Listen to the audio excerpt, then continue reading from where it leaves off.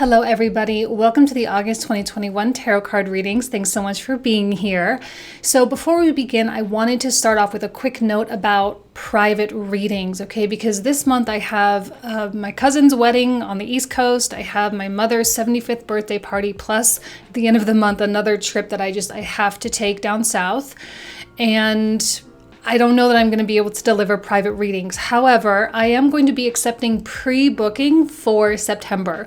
So if you want to get at the front of the line for the September privates, you can book in advance. Just know that it's still going to be like a while before the delivery actually happens. And if anything changes during the month, you can always shoot me a message and say, hey, this particular issue changed, and we can alter the reading accordingly. So the timestamps for the readings will be in the description box and the comment thread down below. Feel free to check your sun, moon, or rising sign. And if you're here for love, you can also absolutely check your Venus sign as well. If you follow your Vedic system, please feel free to check out your moon sign first. However, just know that I am a Western astrologer and I do make references to the Western astrological transits. All right, let's go ahead and get started.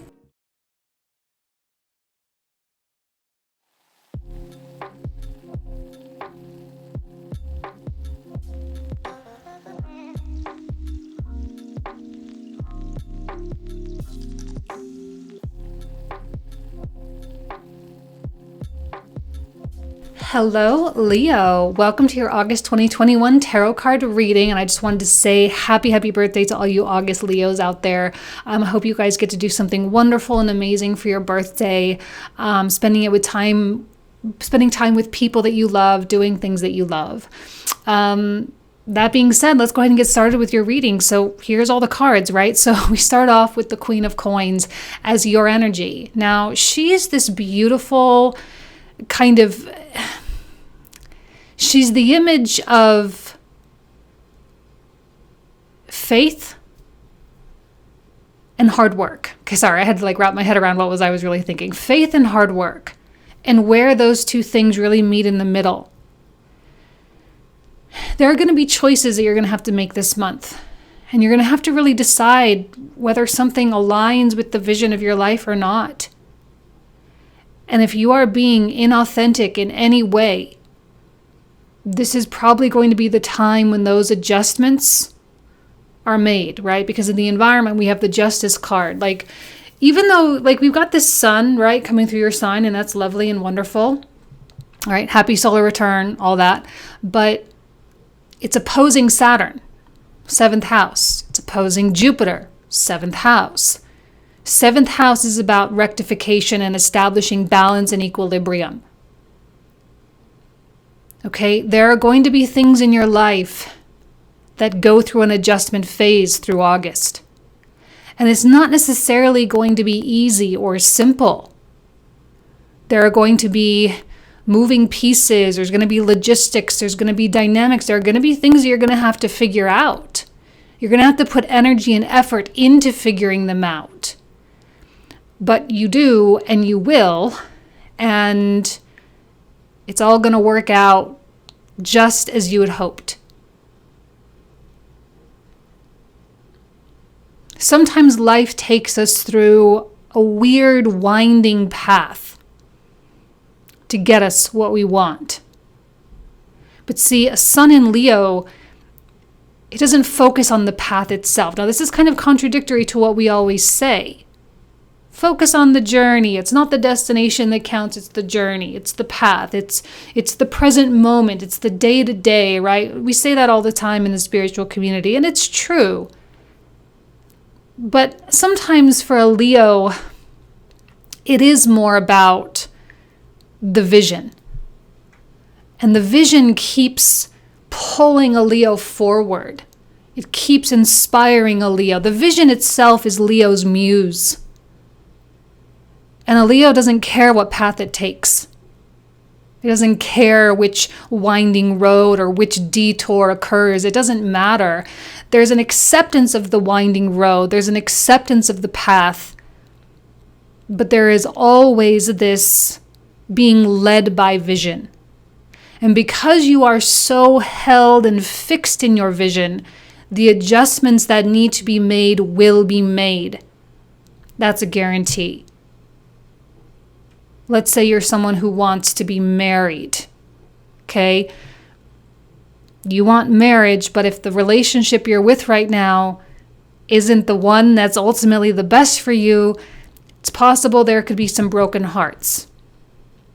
Not saying that's for sure, but as the sun comes into an opposition with Saturn, there are probably going to be some things that are either said or some things that need to change.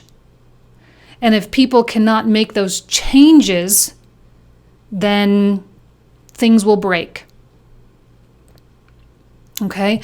Remember, the environment is all about reaching the equilibrium. It's about reaching the middle.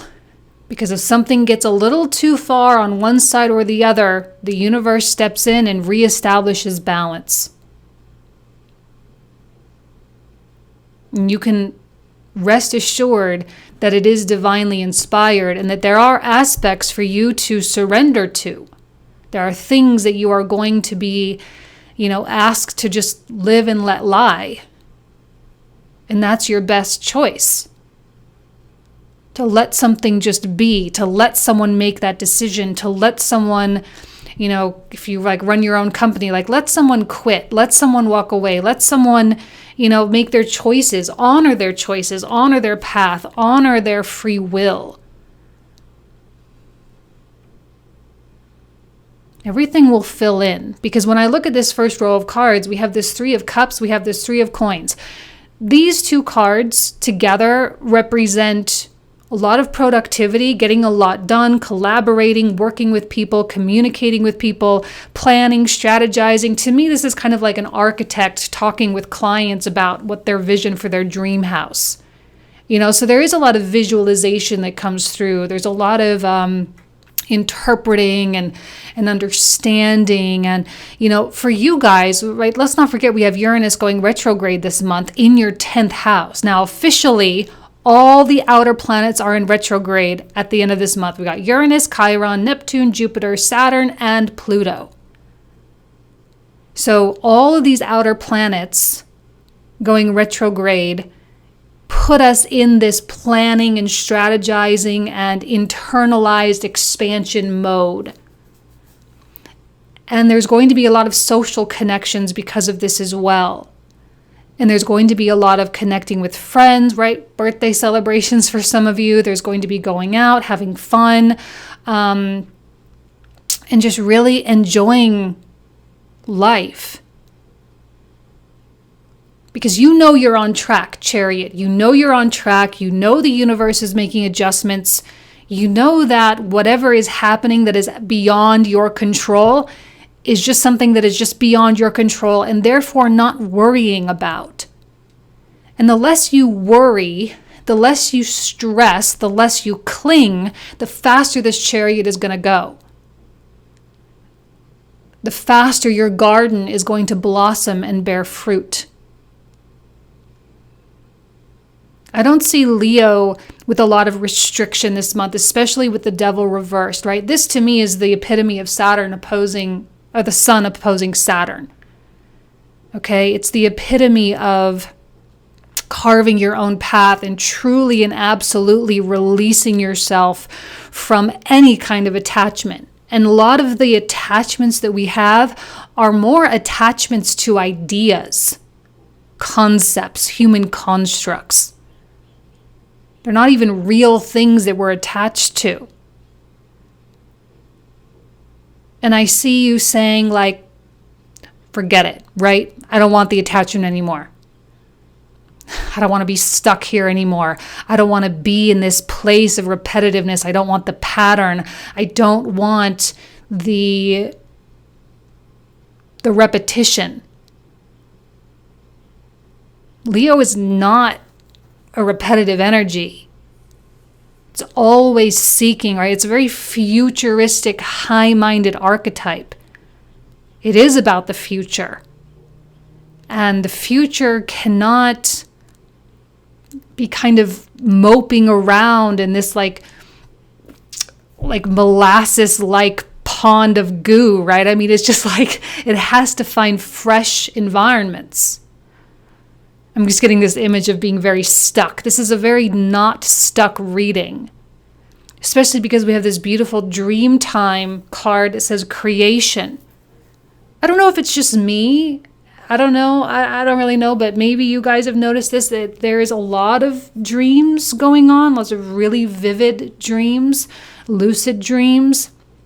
And I think there's a lot of kind of living vicariously through dreams, but there's a lot of inspiration in dreams right now as well. Dreams are a wonderful place to explore our heart's desires and to explore our ideas and explore our subconscious yearnings, so that when we wake up, we can begin to like say, oh, wow, like that felt good in the dream. That made me happy in the dream. That was so great in the dream. Let me maybe like bring this into a reality. Like there's a very thin veil right now, especially with Jupiter and Neptune going retrograde. Now, Jupiter will have entered into Aquarius by the time you guys are seeing this reading. So it's officially out of Pisces for the rest of the year. But still like kind of finishing up that Pisces transit. A lot of information gets downloaded. And you can create things now. There's not a lot of obstacles for a chariot. And this is what is to be, right? If you're feeling creatively inspired, like especially like for those Leos who are, artists or leaders of companies, or Leos who are parents, like this is a wonderful time for you to just like dive in to the things that you are building, the children that you are raising, the art that you are creating, right? All these things that you're kind of responsible for, to dive right in and just fully immerse yourself in the experience and to let the experience itself guide you. I don't know. I feel like you guys are very inspired right now, but it's not necessarily a vision, because we have this Leo. You guys actually came out for your own reading. Again, sometimes these oracle cards are just a little too on the nose, but like you are yourself. You are so beautifully the epitome of what it means to be a Leo right now. Sun in rulership, Saturn in rulership. Here we have these two gigantic planets, right, kind of coming at a head to one another, but they represent what they are. The structures are going to do what the structures are going to do, and the sun in Leo is going to do what the sun in Leo is going to do. It's highly individualistic, it's unique, it's special, it's one of a kind. And you have this opportunity here to feel, inspired. The universe itself is going to inspire you. And I even look at this Four of Coins, this stuck feeling, as kind of an extension of the devil. And I'm almost feeling as though here's an aspect of you running into this stuck portion of you, kind of to set it free, almost like a knight in shining armor. You're being your own knight in shining armor right now. Rushing in to save yourself, rushing in to save yourself from the structures and the repetitive patterns that have bound you for far too long. I told you this was a year of freedom. And sometimes freedom and, that kind of concept comes in weird kind of ways. But the one way we definitely can expect is the freedom from ourselves. And that's where it begins anyway. And there is this knight in shining armor within all of us. Sometimes it gets projected onto people where we want to go save other people and we try to fix people or try to help people from their problems or whatever. But if we can take that energy and dedicate it to ourselves, there is an extensive amount of self-improvement, quote unquote. Can I say that? I don't know. That's really like a thing, but to like not be hindered, to improve the hindrances, I guess we could say. And there's a determination to do so. Because you have all these things happening, you don't have space for that. You're building stuff, you're planning, right? You're leading people, you're leading yourself, you're carving your path, you're making your mark in the world. You don't have time for this kind of nonsense here.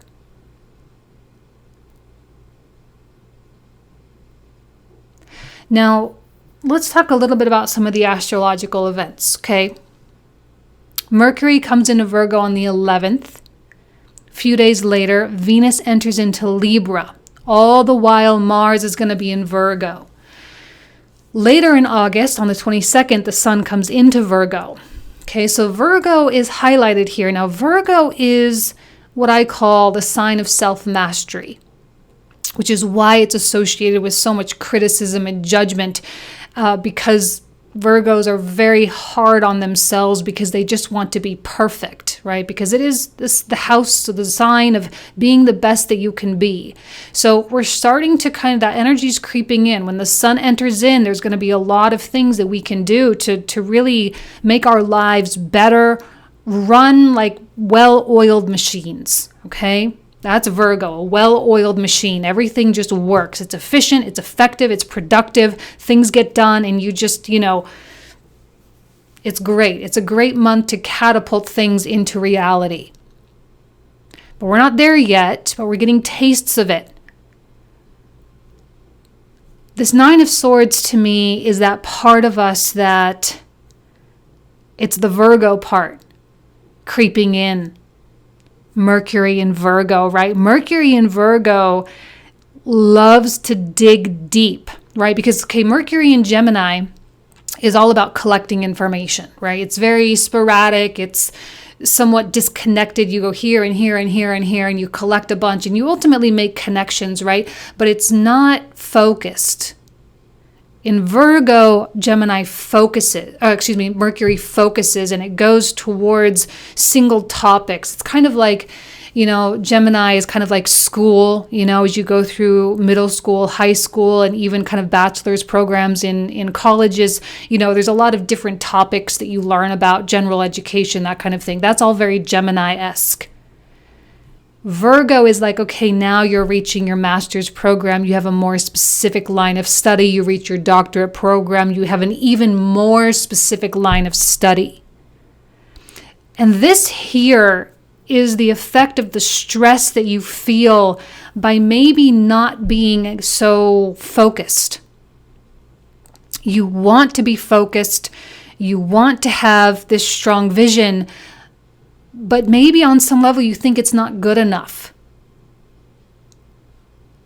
Maybe on some level you feel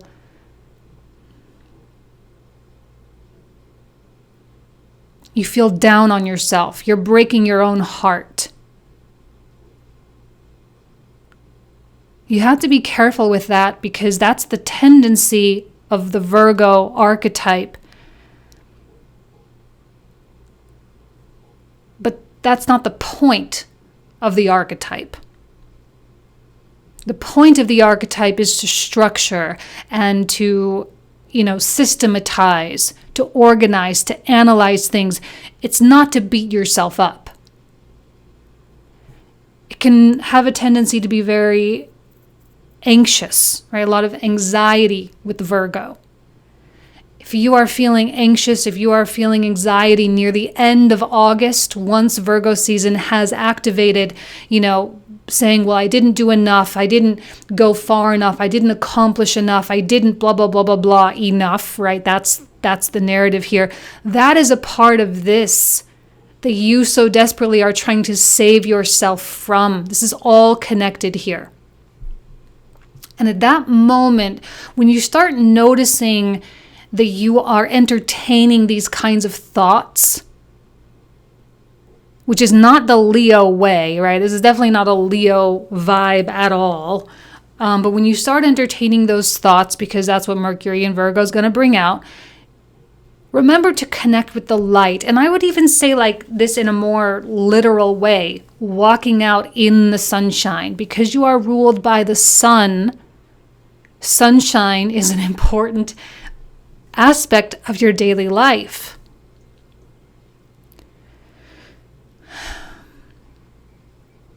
To connect with the light, actual light, and maybe even spiritual light, right? From the heart, mostly from the gut, from that sort of third chakra there, the solar plexus. Self-empowerment, the confidence, the self-esteem. This is the antithesis of all of those things. When you start finding that you are, living what's the opposite of confident? Unconfident?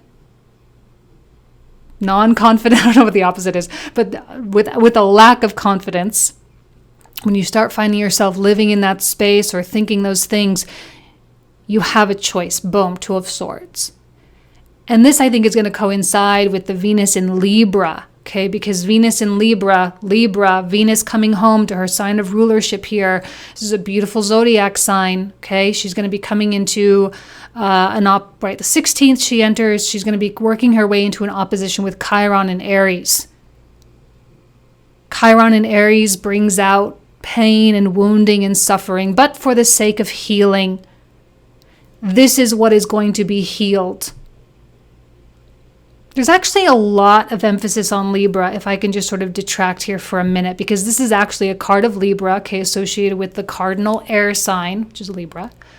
The ruling planet is home, Venus in Libra.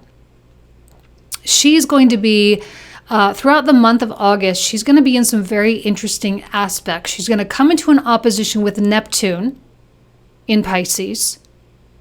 She's in conjunct with Saturn and eventually Jupiter and Chiron, okay, as she makes her way through Virgo. So she's kind of getting hit a lot, which is why I think the Venus qualities are coming out for you guys, and especially here, because it's about choices. You'll notice the environment is making adjustments, but you also internally with your thought patterns get to make adjustments too. This is a false sense of confusion. This isn't real stuff. This is remnants. This is what happens when you let go a part of yourself here. It's like once you're free from this stuff, now what? And because this got comfortable, there's the tendency to want to go back. This is you fighting the discomfort. This is the ego pulling itself back to this attachment, pulling it back to this patterning, because that's how you've always done it before. She knows that they cannot go backwards. The environment knows it cannot go backwards. The environment, the universe knows that where you're going is the balancing act because it got too far out of whack in the attachment area. The lack of comfort that you feel is an indication that everything is perfectly the way it's supposed to be. This broken heart, I think, in some ways applies to you. The way that you have this tendency to maybe talk to yourself a little bit here. And it has to do with other people. The other people that are, it's ready for them to, to step aside and let Leo through. I don't think that these broken hearts, that other people, it's not like you're ending significant relationships. I mean, some of you might, but for the most part, most of you are not. And this is just you disappointing people because you will not settle for anything less than letting your light shine brilliantly. And that's it. That's all it is. Just you will not step down. I think you face this within yourself. You face this confusion, this anxiety, this desire to be perfect. You face this and you overcome it.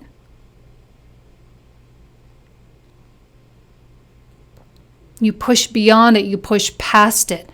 A lot of people get stuck here and they don't act. But when this card comes out, there's no doubt in my mind that you still act.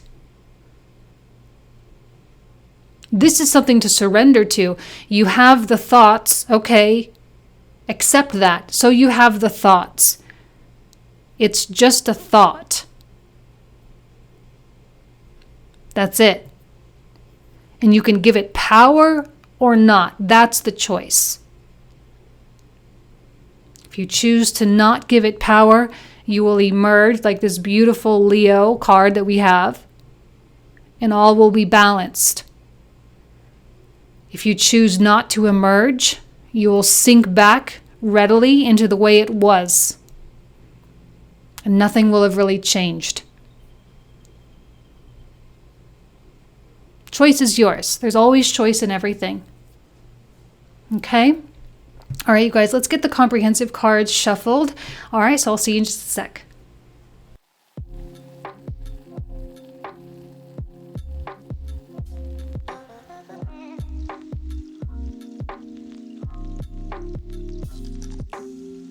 All right, Leo, let's go ahead with these clarifiers. So for those of you who are new to my channel, the cards I'm about to pull out are the cards we'll cover in the comprehensive reading. We usually talk for, I don't know, like 20 to 25 minutes usually. So let's go ahead and continue the story. So when we take a look at the Queen of Coins, for the Leo energy, what else do we need to know here? Nine of Coins, beautiful. Oh, another Seven of Cups. And then we have one more, Two of Wands reversed. The Ten of Swords. With the broken hearts, yes. Two of Coins reversed.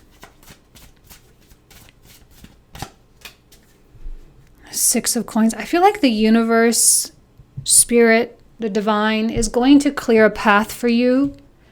The only real choices that you're going to need to make are whether or not you give credence to this stuff down here. Okay? That's the only thing you really have to worry about. Everything else is balancing out. All right, let's take a look at this Three of Cups. Oh, okay. Ooh, another Nine of Coins with a Queen of Coins. That's beautiful. So that's a matched pairing there. There's really a lot of reasons for you to feel really good. I hope you do. There's a lot of reasons for you to feel happy, to feel grateful, to feel just really great in general, right? Kind of stepping away from the nonsense here. The nonsense of others. There's still the internal stuff going on, but that's within your control.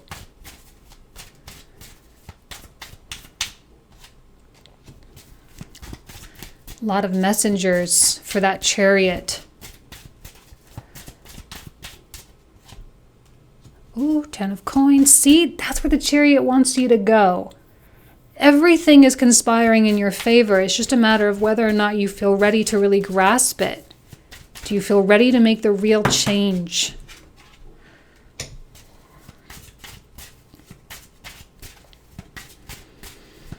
It's like the Sun versus Saturn battle this month. Ace of Wands, beautiful. You know, I don't even really mind that King of Swords reversed so much.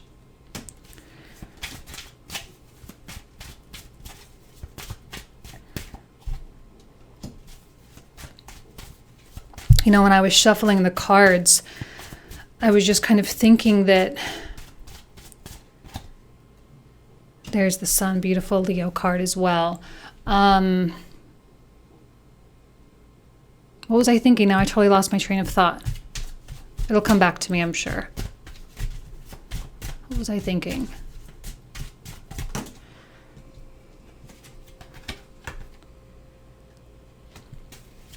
That you're the only one that can really heal you. You're the only one that can do anything about this Nine of Swords and this Devil reverse. That's what this Knight of Swords is. You doing the inner work yourself and not expecting anyone or anything to do it for you. It's kind of that sort of acknowledgement that we're all on our own spiritual path, and you have to actually own the path and say, I am on it, and I'm here, and I'm the only one that's here, right?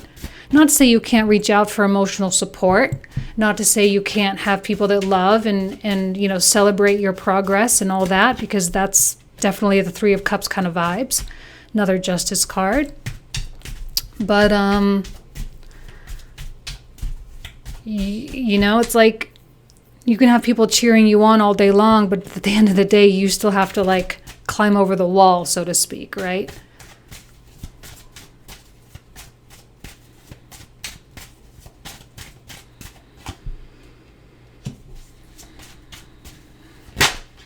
A lot lot of repeat cards. I love this. I love that the vision holds you firm. Keeps you connected with your purpose here.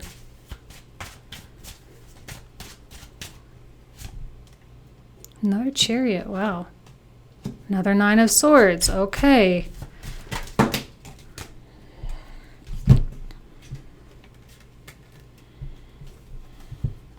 Okay, well, we get 4 cards for the Seven of Cups. Another card of Leo here. Okay. Bottom of the deck, 10 of Cups reversed. All right, so this is where we're going to pick up in the comprehensive. So if you want to join me, again, you guys are more than welcome. Link will be in the description box in the comment thread down below. If not, you guys know I love you. I hope you have an amazing August. Happy birthday again. And I'll talk to you guys soon. Take care. Bye-bye.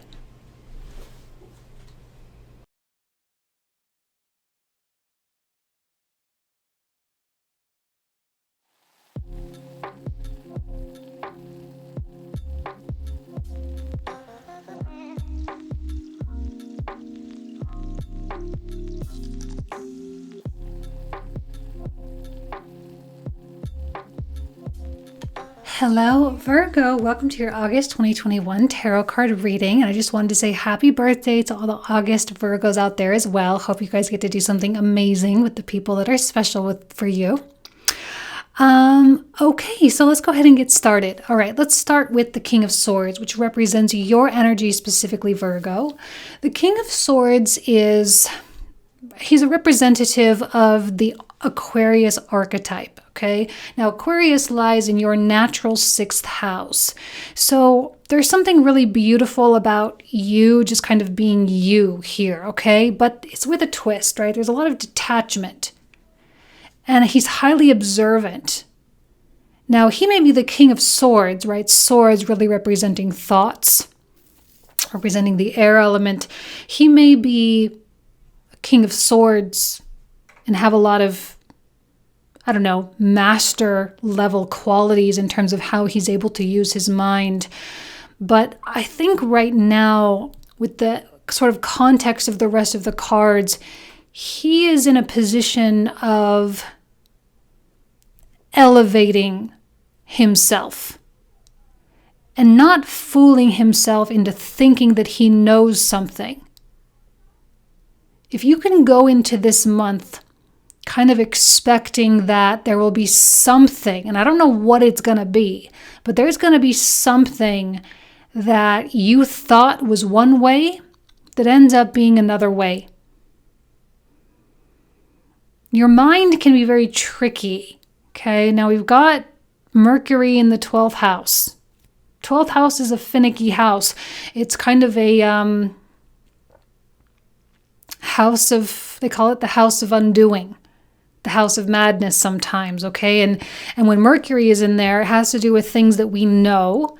And when the sun is in there, and we begin the month of August with a Sun-Mercury conjunction in a trine with Chiron in the 8th house. So there's something in terms of what you think you know about yourself is not necessarily going to be the reality of it. Okay? And in the environment, we have the High Priest.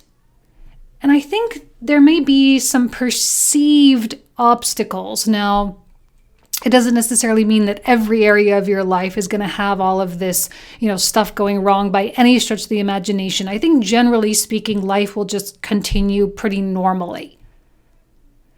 But there's going to be stuff that seems to be out of reach because the High Priest represents, and he came out here, right here as well, right? The High Priest Hierophant. He's coming out and represents kind of this, I always call him the guardian, okay? Or the inner Buddha or the inner guru. He's the one that always, always, always lives in truth. And it is the truth that connects you with the Creator. And that's kind of the place where we, throughout life, we tend to abandon for some reason, right? Society tells us things, our parents teach us things, our education system teaches us things, the world, culture, everything teaches us things. And a lot of those things, not everything, but a lot of those things pull us away from this place of truth. And one of the things that's happening is some kind of self-deception, but because Chiron is involved and being in the 8th house, it's transformative. So there's transformative healing going on, but in order for that healing to truly occur, you need to expose truth, and the exposure of truth sometimes means that you're going to be wrong about something. That's why he's so powerful right now and why he's so relevant, is because if you can elevate yourself beyond what you think you know, then this truth will sort of seep in and no one will be none the wiser. No one will even know. You'll have a moment of illumination. You'll come into some sort of, kind of a reality check about something, and life just continues on. It's all very subtle, all very quiet, all very internalized, but it's powerful. And it's this particular shift in how you see yourself, in what you think about yourself, that is going to actually redirect you.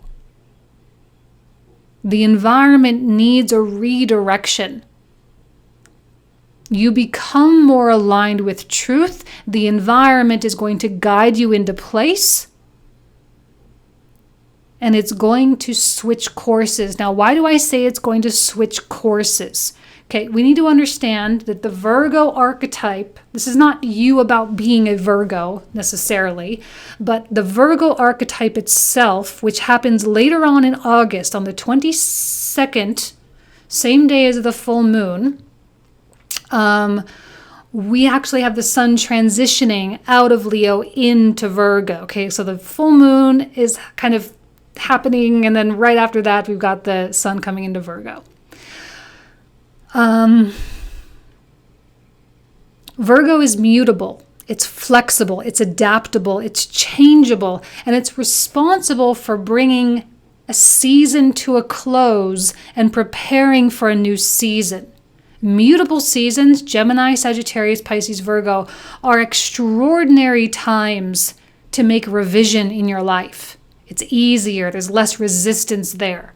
If you try to make a lot of changes through fixed seasons or cardinal seasons, it can be a little tricky.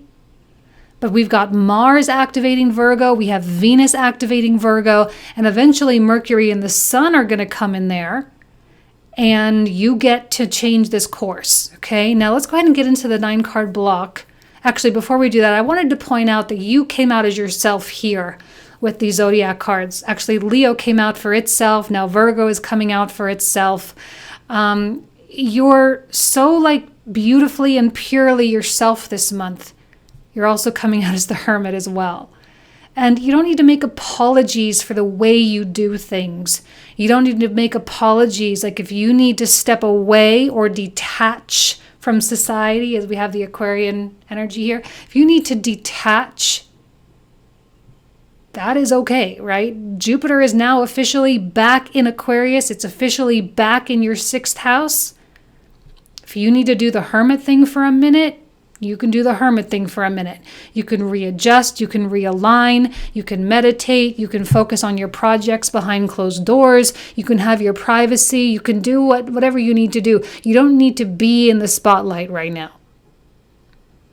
You don't need to be fully present for other people, except for maybe your kids and your family, right? We don't need to be fully present for people. So if you're cross-watching and Virgo seems to have gone totally MIA, let them be gone. They'll reappear. Don't worry. They'll reemerge. But for right now, I don't know that they can, even if they wanted to. Ace of Swords reversed. This is the thing. Here he is so proudly holding his sword, but boom, first card out, we've got the Ace of Swords reversed, which indicates that there's some I don't know, you don't know everything. You don't have the clarity that maybe you think you have. You don't have the knowing that you think you know. Humility is the name of the game here, especially when the Hermit comes out. It's best to be quiet, to listen. You might not even feel like talking really all that much anyway. Okay? Listen to what's going on around you. Listen to multiple angles of a certain area or a certain concern, right? Listen to other people. And what I think you'll actually come into the realization of, which is kind of a realignment with truth here, is that anyone that has an exceptionally strong opinion about something is either ignoring a truth from the other side, or they're in denial about something, or they're just incredibly polarized. And as weird as it sounds, and again, this is so counterintuitive, and maybe actually counterintuitiveness is the essence of August for you guys. It's so counterintuitive to think that having such strong conviction might be an indication that someone is out of balance. Not the normal narrative that we push here, right? Not the normal story that we like to say. You know, sometimes it's good to have conviction. It's good to have that. But because the sun is in the 12th, it's okay to relax. Sun coming into an opposition with Saturn as well. There's a deep surrender necessary. 12th house is nothing but surrender time. Just listen. And if you're going to use judgment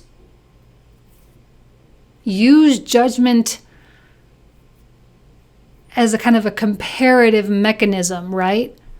See how polarized other people actually are. And see and experiment within yourself of what it's like to not be so polarized and to be more integrated and balanced. Two of Swords in the very center of the reading. I have a feeling some of your heroes may fall. I don't know why I see that. Some of your heroes may fall. Broken hearts. Some disappointments. Someone that you love and admire may say something so out of left field, and it may change the way you thought of them.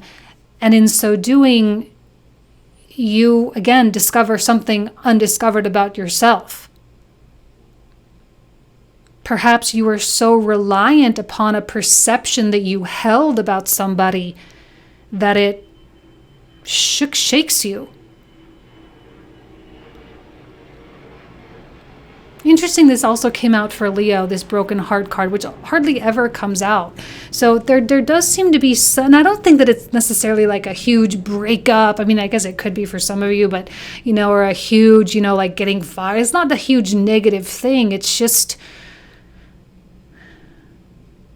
it's like your house of cards just became a house of cards. And you see how fragile it truly is. All these perceptions that you've held. All these beliefs that were propped up on ideas that had the potential to be disproven. Nothing wrong with where you are. In fact, it's good because it brings you back home. This has also been a weird theme of 2021. All these like little themes come out. It's this like whole like getting back to this incredibly authentic, real place. Like the original place where the spirit met the body, like when you were born, right? There was this beautiful merging of a duality. And it's like you're coming back to that pure place. Slowly but surely, the world is teaching you who you really are, what you really are, how capable you really are, and that getting caught up in this web of perception is not anything of what you really are.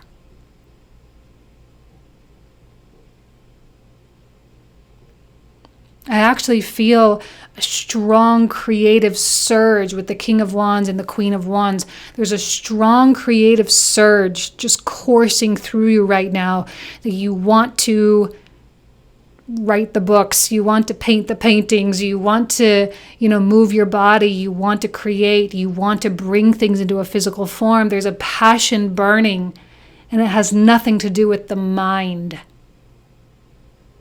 That's what's so wonderful about creating. That's why Leo season is such a powerful time, because it's not led by anything other than pure self-expression. And that self-expression is often connected with spirit. It's highly inspired, and you have the opportunity to be inspired if you want it. Inspired by Source itself. It's like an inexplainable feeling of burning creation energy or something. I don't know. I mean, King of Wands is a visionary. He has this burning that drives him. The Queen of Wands is very action-oriented. She really knows how to make things happen. This is the Aries archetype and the Leo archetype, respectively. Okay? Now, Aries, I always say, is the spark. Leo is like the bonfire. Okay, Sagittarius is the wildfire, but we're not really talking about Sagittarius right now. So there's like this beginning and a surge. Something begins to surge. The seeds were planted for this back in April. What happens in the Aries season really comes to fruition or becomes more prominent in Leo season. That's how it works. Okay, cardinal feeds fixed. And so you'll notice themes repeating. You'll notice themes repeating from earlier this year, that things actually start to become a more tangible reality. And something that you may have just dabbled in at the beginning of the year now becomes this burning flame of passion. It now becomes something that you must do. There's a compelling feeling to feel compelled to do something.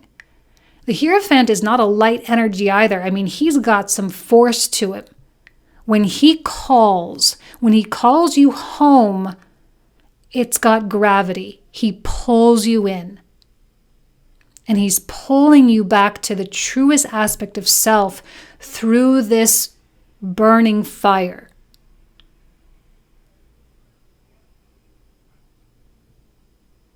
We know Virgos like to think, but this is not a time of a lot of thinking.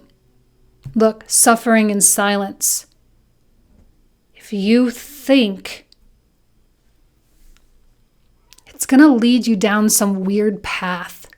If you hang on to a thought, hang on to an idea, hang on to a belief, if you don't allow yourself to change course, it's going to feel like you're getting torn in half. Again, Two of Swords in the center of the reading.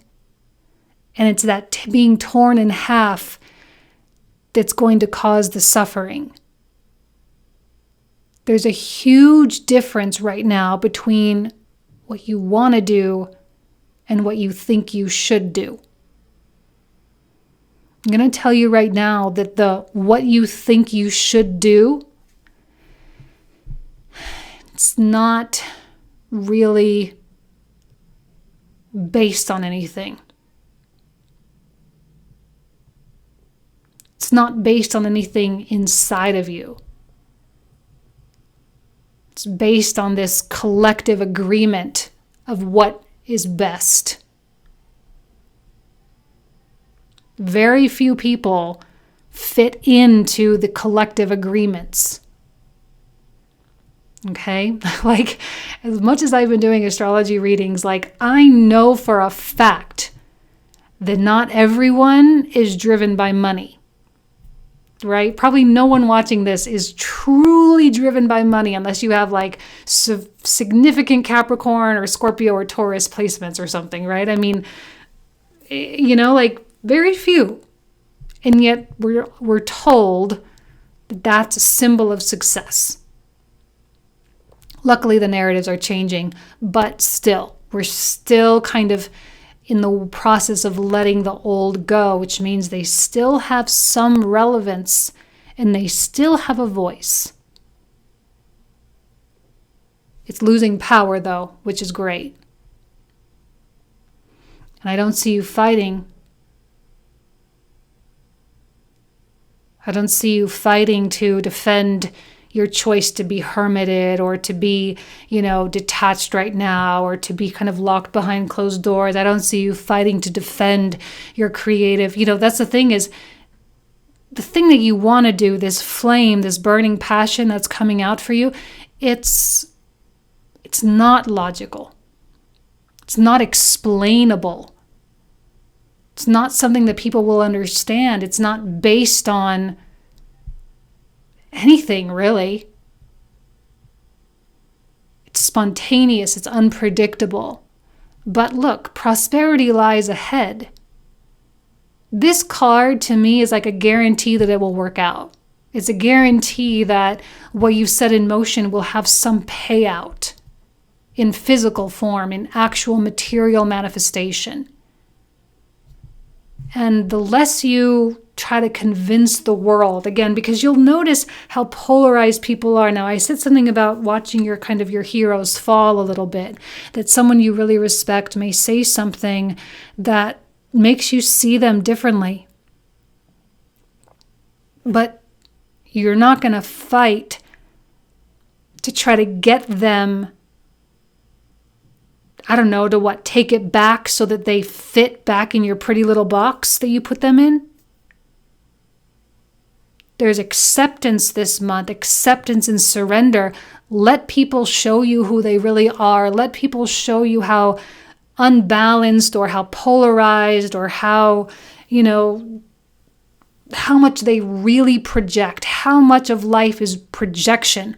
Like if you actually had that meditation with yourself of how much of life and conversations is actually people just projecting. Even me with this reading itself is just a projection. You start to give way to so much, right? You start to give, you start to let go. Let's say that, to let go of so much.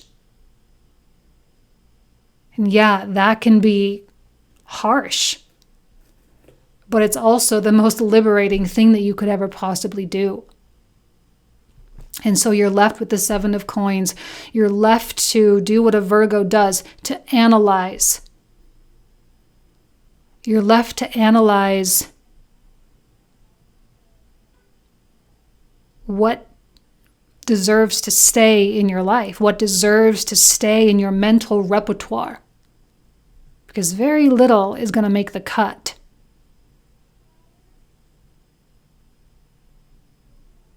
Sometimes you feel very lost when you start letting go of all of these beliefs, when you start letting go of all these thoughts and all of these ideas, and it feels like maybe life itself is sort of slipping through its fingers or slipping through your fingers or whatever.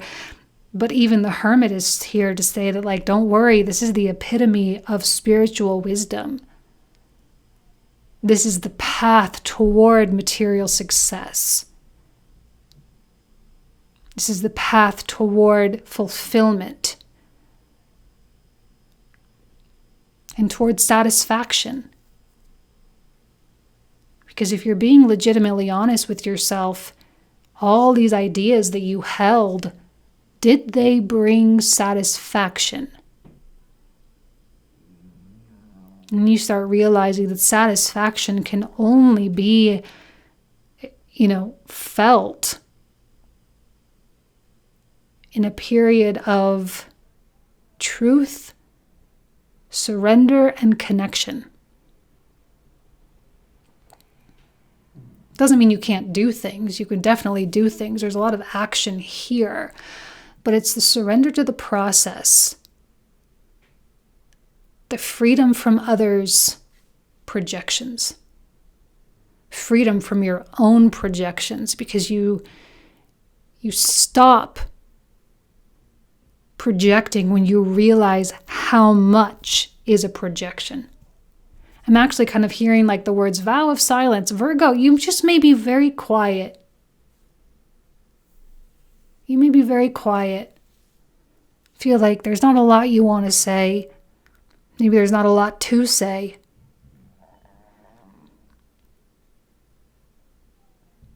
It's always the quiet ones that are the most wise anyway. See what's happening. Let's not forget this Ancestors Generation card. There's such a massive healing going on the planet right now. And not a lot of people are aware of that.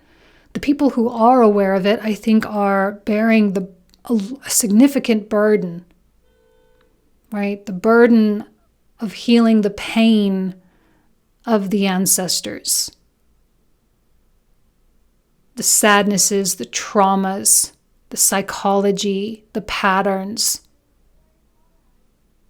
But because of this level of wisdom that seems to be emerging here for Virgo, I feel like it's like a very quiet turnover, quietly turning over from one set of patterning to a much more hierophant or high priest quality of patterning, which is Buddha-esque.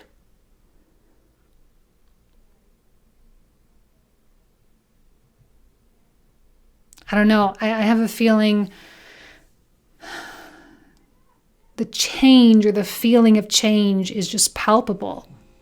It's so thick and dense and obvious, which is why this sort of elevated energy is so important, because otherwise you may get stuck in some kind of a current, but I don't see you getting stuck.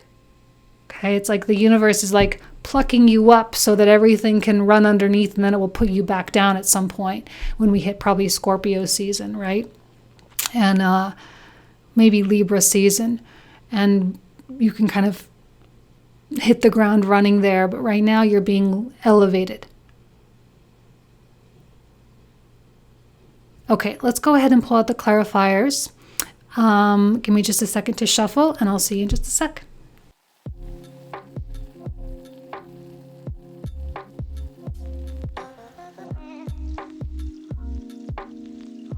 Okay, Virgo, let's go ahead and pull out these clarifiers. So for those of you who are new to my channel, the clarifiers I'm about to pull out are the cards we'll talk about in the comprehensive reading. The link for that will be in the description box in the comment thread down below. Okay, let's start with the King of Swords. What do we need to know about the King of Swords? Okay, 5 of Coins. Both of those. We got the Ace of Wands, beautiful. 6 of Swords reversed. There's something, I don't know, sorry, I just have to just say this, like there's something about standing still before the change of direction occurs. You may feel like weird. This month may feel weird. Okay, the environment, the 6 of Cups, beautiful. So many gifts being given, 4 of Coins, okay. 7 of Swords. It can be so sad. And this is not like a pity thing. It's just, it's sad when people don't know how stuck they are. And it's even more sad knowing that there's nothing you can do to unstuck somebody, right? You just can't. You just have to let it be. You can try to plant seeds. You can try to get them to see, but I don't see Virgo putting in a ton of effort in trying to convince someone of a new perspective. I just don't see the wise one, the hermit, doing that. King of Swords would never spend time doing that. You know, it's just a matter of like continuing to live and to be at that sort of higher vibration of truth, that more purified existence, and just expect that the only people that can deal with that are people who are also on that level. It's hard sometimes to maybe realize that you have spiritually, or in terms of your awakening, reached some kind of a point or a threshold that other people haven't met yet. You know what I mean? And it's not to say you're better or anything like that. It's just an accelerated path.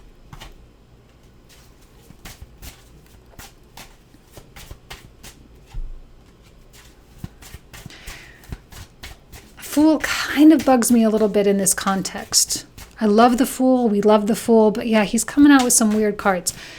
He's a little bit of a weird vibe, but that's okay. We'll talk about it. Ten of Swords. Queen of Wands. A lot of reversals. Queen of Wands reversed. The Moon. Now, I know I talked about these as aspects of you and the Aries and Leo season, but they may come out, let me just prepare you, potentially, they may come out as other people. So we'll kind of keep that open for interpretation based on what the clarifiers say. There's a Sagittarius. We officially have all the fire archetypes being represented right now. Chariot.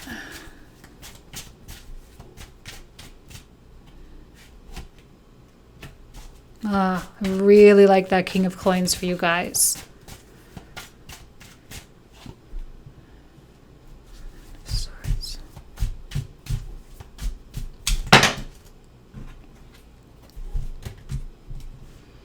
Another Three of Swords. Oh, so we got the Queen of Wands reversed and the King of Wands reversed, sort of balancing out the upright of these. Okay, so we got the Empress, Three of Swords reversed. Okay. Now we have the Two of Swords. Whoops. Okay, I'll take the ones I saw, which was this one and this one.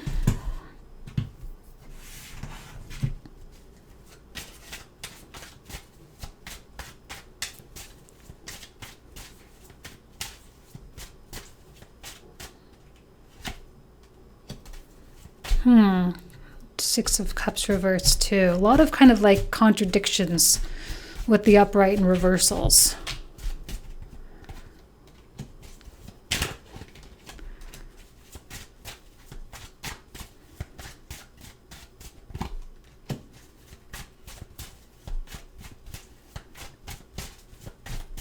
Actually, I'm going to hold fast. The King and the Queen on the bottom layer are actually still just you, okay?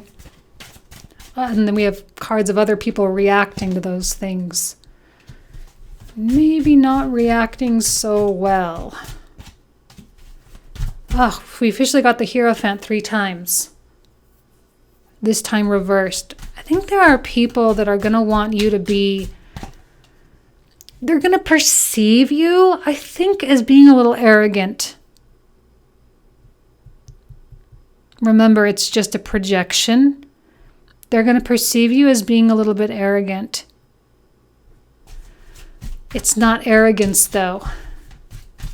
They are perceiving arrogance because it's holding them up, right? It's holding up that mirror. It's holding them up to a higher standard, and it's a standard that they are not meeting. Now, Virgo, I'm not saying you're perfect.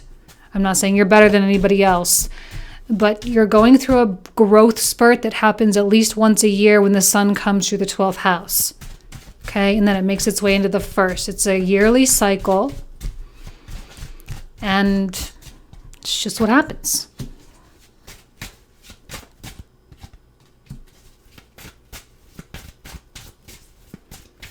Hermit.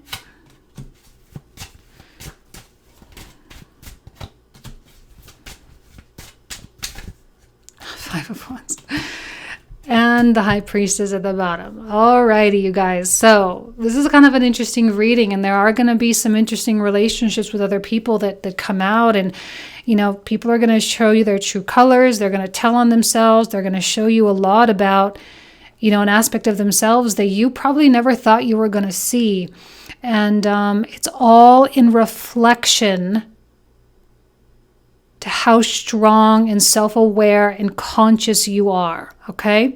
So this is where we're going to pick up. So if you want to join, the link will be in the description box in the comment thread. If not, again, happy birthday to the August Virgos. And for the rest of you, I'll see you very, very soon. Take care. Bye-bye.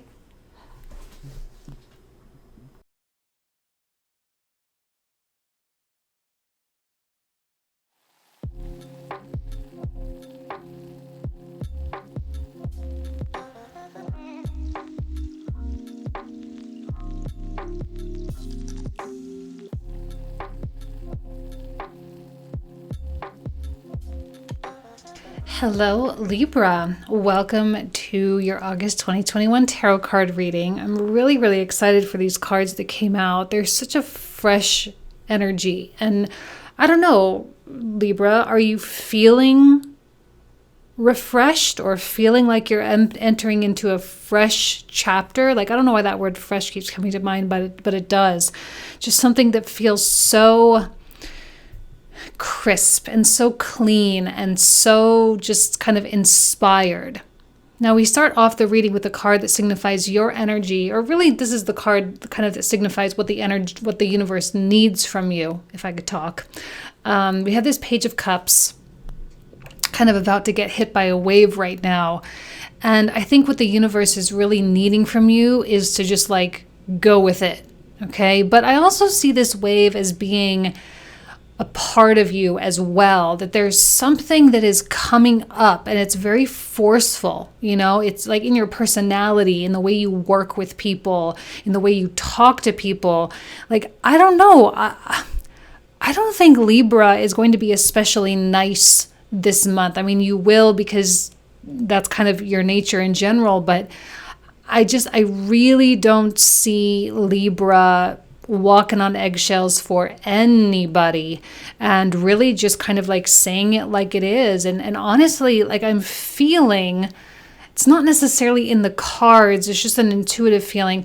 I'm feeling a little bit of a cutthroat kind of energy. Like there's a determination for something. There's something that you want, and you might not necessarily be at that point ready to take the risk or anything like that. But I think that you're like psyching yourself up right now. And if anyone gets in the way of that mental process, it's like game over for them. Like they don't have a shot, they don't have a chance, and they're probably not really going to like what you have to say, because you're probably going to call them out on what a bunch of BS it is that they're doing and with all the things that they're saying. Because over here in this environment, like the environment, the universe, the spirit itself is like egging you on of like, okay, Libra, it's time. And even though you might not be entirely clear on what you want exactly, there's still this gnawing feeling that something has to occur. This is beautiful energy for Uranus going retrograde in the 8th house. Now, this Uranus is going retrograde 14 degrees of Taurus, and it's about halfway through, you know? And so this is kind of like the time where we really need to start utilizing the planets for what they're providing us. And these desires, these sort of waves of feeling that come up, they're not for nothing. They're to get us to do something that's more aligned with our destiny in some way. For some of you, it will be coming out as a more creative voice. For some of you, it's relocating. For others of you, it's, you know, allowing yourself to fall in love or to fall out of love, if that's kind of the direction that it's going. But whatever it is, the universe is fully supporting you jumping off this cliff. All right, because we have this oracle card over here that says expect powerful change. And you're the creator of that change, though. It's not as though you're just going to get smacked around by the forces at play. You're the creator of it. You asked for it. You asked for the love of your life to enter into your life. You asked for that additional money. You asked for that spiritual union. We have all these beautiful oracle cards. We have spiritual union over here. We also have a card of blossoming abundance right next to a Jupiter card, which signifies, right, like that the sky is the limit for you right now, Libra. And in the past, you may have sold yourself short, right? You sold yourself short. You didn't hold fast to something because you gave way to a fear. Fear of being alone, a fear of being broke, a fear of not succeeding. And so you chose a path out of a scarcity mindset. But there's no room for the scarcity mindset, because if you continue to feed that, this powerful change, which this in and of itself is very neutral. Uranus is a very neutral planet. He's not really here to dole out blessings or tragedy, right? He's just here to shake things up. So this could go either direction. It depends on how you feed it. If you are moping around and feeling sad or feeling sorry for yourself in any way, this powerful change could take you a little bit further in that direction, which of course we don't want. So now is an excellent time to get your head on straight and say, you know what? I really want to focus on the abundance and the gratitude and the appreciation and the healing and the productive stuff and the optimistic stuff that I have going on in my life, because I want more of that. And I think there's this commitment coming through, this commitment of having more of that. And there's a determination that is fully supported. Now, we got the Fool card out twice. So not only is the universe or spirit supporting you, right? It's very risky to walk on the edge like that. So it's supporting you taking a risk. It's supporting you walking on the edge. And I think in a lot of ways, you support it as well within yourself. You support the evolution. You're on board with it. You understand what's happening. The resistance or compression that you may feel this month probably will come from the Sun-Saturn opposition, which when we first come into August, that's what's happening. We've got the Sun-Saturn opposition right out of the gate there in August. And that particular opposition, that period of compression or stress or anxiety or however it manifests for you, that is the time of pause. And I'm kind of like likening this to like climbing up on one of those high dives. Remember when you were a kid and you were like taking swimming lessons and they had you go up to the high dive? I don't know if you guys did. We did. And there was that moment, right? You go up the stairs and then you walk out on the ledge and then you realize that you have to jump off. And so you take a breath. Maybe you close your eyes. Maybe you didn't. I never did, but maybe you did. And you just step off. And then you're in this period of free fall. And I feel like that it's kind of that sort of stomach turning level. But eventually you hit the water and you're safe and sound and all is well. Now this Queen of Coins, again, I say it every time she comes out, that she's my card of faith, right? Having faith that when you plant the seeds, it will eventually bear fruit, and it will. And she's kind of the guarantee, especially when she's coupled with this blossoming abundance card. It's going to be great. Allow yourself to free fall. There's a soft landing for you, and it's going to be great. And this is an opportunity to pay yourself back. Seven of Swords reversed.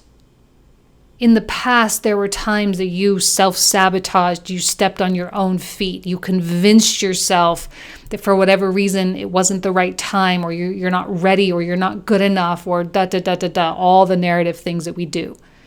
In the past, you convinced yourself of such things, but this is the time to pay yourself back, to make up for it.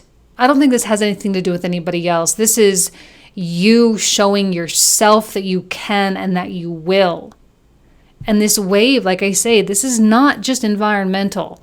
This is within you. This sort of, that wave is pretty big. It has quite a force.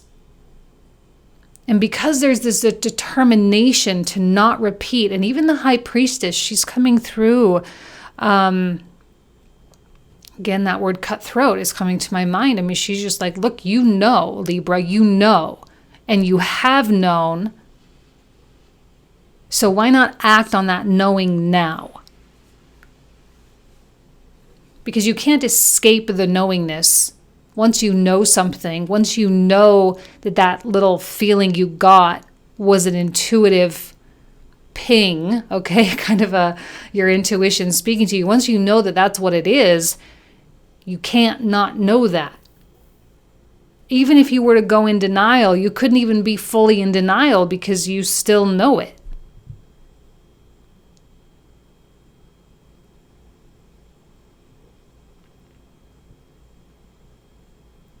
And I look at this moon, and this is that moment right before you step off. That moment when you take a breath and maybe close your eyes a little bit, right? You take a breath and you prepare. Now, the real big changes, the actual changes may manifest later on. And I've often said that Libra season and Virgo seasons are really the times when things truly come to manifestation. If you are using the Zodiac to your benefit, you will likely be planting seeds in the spring, metaphorical seeds. And for you Southern Hemisphere people, it's flip-flopped, right? But your springtime. So for us, it's Aries season, Pisces season, Aries season. So you use the Zodiac as your guide, which means the full things coming full circle happens in Virgo and Libra season.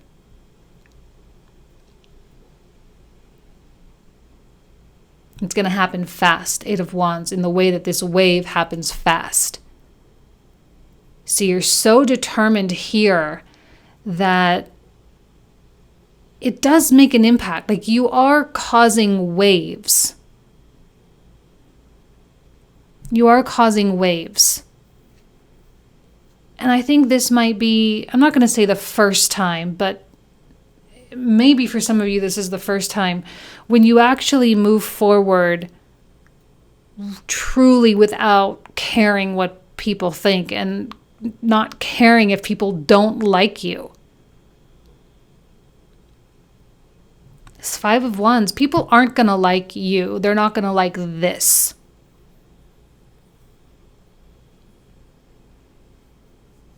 And what's really odd with that Moon card, also the High Priestess card, I'm getting kind of a funky feeling from that stuff. I'm getting a feeling there are going to be people to your face, right? This is Five of Wands type stuff.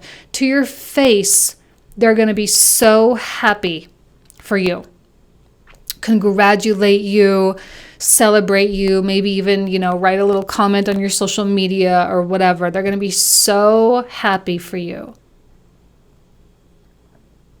But really, there's a lot of jealousy.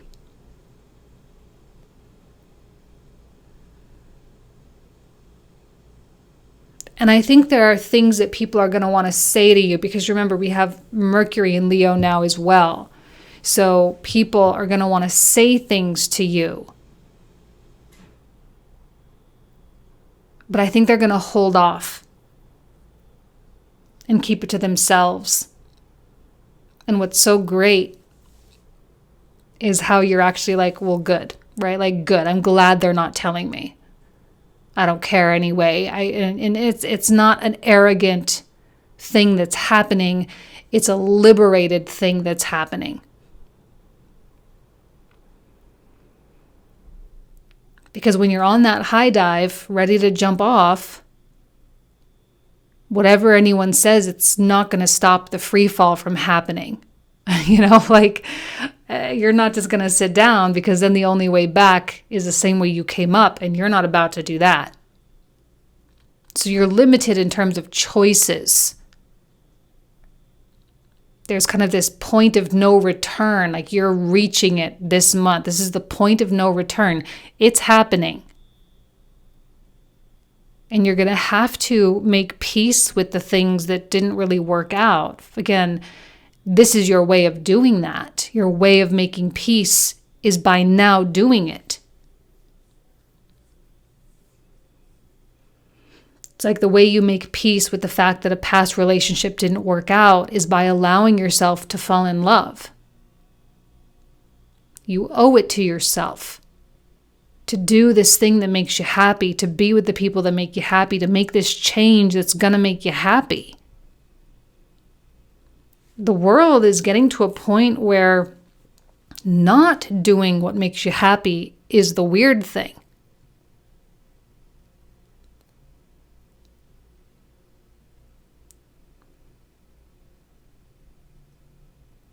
In spite of your not caring about this Five of Wands, not caring about the opinions of others, you are still weirdly open. A lot of times when people go through this kind of a process, when we have the moon and the high priestess present, there's a lot of, kind of energy that's being self-contained.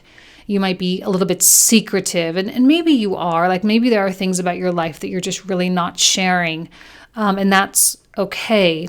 But I don't really see you having blockages the way that we might otherwise see. So it's this perfect combination of readiness and kind of this internal empowerment that seems to be coming forward. There's this acceptance that your dreams are ultimately inevitable if you take the chance and free fall. And if you don't care about, I don't know, you're in this untouchable position. Like what I was talking about back in 2019 about untouchability, you're actually embodying that. The whole world seems to silence out. This noise seems to just fade into the background because you are so focused on what is right in front of you and the choice to make your life what you want it to be. And it's kind of like, it's just almost like this spiritual union could really be anything. It might not be a person. It could actually be you with a new career path, you with a new home, you with a new set of friends. I don't know, whatever it is. I mean, it's just you and that thing.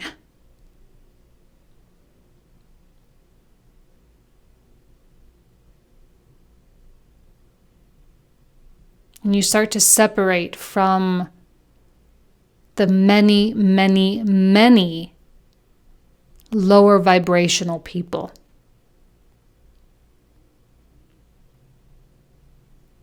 This island card, solitude, indicates that there's something that needs to be done that only you can do. Right? There's something that only you can do. And as much as we would love to have the love and support of other people around us, again, it doesn't matter. When you are in that free fall, anything that anyone says cannot stop it. Right? Once you step off that ledge, no one can stop it. Not even you. So this is the real psych up moment.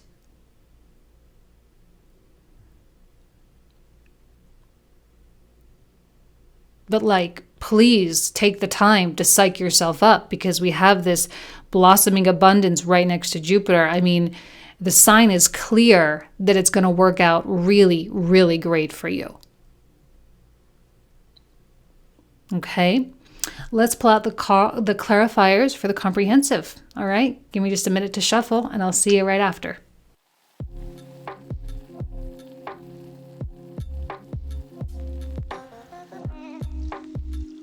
Okay, Libra, let's take a look at these comprehensive clarifiers. So for those of you who are new to my channel, the comprehensive, we're going to talk about all these cards I'm about to pull out in the comprehensive reading. The link for that will be in the description box in the comment thread down below. We usually talk for about 20 to 25 minutes additional about these cards. So if you want to join me, I'd love to see you there.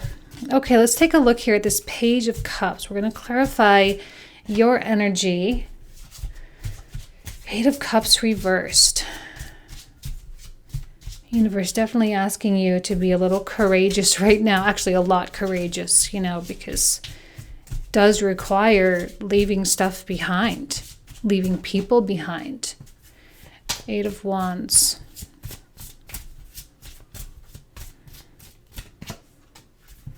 Six of Cups. Seven of Cups.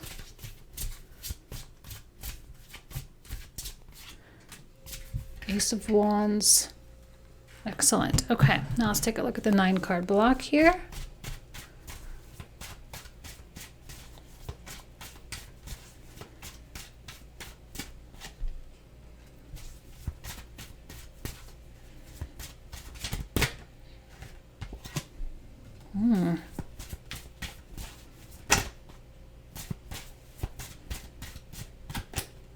Another Seven of Cups, mirroring this over here.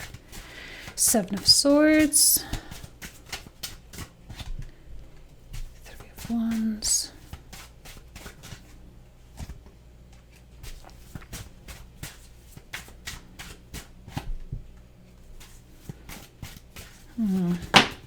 Oh, beautiful. Love this. This is what I mean, this soft landing. And the thing is, I know that you know that you're going to have a soft landing. Now, Five of Swords reversed.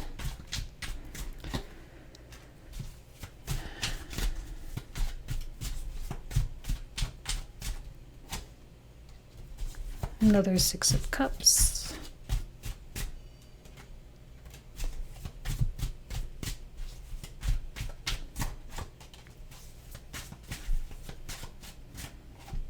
Interesting that we have Hanged Man right on top of the Moon. Both of those are Pisces cards there. So there's something a little Piscean or Neptunian creeping through.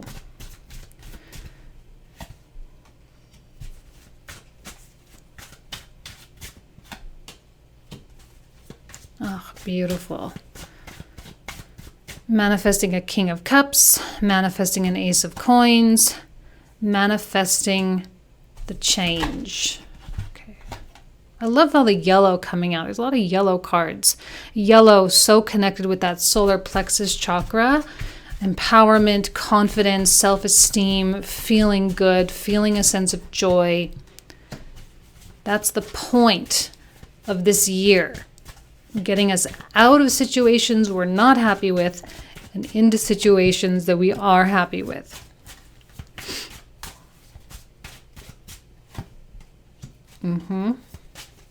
I'm so happy it's reversed. All these cards that would normally make me nervous don't make me nervous at all because of their reversals.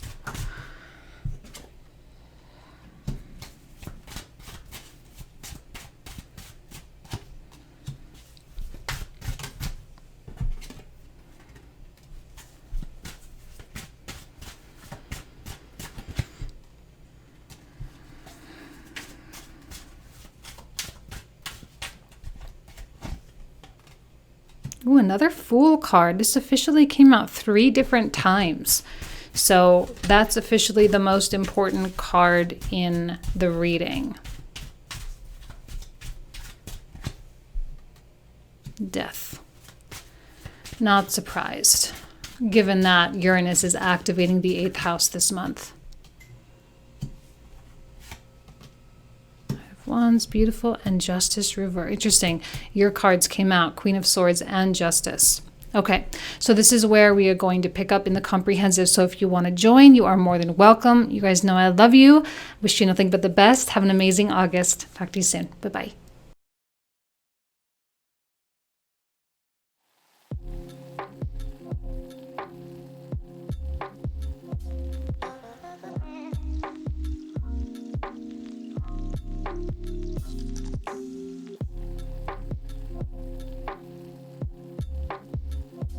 Hello, Scorpio. Welcome to your August 2021 tarot card reading. Let's go ahead and just dive right in here. So we're going to start with the card that signifies, it's like the card that signifies your energy, but also really what the universe is needing from you right now. Okay, the kind of effort or quality to really put forward. This is the Knight of Wands.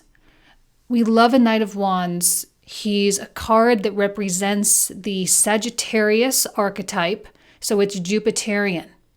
So there is absolutely no reason right now for you to put the brakes on anything. We have this Sun in Leo in the 10th house for you guys, meaning your direction in life is not complicated. the answers are pretty clear. And the decisions that we're needing to make right now are really, I'm almost kind of even seeing the decisions as almost being a formality, like the universe out of formality is giving you a choice of some kind, but you know you're going to choose a specific route. The universe knows you're going to choose a specific route. Your destiny knows you're going to do it, and you do. I wouldn't think too hard about choices. Your heart is very clear. You know what you want. Knight of Wands always knows what he wants. He's, right, Sagittarius symbolized with the hunter with the bow and arrow. Like if you're going to shoot your bow and arrow, you're going to shoot it at a target. You're not just going to randomly shoot it, right? I mean, you have a target in mind. Whatever that is for you, I don't know. I mean, it could be, just to be happier. It could be to fall in love. It could be to heal a marriage. It could be to, take your career in a new direction. But don't fool yourself. There's no point in fooling yourself that, that you don't want the thing. Just want it and own it and be alive and big in that ownership. We have this world card, which signifies the energy around you, the environment. The world is a suggestion that things are turning over, and the universe will conspire in your favor to ensure that those things will turn over. This is the nature of the entire year. This is what 2021 is about. It's about the change, the radical changes that we need to make externally and internally in order to live a life that we feel fulfilled with, satisfied by. This is like a portal. I often see the world as being a portal or an opportunity for a new rebirth. And for you, as the sun transits your 10th house now and prepares for an 11th and 12th house transit as we progress through Virgo and Libra seasons, Virgo and Libra seasons are so crucial for you, Scorpio, because they are the end of the cycle for you. And they represent a lot of detachment and a lot of movement and a lot of, kind of reconnecting with source or reconnecting with spirit and reconnecting with the truest part of yourself, which is like the soul or the witness or the observer. And so there is this quality of okay, this is that time of year. It happens every year, where the wheels really start moving and this portal gets bigger and more obvious. And we actually have the chance to really walk through. Now, I feel like you're in preparation for the walkthrough, because when the sun enters Scorpio, right, late October and through November, that is the chance for the cycle to truly reset. Okay, so over the next couple months, it is the process of you walking through the portal. All right, it is the transition itself. Now, actually, before we get to the 9-card block, let's start with this oracle card, which says your hard work is paying off. And the thing is that I think you know that. The reason things are so clear for you is because you worked for it. I mean, it's very clear cut, plain and simple. You did the work, you opened the door. This is an effect of what you have done. Okay? There's a reward system in place here of good karma, of monetary or material reward, of recognition, especially with the sun in Leo in the 10th. People are going to start recognizing you for what you bring to the table, for what you do for them, for your efforts, for your energy, your knowledge, your wisdom, all the things that you put out there. This is a month of recognition. One thing you really need to understand, though, is that the way people see you, 10th house, may sometimes feel disconnected with how you see yourself, 1st house. Sometimes they are at odds with one another, but this is a month to lean into how people see you. If they see you as someone valuable, accept it. Okay, there's no reason to fight against that. We also have this oracle card here that says triumphant success. That's where you're headed if you're not already there. And I often see this Knight of Wands. He's literally like running into the sunset, right? There's a sunset in the background there. And I almost kind of feel like this is the energy of a warrior coming home from a battle that he has won. You have been victorious with something. Don't shut yourself down. Open yourself up. There's a feeling that I feel is worth chasing. Something in your life that makes you feel alive. It could be something simple, like a hobby that you have. Like for me as a Scorpio moon person, like decorating my home is like one of my favorite things to do. And when I don't really have a lot going on, or if I'm not feeling my best, I'll just go and learn about interior design, right? That's just like a guilty pleasure thing that I have. And I feel like that type of guilty pleasure thing is actually like something that's opening up for you. Okay. And there's something like to chase that joy, to chase that feeling, because it is a frequency elevator. It elevates you frequentially. And while you're doing that, okay, I actually want to start at the bottom of the reading, which I don't normally do, but I'm looking at this King of Coins. This is definitely not your energy. Okay. We have Uranus going retrograde this month, which is kind of a big deal because it's the last of the outer planets to be going retrograde this year. So we have Uranus as of this month, as of August 19th. We have Chiron, Neptune, Jupiter, Saturn, and Pluto all going retrograde. Now, Uranus is doing this in your 7th house, which has a lot to do with your relationships and your partnerships. And it may be difficult for you to balance your success and your dreams and what you want with what your other person wants. Now, I know not all of you are in relationships or are concerned about relationships. However, there is a place in your life that you are in relation to, okay, that is a part of your scales that is probably going to be a little volatile. And I see this as, we'll call it a person, but it could be symbolic of something else, a situation or something, who is probably not handling things so well. They don't feel like themselves. They may even be a little bit on the negative side this month. And having Uranus in the 7th house, Uranus is a very neutral planet. He just changes things. And whether that change is positive or negative is really up for our own interpretation. But he just comes in and kind of creates some chaos or creates some splintering, if you will. And really, actually, Uranus is a planet of very high standards. And sometimes people don't meet those standards.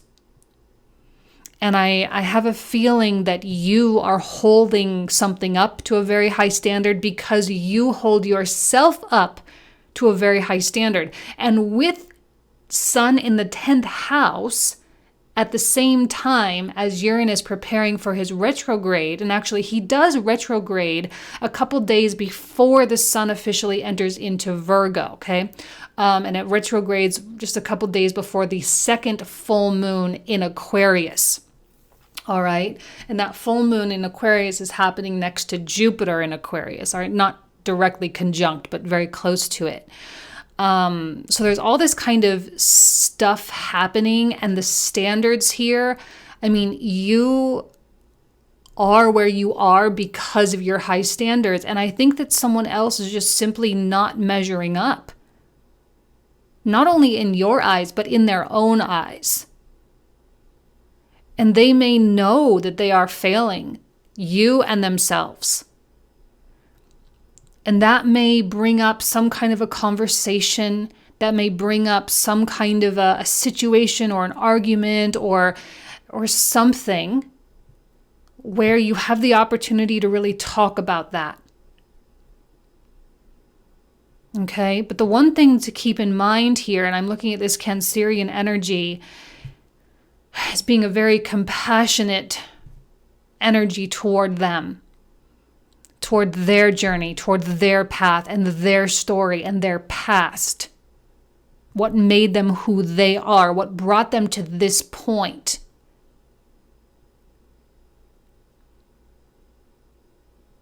But I don't see you taking ownership of any of that except for the things that you were actually a part of.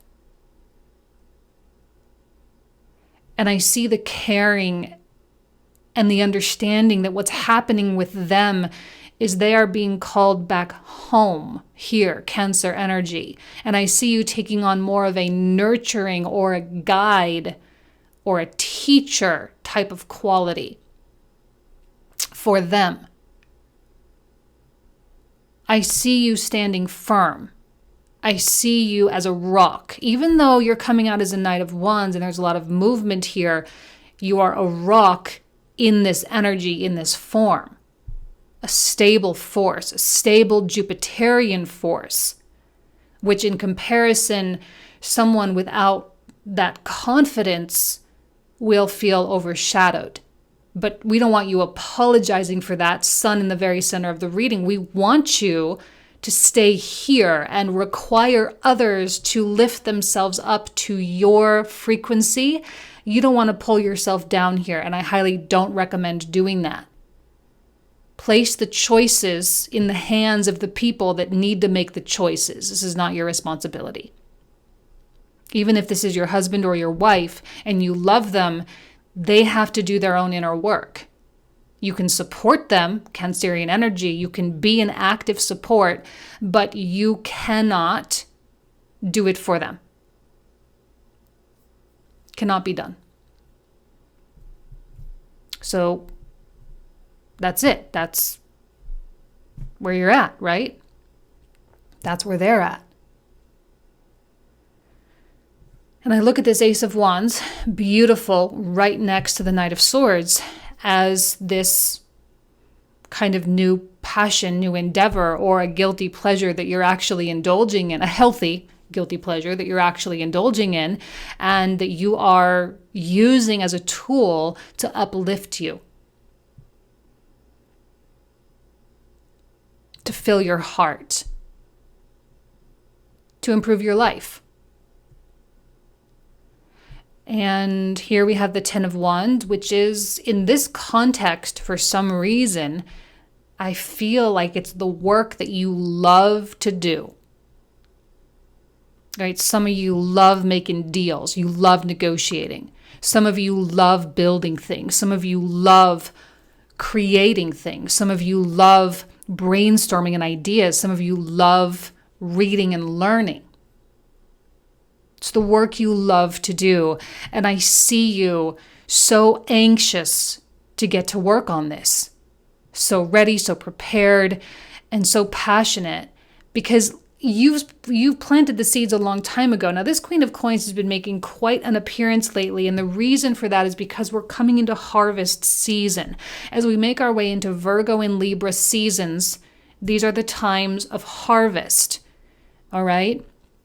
Now, if you're in the Southern Hemisphere, this is a great time for you to flip-flop that and to start planting your seeds because you're making your way into springtime. Okay? So use the seasons, synchronize your life with the seasons, and see how easily things come together. It's when we fight the earth, when we fight the cycles, that our life becomes so challenging. But you planted your seeds a long time ago, which is why I think, because I think you know that you can see it, right? You can see that things are coming to fruition. You can see that the costs that were incurred are about to pay back, right? Your hard work is paying off. The cost of the energy, the cost of the time, the cost money-wise, it's about to pay itself back. Even the cost of your patience and the cost of standing firm and strong in your belief that it will pay off, because maybe there were people who were weaker than you who couldn't be patient enough.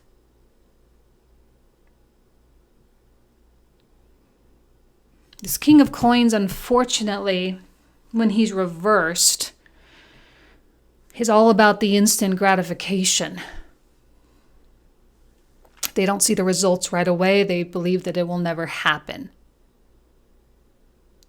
But they see it happening for you, and it shakes them to their core, because maybe now they're not going to be able to enjoy the payout with you, because perhaps they took themselves out of the equation with their sort of negativity or their lack of belief or their selfishness or whatever it was. They took themselves out of the equation, and now they're seeing you succeed, and they're having kind of a existential crisis.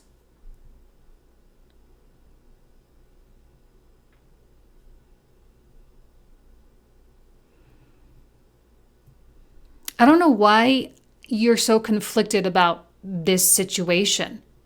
Seven of Swords. There is a tendency to, run to their rescue, to pull yourself down to this level. I don't know what this Seven of Swords is in you, but it's often what I call my card of self-sabotage, where we do it to ourselves. We hold ourselves back. And with all of this that's going on, this is the adversarial energy, the one that must be acknowledged and understood as simply that, simply an adversary. But the sun is too bright. This is a major arcana, and it's in the very center of the reading, and it's the only major arcana that came out in the 9-card block, which gives it even more power. The sun represents the self. It represents your light. And when we have the sun and a Jupiter card coming out, these are the two biggest entities in our entire solar system, which means they have the greatest gravity, which means they have the greatest force and influence. I don't think you realize how powerful you are right now. I don't think you realize the size of the waves that you are creating with your choices. There's a big effect, and we have this Cancerian energy, which is like oceanic depths, and the only zodiac sign that can really handle the Scorpio depths is Cancer. Not even Pisces, I don't think. Pisces is deep, but in its own unique kind of way. But Cancer and Scorpio, they handle these emotional storms so well. And they're also the only two zodiac signs represented by like exoskeleton type of creatures, right? The crabs with the hard shell, the scorpion with the hard shell on the outside, so there's a toughness, there's a protective barrier here, which makes you strong. And I feel like your strength right now, it's not necessarily being tested. I don't see a test. I see you just being that. And really understanding it, because it's coming out so healthy. It's a healthy strength, not an arrogant, like the sun, if it was reversed, maybe a little arrogance, but it's not. Queen of Coins, maybe a little arrogance, but it's not. The reason why I feel like this is someone else is because this wouldn't be you. It couldn't be you, not with these. Two of Cups comes in. I actually love the combination here because I see agreements and relationships and connections and conversations. I see those things going well. I see those of you who are, in the midst of negotiating some contracts, or in the midst of making a large purchase, or, buying a new home, or whatever kind of legal type situation there is, or if you're in a marriage and this is your partner, like I see the offers that you make being well received.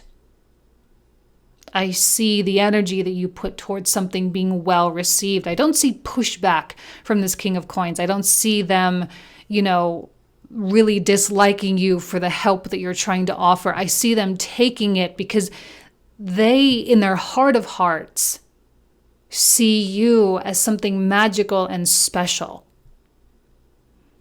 And they want to be like that too, in their own way. And they don't see you rubbing it in their face, because you're not. But you are holding them up to that standard within themselves. Sometimes you have to be broken in order to rebuild stronger. And you know that all too well, because that's what Scorpio does.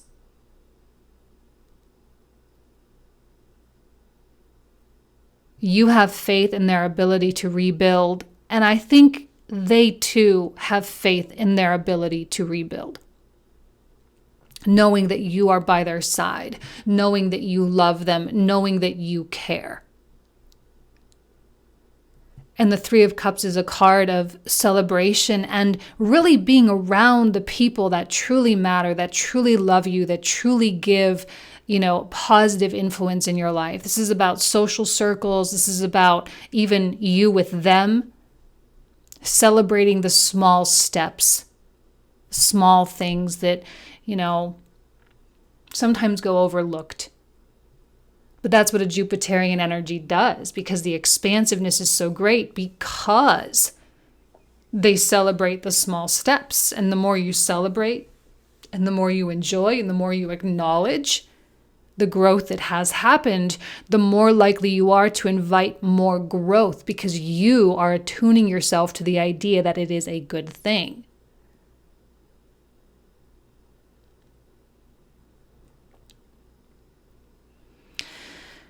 We have this childhood innocence card, which is such a playful vibe, especially with Knight of Wands. See, the reason why you have been able to grow and succeed so well is because you stopped taking things so seriously. You stopped worrying about all the potential negative consequences, and you started experimenting. That's a big word this year. Experiment. Experiment with what might happen. Other people take things way too seriously. They hold themselves up to some kind of rigid rule book, and they're continually measuring themselves and comparing themselves, and it debilitates them.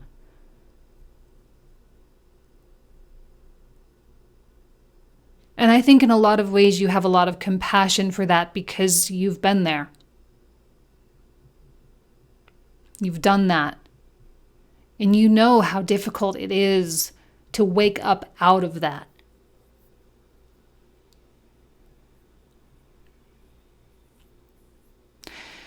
We have this garden and the gate. See, the thing about this garden is, here you are inside the garden, within the boundary of the gate. People have to choose to walk through the boundary, which means they have to request presence in the garden. You're in the garden. You're the gatekeeper. Here's the gate. Here's the portal. You have walked through. You are walking through. You are entering the garden into this Eden place of absolute beauty and abundance, where anything you need is easily accessible. This person wants to be there. But see, you're not going to exit the garden for the sake of bringing them in. They have to choose to walk up to the gate, and they have to ask to be let in.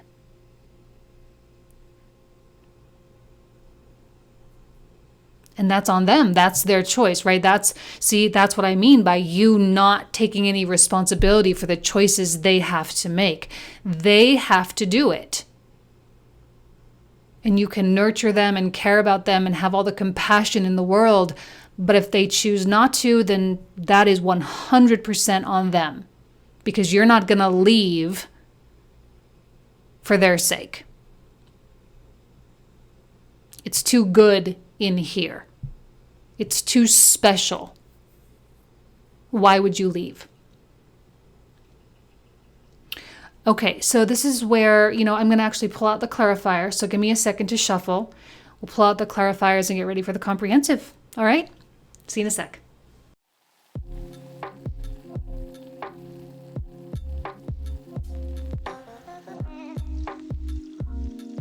All right, Scorpio, let's get started with these clarifiers. For those of you who are new, the cards I'm about to pull out are the cards we'll cover in the comprehensive reading. The link for that will be found in the description box in the comment thread down below. We usually talk for about 20 to 25 minutes about these cards, so I'd love to see you there. Let's go ahead and start with the Knight of Wands. What else do we need to know about the Knight of Wands? Four of Cups reversed. Five of Cups. I think this is like the reason why you're at a Knight of Wands status, because you've already gone through all of another 10 of Wands. You've already gone through the pain and the stress and all that. All right, let's see here with the World, the environment, which is the Three of Coins. Two of Wands.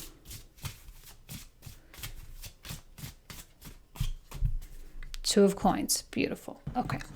Now let's start with the 9-card block, starting with the Ace of Wands. What do we need to know about the Ace of Wands here? Three of Swords. See, the painful things, the sad things, the negative things in life, they always end up being inspiration. They always end up becoming a part of the platform from which we launch.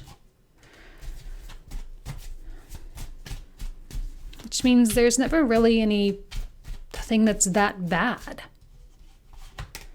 Ugh, beautiful. Empress. Love it.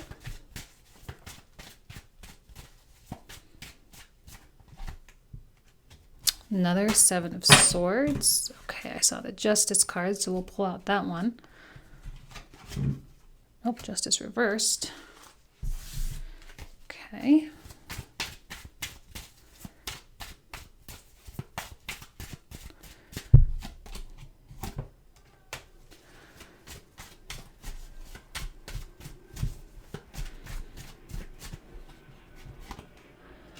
Moon reversed. Strength.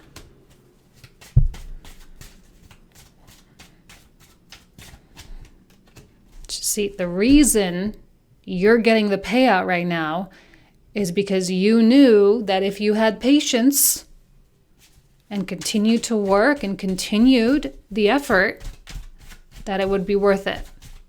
That's the reason why you are reaping the rewards right now and other people are not. Another 10 of Wands. So officially the 10 of Wands, here, here, and here, most important card in the reading. Or the most present card. Queen of Cups. Beautiful. Another Cancerian energy. I understand that you are highly empathic and sensitive to other people's pain. The good news is you're not taking ownership of that.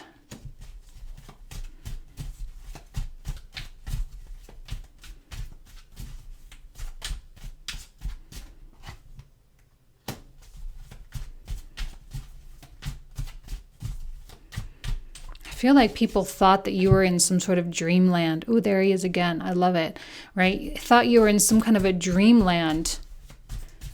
But they're starting to realize that they were in their own fantasy, but they were fantasizing so negatively. It's like you're showing them that thinking big and being optimistic and being faithful can actually produce the results that you want.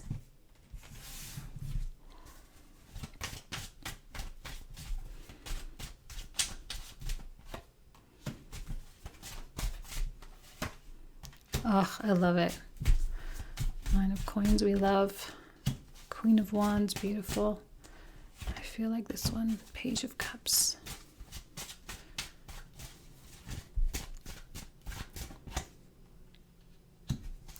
Coming out again, Five of Cups again. What was this card again? Oh yeah, Three of Cups.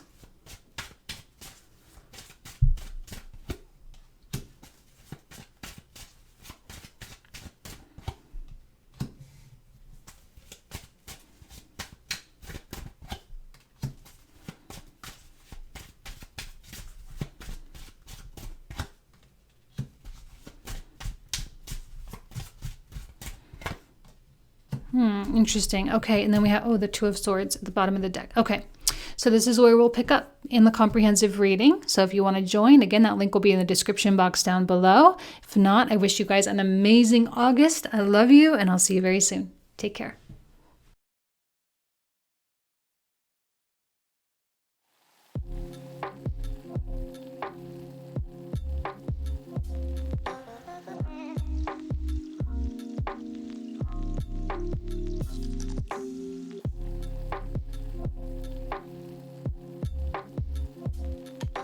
Hello Sagittarius, welcome to your August 2021 tarot card reading. So let's go ahead and dive right in and get started with the card that signifies your energy specifically, which is the King of Wands.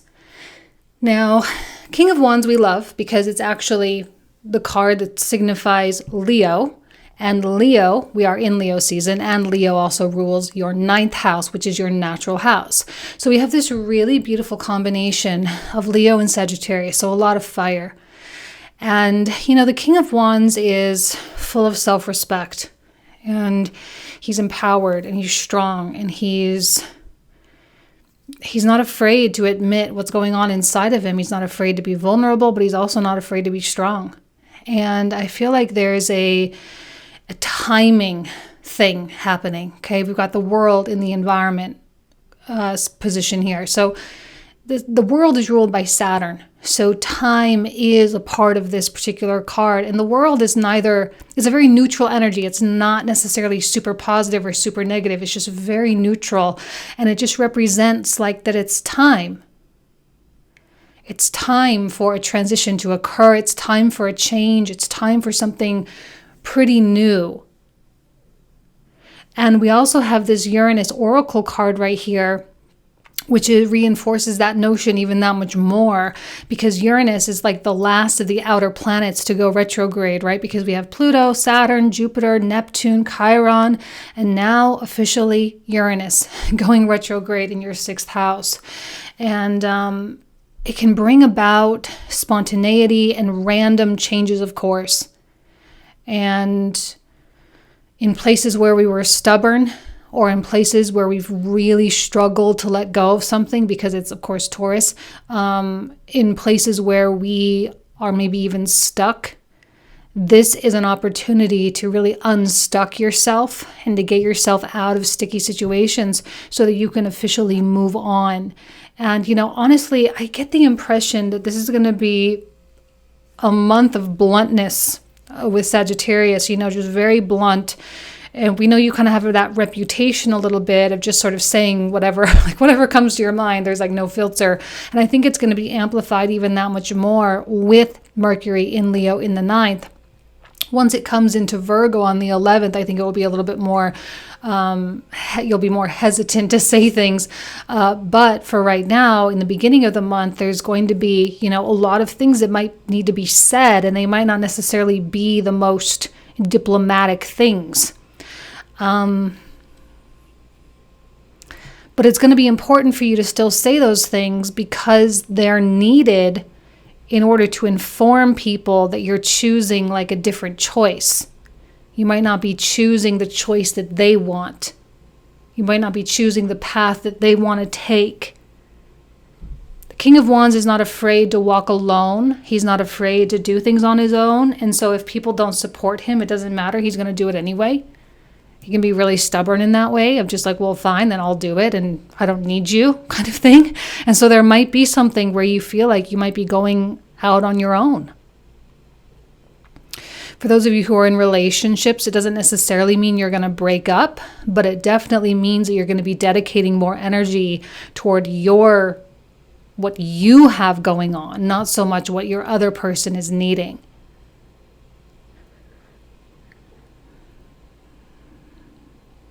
feels like something's overdue when I'm looking at this world. The word overdue is coming to my mind. Something is overdue. You've been putting something on the back burner for too long, and it is overdue for you to actually get this started or get this going.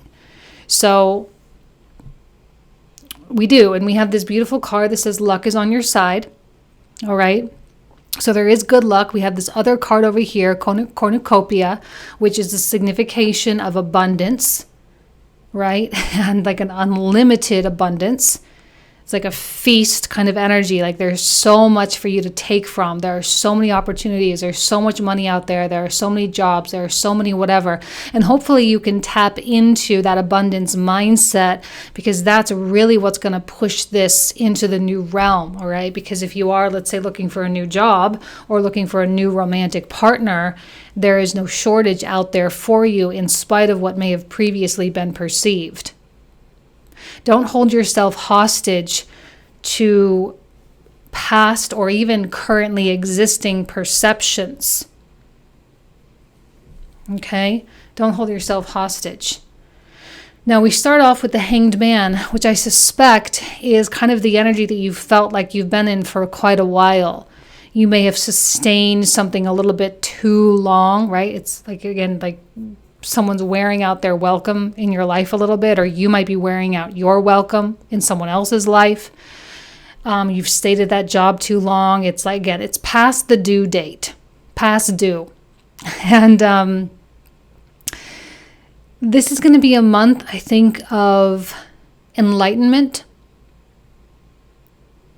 This is going to be a month of acknowledgement and acceptance. There's going to be a lot of acceptance of your contribution to your current situation. And it's not that all of you are wanting to change everything about your life, because that's probably not true. Probably most of you are pretty content with your life for the most part. But there's a suggestion that at least one thing is turning over. At least one thing is becoming out of date and needs to be replaced. And we have this moon reversed here, which says that kind of the moon is setting, the sun is coming up. So this sort of dark phase, this unknown, mysterious phase, and we've been talking about that actually a lot this year, of the kind of mysteriousness that is 2021. You know, I think we're kind of coming out of the weirdness of the year. And and it makes sense actually, because we started the year in Aries season and now we're in Leo season. So it's the next fiery season. And as we make our way from now toward Sagittarius season, right, toward your birthday season, there's going to be even more information that comes out. Leo season is very future oriented. There's a lot of future focus here. So it would make sense that you would be coming into focus in some way, shape, or form, that your dreams, your goals, your ambition would start to become more crystal clear. That's why the moon is setting, because it's not a time of being caught up in the confusion. It's time to actually step into the light and actually start to really make things happen. See, Taurus season, Gemini season, and Cancer season really are about thinking things through, feeling your way through things. Aries season is about planting the seeds. Taurus season is about kind of feeding the idea a little bit. But it's really in Leo, Virgo, and Libra season where things actually start to really come to fruition here. So knowing that, we have this Three of Swords. When something starts to become clear, it's inevitable that some things or some people will not be included in that vision, right? Like if you're wanting to start a business, obviously your current job is not going to continue to be a part of your career path, right? It makes sense. There are going to be some disappointments. Either you're going to get disappointed, other people are going to be disappointed. Doesn't matter, because it's all for the sake of the dream. It's all for the sake of the bigger picture. And the Three of Swords is temporary. It's not necessarily a huge disappointment. And I think a lot of people are going to be like, yeah, okay, I saw it coming. Because when we're caught in a Hanged Man phase, we can be very distant. We can be very detached. Because obviously you can't really associate, because you're literally caught up in a tree. So you're kind of on your own, kind of going through your own process here. So the Three of Swords is, I think, something that a lot of people have just been kind of waiting for the other shoe to drop, waiting for you to actually say the words, waiting for you to really bring it to the table. I don't know that people are necessarily going to be blindsided by that. And it minimizes the effect or the harshness of the Three of Swords. It's just that you really can't continue that anymore. Whenever we get a Ten of Swords, it's an indication that no more effort can be dedicated to that. It just can't be, because you have no more left. There's no more interest. And you know in your heart of hearts, the way a King of Wands always knows in his heart of hearts, you know that when you're not interested, the work really suffers, right? If you're not interested in a person anymore, the relationship really suffers. And then you feel resentful or some other kind of negative thing, not at the fault of the other person or not the fault of the job or the client or whatever, but because you are tearing yourself in half, trying to keep everybody happy, but the one person who isn't happy is you. South Node in your house, in your sign, right? I mean, when South Node is in your sign and the North Node is in the 7th house, there is this sort of potential separation if you're not living and honoring your heart, your soul.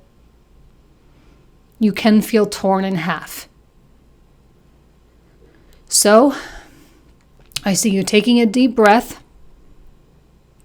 I love this firm foundation. I love this tree grounding. There's a tree of life here. Okay, so we have this beautiful firm foundation and grounding card. Now, to have this grounded energy alongside a Uranus retrograde is really profound, because you can do something that shakes things up without you yourself being shaken. This has a lot to do with Venus and Mars in Virgo in your 10th house. Okay? And this is all for the sake of going in a direction, for the sake of further fulfilling your quote-unquote mission, I guess we could call it, here on Earth, or really living in your purpose, or living in your preferences anyway, the way you prefer to live. And once you've kind of bitten the bullet, pulled the trigger, said what you need to say, laid it down, you're then free to go. And it's a very simple process. I don't necessarily see so much drama, again, because I think on some level it's expected. So there's not a ton of drama, but I know that this is not easy, because you may really respect certain people. You may love people, right? And when you have that, but you also want to roam free, I think it's going to be harder for you to say the words than it is for other people to hear the words. But once it's done, boom, here we have this Knight of Cups. Now, the Knight of Cups is the card of Pisces, which is naturally ruled by Jupiter, which is a shared ruling planet, right? You and Sagittarius both ruled by Jupiter. And there's an expansive, idyllic, hopeful, faithful, believing quality that comes through here, which means even though Jupiter is going retrograde, I don't even care. It's so beautiful. And it's coming across your 4th house cusp right now. It'll be continuing to go backwards in the 3rd house, and then it will make its way forwards again in 2022. But I don't know, for some reason I still see you, no matter what, being very expansive. Because when you had this awakening moment, the goal is to walk toward the light, which you are and you do. And when you do, things happen very quickly, like a rush, like you get caught in a wave and you catch the wave and you can literally surf on it, right? It's a beautiful thing. You're headed for a beautiful thing. You're headed for a whole new set of experiences, a whole new set of people, a whole new learning process. An opportunity to get to know yourself a lot more. And when the sun is in the very center, you cannot go wrong. When we have a card of cornucopia, you cannot go wrong. There are literally infinite number of good things to feed your soul here. And that's exactly what it is. You're really doing this to feed your soul, to make your soul happy, because there was something that may have been dimming it. And for some of you, it may be something simple, like an obligation that you just simply really don't like doing, and it's not really necessary for your life. It's just maybe there was some social pressure or something, especially if you have children, there might be something. I don't know why I'm envisioning this weird scenario, but like something with the schools, like there's so much expectation for the parents' involvement in the schools, but you're kind of like, you know what? No, I don't care about it. I don't believe in it. I'm not just going to do it because the other moms at the school say I need to do it. Okay, that's kind of a weird example, but it's kind of what I mean. It doesn't have to be a huge thing. And once you do that, all of a sudden, look what happens. The scales begin to balance and you start to feel even. And when you feel even, you start to feel better and more happy, and you have more energy, and you have the ability to move very, very quickly. And the money comes in to replace the costs, because there might be some costs. There might be some financial costs that you incur, like if you start your own business, you're going to lose a paycheck, that kind of thing. But it works out.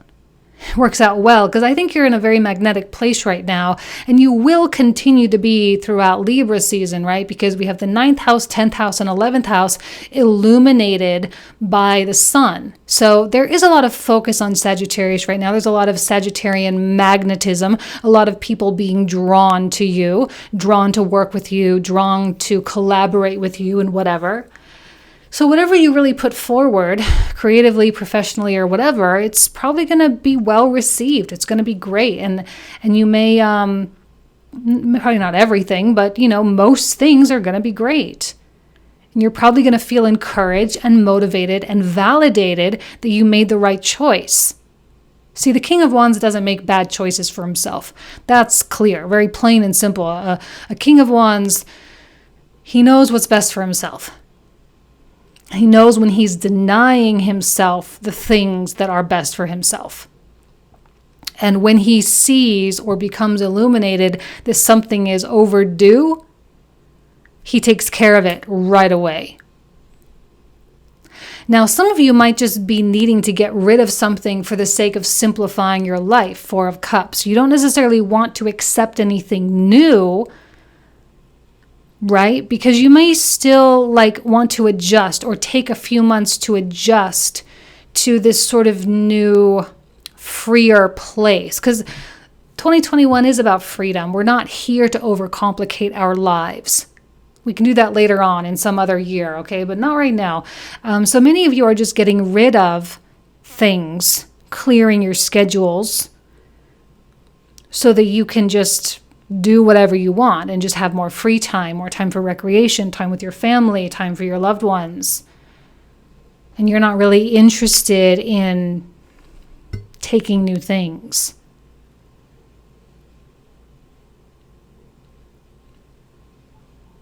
That's going to be an important thing, I think. Just intuitively, I was feeling like if you do the 3 of Swords thing, right, have the conversation, you say the things, and then you rush out to try to fill that space or try to fill that time, you're not really going to be moving through that portal. In fact, I actually think emptying out your schedule as much as possible is the way through this portal. Not a lot of baggage can make its way through here. And I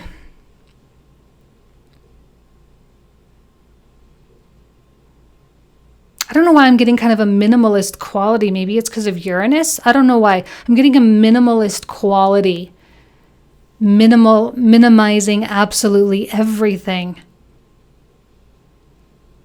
Just so I'm kind of even looking at the sun, just so you can go out and be in the sunshine, just so you can just, I don't know, like feel alive again, you know? I don't know. That's not normally something I would say to a Sagittarius, because generally, you guys seem to be pretty great and really connected with life. I think a lot of fire signs are, but maybe you just need this little extra sunshine boost, you know? Maybe you need a little extra time in nature, a little extra time in the light, so that you can feel really connected to soul, to source.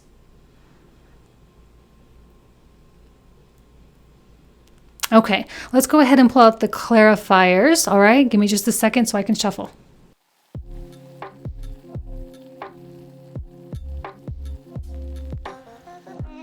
All right, Sagittarius, let's go ahead and pull out the clarifiers. So for those of you who are new to my channel, the cards I'm about to pull out are the cards we'll talk about in the comprehensive reading.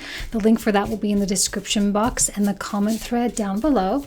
So we start with the King of Wands. Any additional information that we need to know about your energy specifically? Sagittarius, ooh, Nine of Cups. See the cornucopia. That's so beautiful. I often associate the cornucopia with the Nine of Cups. Five of Swords. Oh, another Four of Cups. You might be getting a little bit bored with something, right? You get bored. You lose your interest. And when you lose your interest, it is so hard to like stay truly committed.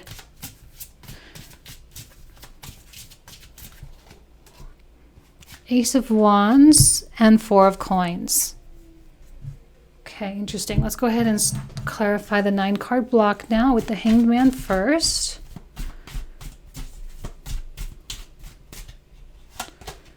Beautiful. I love that for a Sagittarius as well.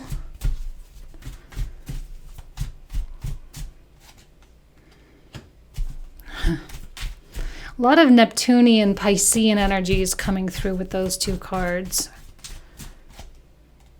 Fool reversed. Now the Moon reversed, the setting moon.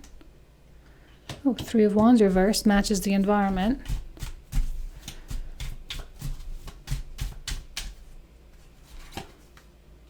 Temperance, beautiful.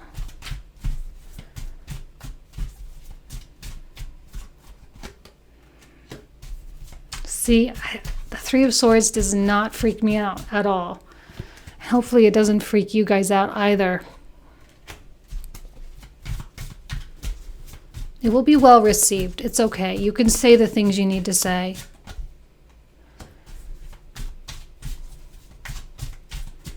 I feel like that one. Beautiful Hierophant. And wonderful.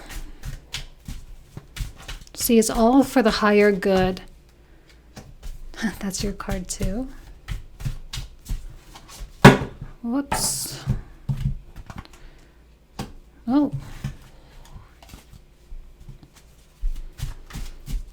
Why the reversals? Let me see. Why the reversals?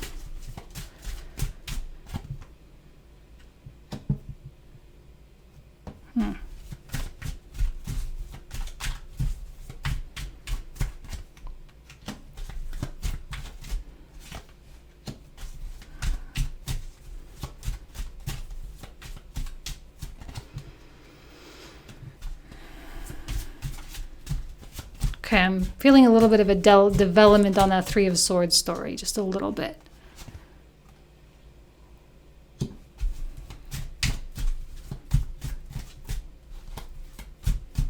What was this card? I forgot. Oh, Six of Swords. Six of Coins, I mean.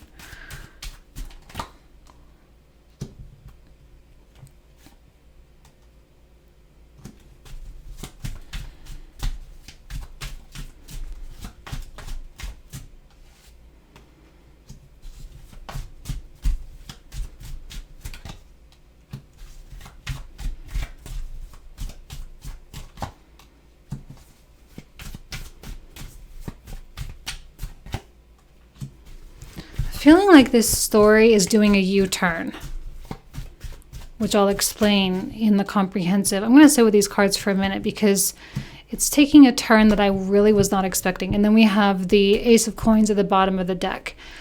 I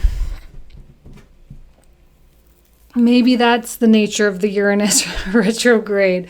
You think it's going to go one way, and then all of a sudden it kind of backtracks a little bit. So we'll talk about it in the comprehensive. Let me sit and think about these cards. I'll turn the camera back on and we'll get started.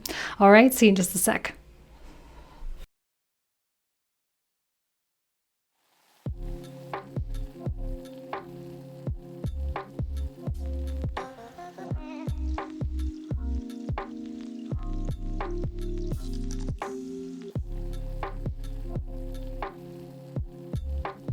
Hello, Capricorn. Welcome to your August 2021 tarot card reading. Thank you so much for being here.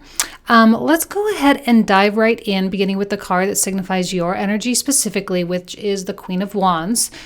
We love a Queen of Wands. It is Leo season. There's a lot of passion, a lot of progressiveness, a lot of energy that comes through her.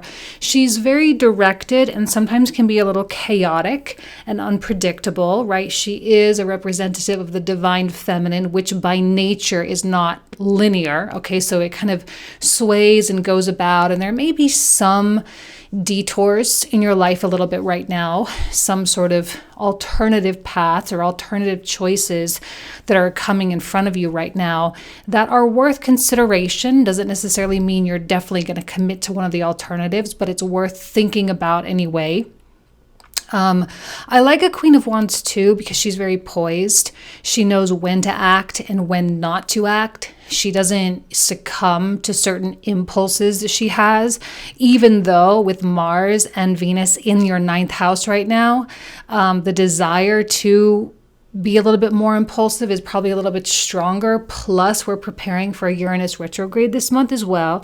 So, and that's in the 5th house. So there definitely could be some tendencies to want to jump into something. However, the environment says the High Priestess. Now, whenever the High Priestess comes out in the environment, it suggests to me that evidence or validation in the external world is lacking, meaning you're not really going to get the feeling that you're, sure, or that it's okay, or that yes, this is the best choice. You're not going to get that from anybody else. That has to come from you, High Priestess. It has to come from within. And you may feel like the environment or the universe may have, kind of be leaving you hanging. But the reason for that is because it needs you to figure this stuff out for yourself. Okay, which it always does. That's why the universe is so vague. It's why when we receive signs or synchronicities, it is always vague. Because if the universe were to come in and tell us exactly what to do, then obviously it would be taking away our free will, right? A little bit. So, we have to use our willpower, to use our essence to direct our own lives and create the life that we hope to have. You have to be very strong in yourself right now. I'll tell you why.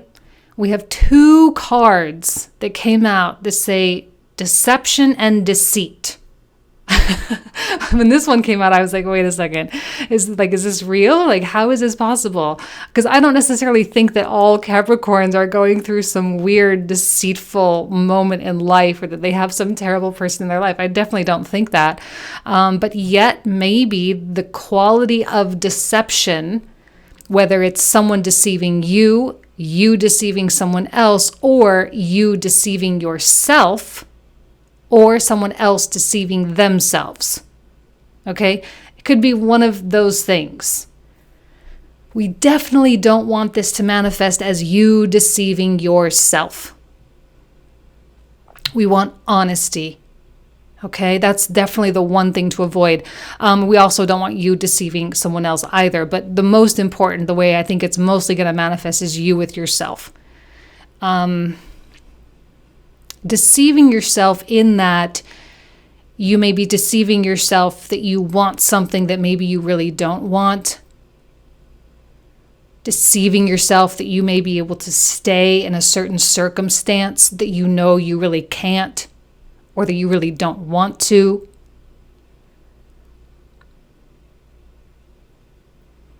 Some of you may even be deceiving yourself that you can't do something when in fact you know you can. right? So again, a lot of options coming out here. Now, when I get to the 9-card block, we have all these coin cards. I think there's a lot of money focus right now. We've got the sun in the 8th house. We have Saturn in the 2nd house. There may be a rearrangement of assets or rearranging the way you work to earn money or something like that. Because when I look at the 8 of coins right next to the 5 of coins, I get this feeling that you're trying to make up for something, right? You're trying to make up for a lack of some kind. Maybe you are making up for lost time or lost resources. You're trying to make up for a place or an area where it's been neglected.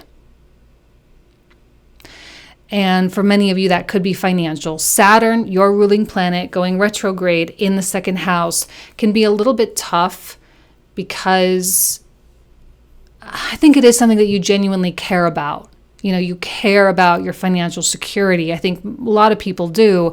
But Capricorn is a very money-focused type of sign. And to have the money houses 2 and 8, be activated here, you know, there's going to be a need for you to really, really spend time on whether it's your personal budgeting or whether it's focusing on your assets or your balance sheets or acquiring new things or your stock portfolio or your real estate, whatever it is, right? To really spend time looking at that and think about maybe alternative, like I say with the Queen of Wands, alternative options. Because this Ace of Swords is coming through as a place of clarity, but I don't necessarily know that it's a place of clarity in terms of what you're definitely going to do. Just clarity that you need to do something, right? Clarity that you need to be open to receiving right now. And hopefully it's clarity and understanding that you have to look inside yourself for this solution, that there's no outside evidence that will be presented. I feel like this card has come out in this placement for you in the recent months. I could be wrong, but I feel like it has. And, if that's the case, then this is just a continuation of that, where you may feel just like where is the universe? Where are the synchronicities? Where are my guides? Like, why aren't they talking to me? Why aren't they communicating? Like, I'm trying to figure this stuff out here, and I feel a little abandoned or something. You know, obviously you're not abandoned, but it may feel that way because you have to make your choices. And with the 4 of coins, there's clearly a place, an area in your life where you are stuck. And I know you don't want to be stuck. And what's weird is I think you actually know what you need to do, but you might really not like that solution.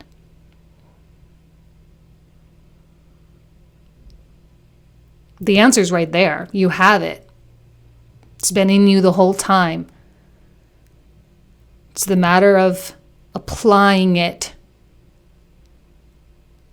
That's really, really hard. And maybe that's where the deceit comes in, deceiving yourself that you can stay in this situation, that you can make it work.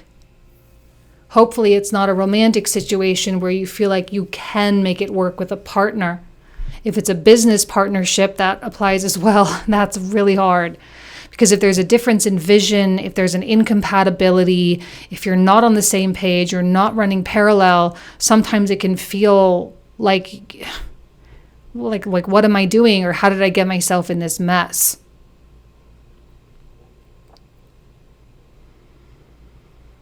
Now, the King of Swords is not coming out reversed. He's not giving me the worst feeling in the world. Like, I like him. I like that he's a King of Swords. But I do feel like it's a different person than you. I feel like this is someone who has a very different personality. Queen of Wands is so warm and, and fluid. There's a lot of movement, right? River, movement. Like, you are so capable of movement. And cardinal signs, they're not normally the most stubborn. I mean, they once they get stuck on an idea, yeah, sure, they can make that idea happen and they can be a little obsessed with that idea, and that's fine. But they're also known for changing course because that's what they do. They initiate new things. So you're not the most stubborn, right? We leave that for the fixed energies mostly, even though we all have a point of stubbornness, but still, like, and this might be hard because it's like, well, I'm not stubborn, but I am stuck. And here's this great person, King of Swords, who's very skilled. They're very good at what they do. And I think there's a lot of mutual respect here, but are you on the same page? Can you, Ten of Coins, truly build something substantial? Because maybe right now it feels like you're the one doing most of the work here. Maybe it feels like you're the one that only really cares about making up for lost time or making up for lost resources in some way. Maybe you're the only one that cares about the financial situation or whatever. You're kind of on your own in that. And here's just this person just plopped down in the center of the reading with not really any substantial connection to any of the cards around it. It's just there. But yet it's in the middle of everything. What is this person's role? How are they important to you? What's the meaning of their presence in your life? Do they add value?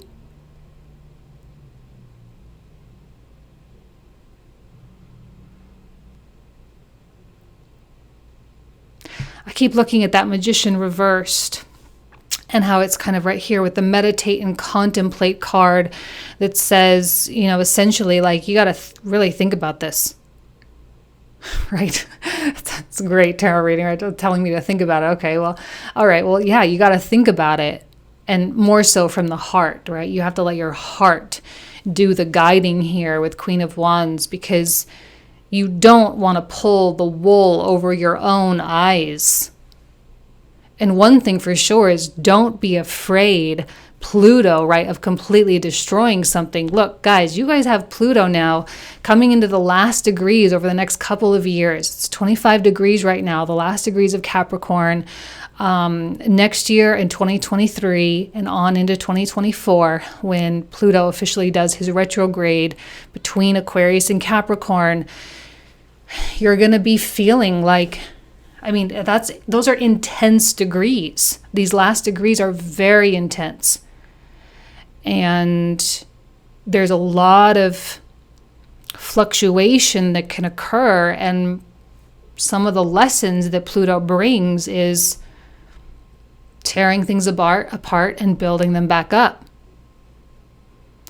And you may have thought you were done with that chapter of your life. Maybe you've had a divorce before. Maybe you've had a business that failed. Maybe you've already lost a lot of money. Maybe you've already built yourself back up. You've already done the big dips. And maybe you thought that you really plateaued at this time and the only way to go from here is up. But I think Pluto is asking for yet another destruction of some kind. And it's not, something that happens to you. It's something that you create. You create the destruction because Pluto in the first house. You create it because it's what's needed for you to really accomplish your goals. Your goals of true love, your goals of a successful business, your goals of your financial goals especially.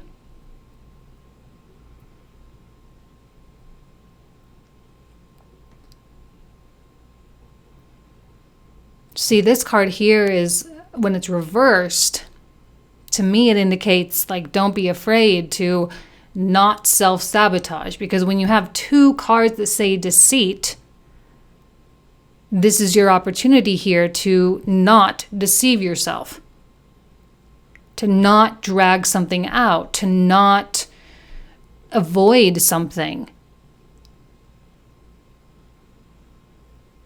but to actually just do it, just to say the words and rip off the Band-Aid and get it over with. Now, if this manifests as someone else trying to, deceive you, or if we have this envy, right, deception and envy, if someone is envious of you, this is like a do not engage. Recognize the game, destroy the game.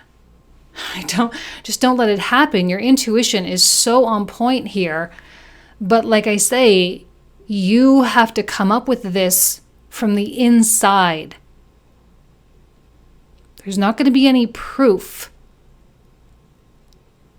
It's just a feeling. And if you need to confront somebody about like, hey, like, what's going on here? Are you doing this? Are you doing that? Are you saying this behind my back? Like whatever it is, if that's something that's going on, you know, then just like call it out, put it out on the table, make it known. Because otherwise you're sacrificing self-respect with the 9 of Cups reversed. You're sacrificing your own pride, and like the good kind of pride. And I don't necessarily see Capricorn being very amenable to that. Because you're trying to be productive here. You're trying to rebuild. You're trying to like make something really work.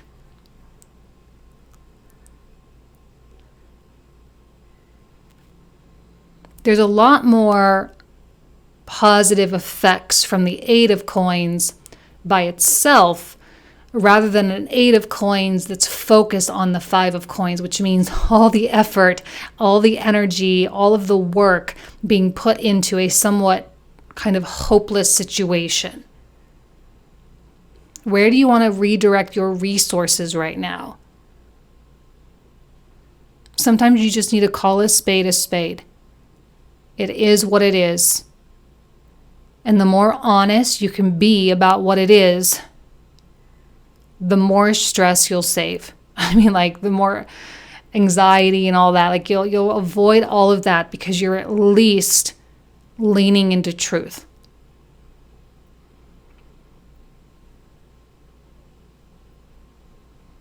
The tendency to avoid is probably pretty strong.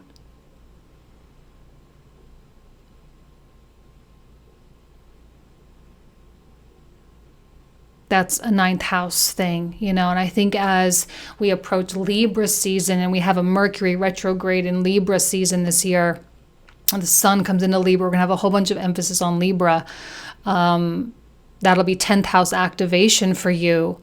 And that 10th house activation is likely going to be the time when this particular situation like really either comes to a head or some major decisions are actually made, because the 10th house is your natural house. And this is kind of the nature of Capricorn here. Like it's not going to allow itself to be anchored. It's not going to allow itself to be tethered. And if it feels that way in any way, shape, or form, because to me, when I'm looking at this reading, like literally this card is just plopped in the middle. Like it's so disconnected from the whole message. And I really like, why is it here? Why is this person here? Why is this influence here? Why is this situation here? Why are you here? 9th house wants to kind of escape. 8th house wants to deal with its own internal stuff. It wants to really go deep and say, well, I can figure this out and I can change and I can transform. And you can transform all day long. But at the end of the day, if there's an incompatibility with something or someone, then who are you changing into someone that's going to accommodate this? And then therefore that sacrifices your own personal, right, who you are. And that's not good. That's you deceiving yourself. You know, I don't know that now is a good time. I mean, never is a good time to be in some kind of false identity. That's not sustainable. So, okay, let me go ahead and get the clarifiers ready for the comprehensive. So give me just a sec to shuffle.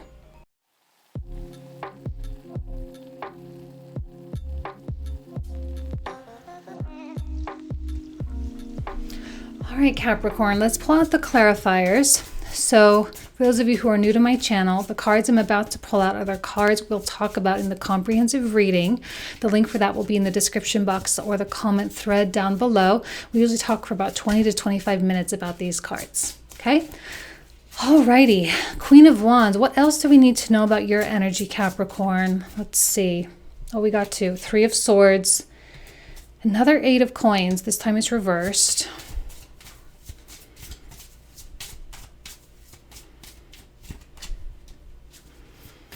Seems like you really want to get out of something. It's like you want to get out of something without having to do the thing that's going to get you out of something.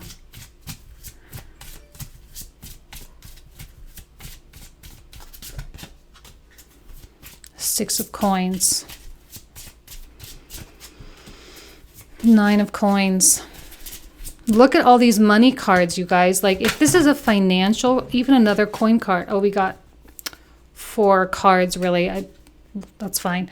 But look at all these coin cards. There are so many coins. Like, the money, like, if you guys are worried about money, don't be worried about the money. There's no reason to be worried. I feel like not only are you capable of recuperating any losses, but it's going to be that like tenfold, because I'm getting this 10 of coins, of course. So it's like even more than you imagined. You'll be able to bring it back. So really don't be worried about that. All right, let's look at this Ace of Swords here.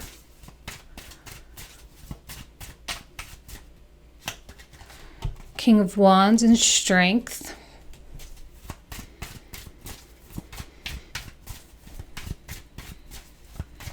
I don't think y'all are going to be able to sit where, yeah, we got Pluto, we got this other death card, Scorpio card. Behold a pale horse, right? Like, death has arrived. It's coming to end the situation. And I just really don't know how sustainable where you are really is.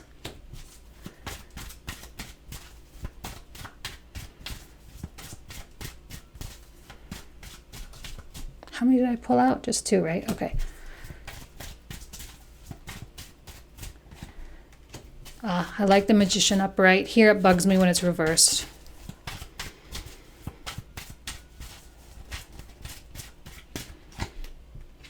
Another 2 of Swords.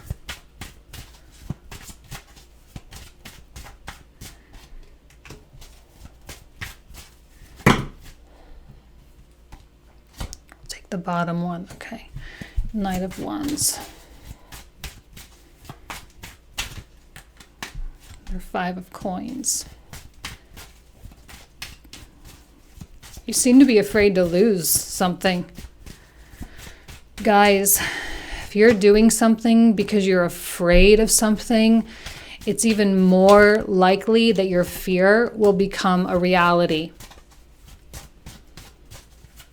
You don't have to make your life more complicated. Let's really focus on this King of Swords here.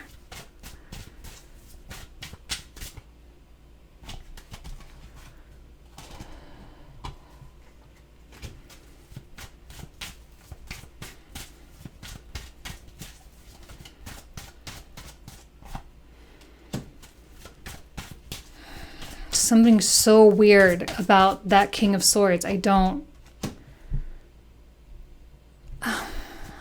honestly don't even know. There's just such a weird feeling coming out about it. Like what does that represent there?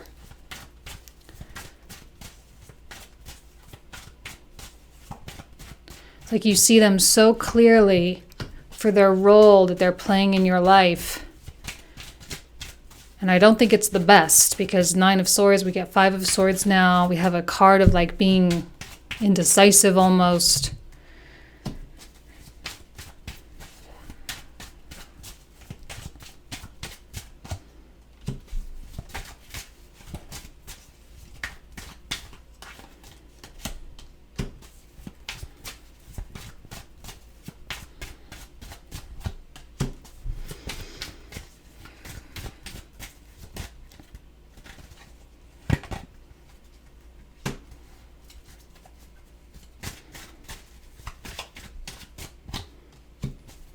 Another 9 of Cups. Another King of Swords.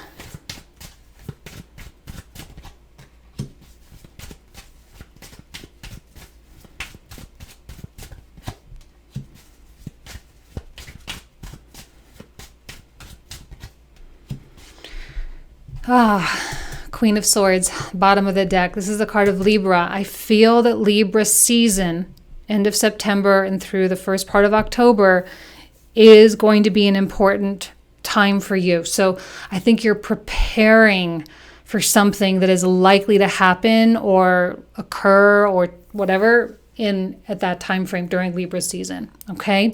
All right. So we'll talk a little bit more about this in the comprehensive reading. Again, the link will be in the description box or comment thread down below if you want to join. If not, I hope you guys have a great August. Just be aware of what's going on within yourself and with what your heart is telling you. And we'll see you very soon. Thanks so much. Bye-bye.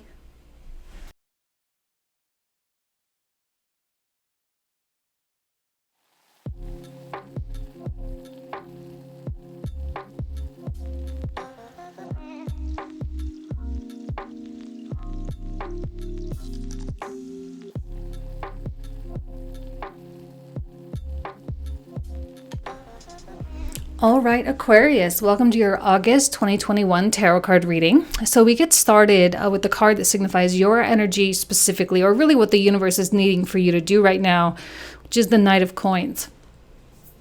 Now, I think it's, first of all, this is a card of Virgo, okay? Virgo right now, we have Venus and Mars. Very soon on the 11th, we're going to have Mercury. And then right after, on the 22nd, right after our second full moon in Aquarius, the sun moves into Virgo as well. Okay, but right now we have the sun and Mercury in Leo, Venus and Mars in Virgo. This is very Virgo energy, okay? Get things done, get organized, clean up your diet, clean out your closet, answer the emails, pay your bills, vacuum the floor, go run your errands, go do your things. Like all these small tasks need attention, because if you get them done and you get caught up on all your to-do lists, you're actually going to have a stronger foundation for this thing that you're building, or for this dream that you're hoping that will come to fruition. Or this dream that you're manifesting, rather. Knight of Coins, he's not necessarily so concerned about the big picture, although I don't want to fully take the big picture away from you, because we have this oracle card that says meditate and contemplate. So part of contemplation is not only thinking about, a particular topic or a particular situation or relationship, but it's also a visualization, option for you as well. And then we also have the Sun card over here, which has a lot to do with your passion and your creativity and the things that you really want to bring into the world. But I kind of feel like, even though this is a card of Virgo, I almost feel like this is the Saturnian part of the reading, which of course we know we have Saturn in Aquarius right now, Saturn in his rulership in your sign going retrograde. And I feel like this is him kind of keeping you anchored in the world, right? That's what Saturn represents, the more physical component. He's keeping you anchored, he's keeping you productive, he's keeping you ambitious, and he's keeping you structured so that you can have, like I say, a foundation to really build upon. Because if you don't have a foundation and you're disorganized, you're a little bit messy, whatever it is, it's very hard to feel like anything new has space in your life. It's like, I'm getting a kind of a romantic example, so let me just run through this as a visual. It's like if you meet someone new romantically, but your house is a mess, so you don't want to invite them over, right? It's like, clean your house, because then if you meet someone, you can bring them over and cook them dinner and, do the romantic stuff, like be prepared for the potentiality of those things happening, what needs to be done so that you're not going to have to scurry around and get it done when the real thing manifests. Now, in the environment, we have the Moon card, which is kind of an interesting energy, because there's, first of all, the two full moons that are going to occur in Aquarius. We already had one. When was that? On the 27th, I think it was, or 23rd or something like that, of July. And then we have it again on the 22nd. So there is this component of really finding your place. Okay? And I think you're on the path toward finding your place. You might not see the destination quite yet. You might not really see or understand how things are going to fit together, But I think with the Knight of Coins sort of assuming responsibility and taking control of the things that he at least can control, it makes this journey, which could ultimately had the potential to be scary, but it's not scary because you're prepared. It makes it more enjoyable. Now, I think that you are exactly on the right track, But you might be asking questions like, am I on the right track? Right? With your decisions, you're like, wait a second, like I made a decision, but I'm not necessarily experiencing the intended consequences of those decisions quite yet. So does that mean it wasn't the right choice? Does that mean, and so there could be some kind of double guessing, or rather second guessing, or going like doubling back a little bit on your decisions and just trying to like figure out for sure if it was right. This is not the time for doubt. Okay, Leo season, we have the sun here. There is no reason for doubt. Now, the other oracle card, this is interesting because it came out for Capricorn. Capricorn and Sagittarius readings came out really weird for me this month. I'm not quite sure why, but they did. And here's like a little remnant coming through, kind of a little bit reminiscent of the other two. And there's this deceit. It says deceit. And so for me as a reader, I'm looking back and I'm like, I don't know. Like, are you guys dealing with some shady people, like deceitful people? Or are you deceiving yourself? Or are you deceiving someone else? Or are you witnessing other parties deceiving each other? I'm not really sure. This card kind of, it bothers me a lot, especially bothers me if you are in some way, shape, or form deceiving yourself. The way you can deceive yourself and not realize that that's what you're doing is with doubt. When you're in the moon space and you're not necessarily getting the external validation that you need, or you're not getting the intended consequences that you were hoping for, it's very common to, second guess yourself. It's very common to want to suddenly detour because you're uncomfortable just sitting here in a space that's not guaranteeing you that this was right. And over here we have this rest and rejuvenate card. So like, do your mundane things. Get ready for the big thing to show up for you. Okay? Because I have a feeling it's closer than you think. Don't get all anxious and try to take matters into your own hands and kind of ruin the whole process because you're trying to push for something. Don't push, just prepare. That's it. Don't push, just prepare. Rest, rejuvenate, breathe, relax, meditate, contemplate. This is a beautiful card. I'm going to throw visualize in there. Meditate, contemplate, and visualize. Visualize through just closing your eyes and visualizing it and creating the emotion, right? Evoking emotion within yourself through the power of your thoughts, right? We know how magical that is. That's not news to anybody. We know that. And just indulge yourself in those feelings. Indulge yourself in the thoughts of what it's going to be like when you have the thing that you're hoping for. Now, the Eight of Swords with these first three cards, there seems to be a lack of power. And it all seems to be of your own doing to an extent. This could be the Sun Saturn, quote unquote, opposition, or I was going to say, quote unquote, battle or opposition. But I'm going to tell you, the Sun is going to win. The power of the sun wins because it's not really a planet anyway. It's a star. It's a luminary. It has a brilliance of its own.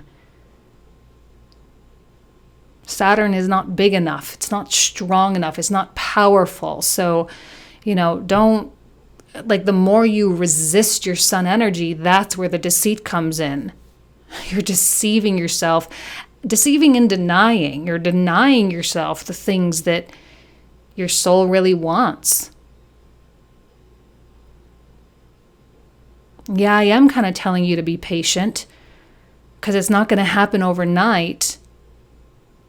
And just because you can't see the miracles happening doesn't mean they're not happening. The complexity of the plan, the complexity of the web of how to bring something into fruition is well beyond our comprehension. So this, with it being tied up in the blindfold, it's like, don't try to figure out how this is going to come to be.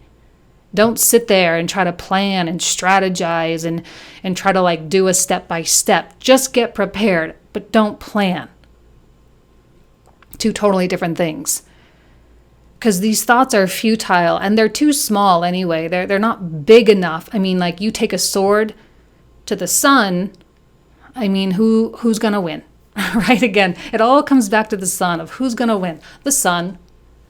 Hands down, the sun. You've done the magic. And when this card came out, I heard, put down the magic wand. Okay, the magic is done. The spell has been cast. You don't have to continually do stuff to keep it alive. You are in the limbo phase. You're in that in-between, which is the most magical time. Because this is the time when you actually witness the death of things. And we have the actual death card, and we have 8th house activation. Venus and Mars at the beginning of August, then Mercury comes in, and then the sun comes in. Right? So, and then we're going to have a new moon there too. So, I mean, a lot of 8th house activity. So death is to be expected, the transformation. In order to bring about something as pronounced as sun energy or sun level desires, a lot of useless things have to be expelled. 10 of Swords, I think, is advice. Stop thinking about it. You know, a kind of a theme, a lot of little themes pop up this year. One little theme that popped up for me was that it's okay to indulge in your desires. Just don't indulge in the desperation to have your desires. Right? Because we know what desperation feels like. It's like, oh my gosh, if I don't have it, I'm going to die, right? Oh my God, it's like so serious. And it hurts. Like, it almost is like physically painful. Desperation. It's like a gut-wrenching feeling. And I feel like once the spell has been cast, put down the magic wand, put down the magical tools. You don't need to do another bath. You don't need to light more candles. You don't need to do any of that stuff, okay? It's already out there. It's already formulating. It's already conspiring in your favor. Stop thinking about it. This is your opportunity to display how faithful you are, to go to the universe, to go to spirit or God or however you identify with it, right? And say, I have faith. I have faith that if I ask, it will be received. And that's it. And it's just leave it at that. And then watch as things change. The reason things are changing is because you asked for something else. And you know that in your heart of hearts, the high priestess. And I think relationships might be on display here as well. The nature of your relationships may be changing. The expectations from relationships, the standards with relationships are changing. But you seem so centered, or you could be if you wanted to be so centered. That's why meditation is going to be important, because you're going to have to be able to go through the death phase stuff, through the 10 of Swords phase stuff. You're going to have to allow yourself to just be in this limbo with zero control and not freak out. If you are feeling a desperation, take a breath. I'm not saying desperation can just go away just because you will it to. Obviously, like, that's a healing that needs to take place. And the focus should be more on healing the trauma associated with that desperation rather than the thing that the desperation is aimed at. Once the trauma is healed, then it's much more likely that you're going to attract the thing. And it's also going to be really hard to not use your current reality as a state of evidence of what's available to you, right? Don't deceive yourself in thinking that there's only 7 coins available. Don't deceive yourself that you only have a few options. Why would you do that? With the amount of knowledge that I know you have about your own astrology chart, about all the tarot and the spiritual stuff and all the things that I know you watch on YouTube, okay? Like, if you're here watching my stuff, I know it's not just mine. You know, like, you've been doing this probably for a while. You've been growing for a while. You've been developing for a while. So don't deceive yourself with a scarcity mindset. The only person it's hurting is you. You're the only one that is going to, quote unquote, benefit from that. But see, the Chariot is here to carry you somewhere, but it needs you to lighten the load. A big part of lightening the load is taking care of outstanding items. Get yourself organized. Get things cleaned up. Right? If there are any lingering relationships that kind of make sure everyone is clear with everything the way they stand. Right? Don't let anyone be under the perception that they're with you or under the perception that there's something going on when you don't think so, right? Cut off the things that need to be cut off, solidify the things that need to be solidified, and make it clear. Make yourself clear. Come into a clear place.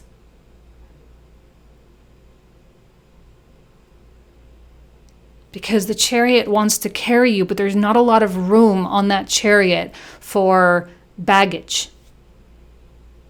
Now, we have this Ancestors card that says generations underneath. And we know that the more conscious you become, the more responsible you are for healing. Because we know it's not just our own healing, but it is the healing of our lineage for future generations.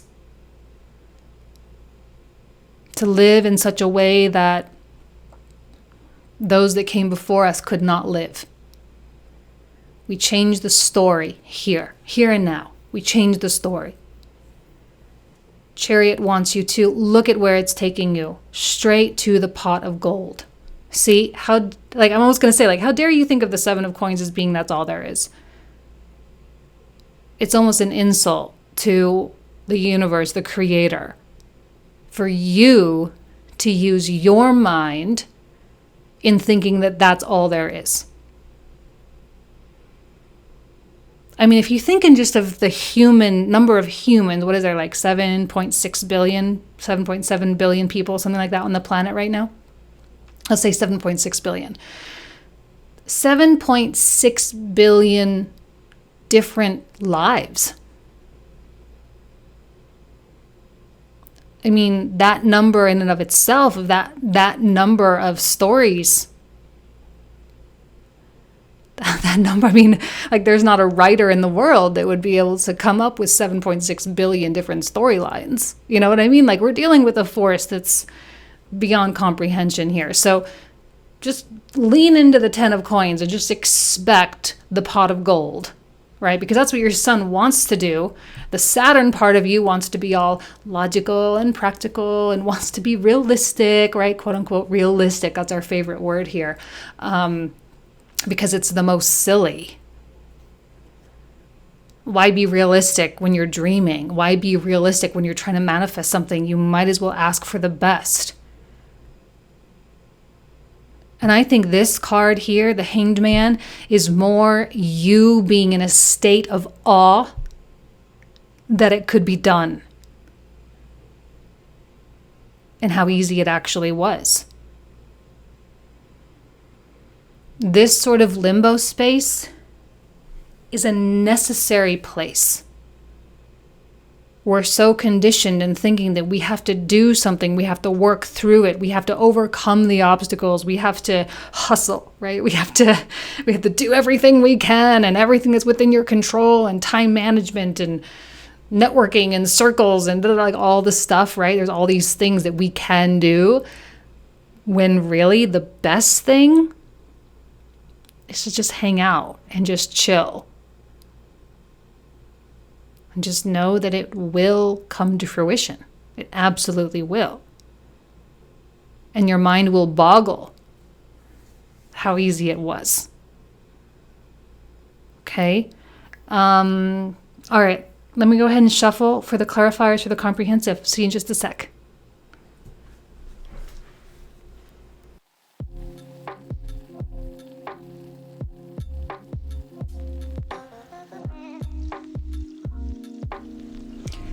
All right, Aquarius, let's pull out the clarifiers. So for those of you who are new to my channel, the cards I'm about to pull out are the cards we'll cover in the comprehensive reading.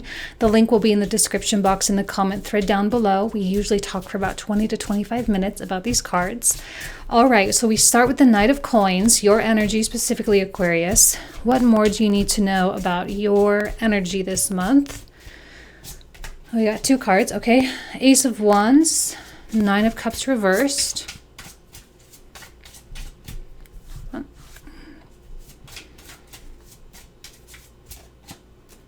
Ooh, Ace of Swords. Oh, I love that.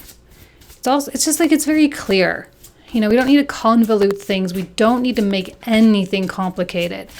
Oh, another Seven of Coins. If you look out in the environment right now and start judging things as being possibilities or not possibilities, you are underestimating what's really happening here. I'm just going to say, right, you're underestimating it. Five of Swords.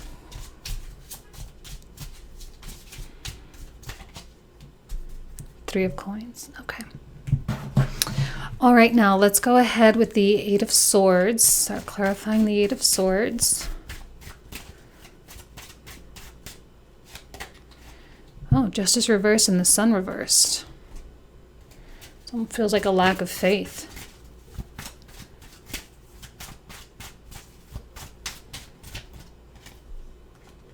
Ugh, beautiful. It's like the Sun, right? This is a card of Leo, so it's kind of like the Sun card coming out again. So we got like two Sun cards right there.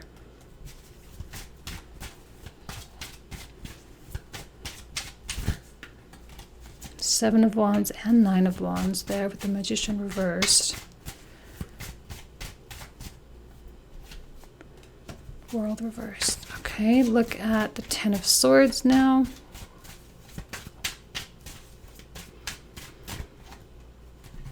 Four of Swords, Temperance. Beautiful. I love that Zen feeling. Oh, another Seven of Coins, this time reversed. Interesting. So far, that's the strongest card coming out 3 times. Just real, oh, beautiful, amazing. I love the Chariot card. I really do.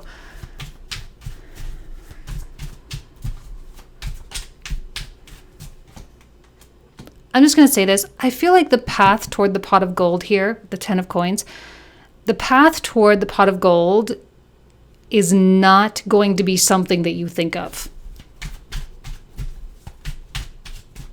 It's not going to be like that.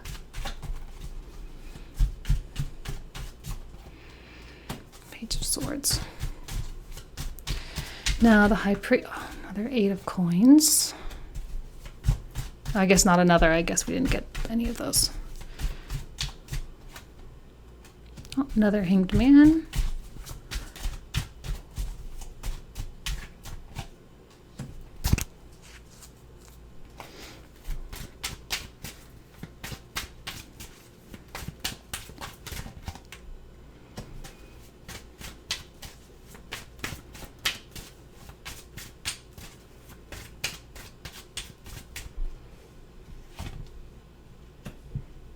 A lot of pages coming out. 10 of coins.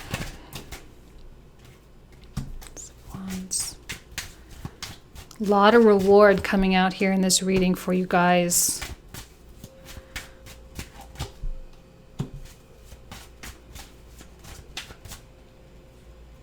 How many did I pull out? 3? Okay, so this is for the 10 of coins.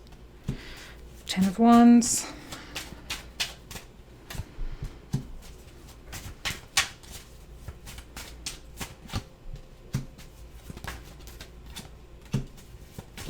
I love this Jupiterian card coming out. That's amazing.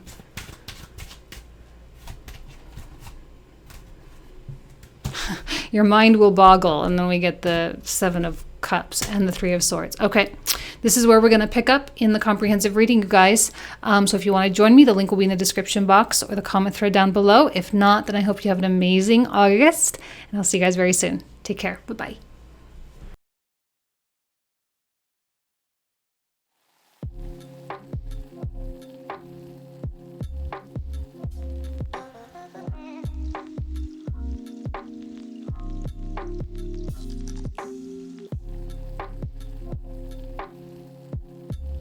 Hello, Pisces. Welcome to your August 2021 tarot card reading. Thanks so much for being here.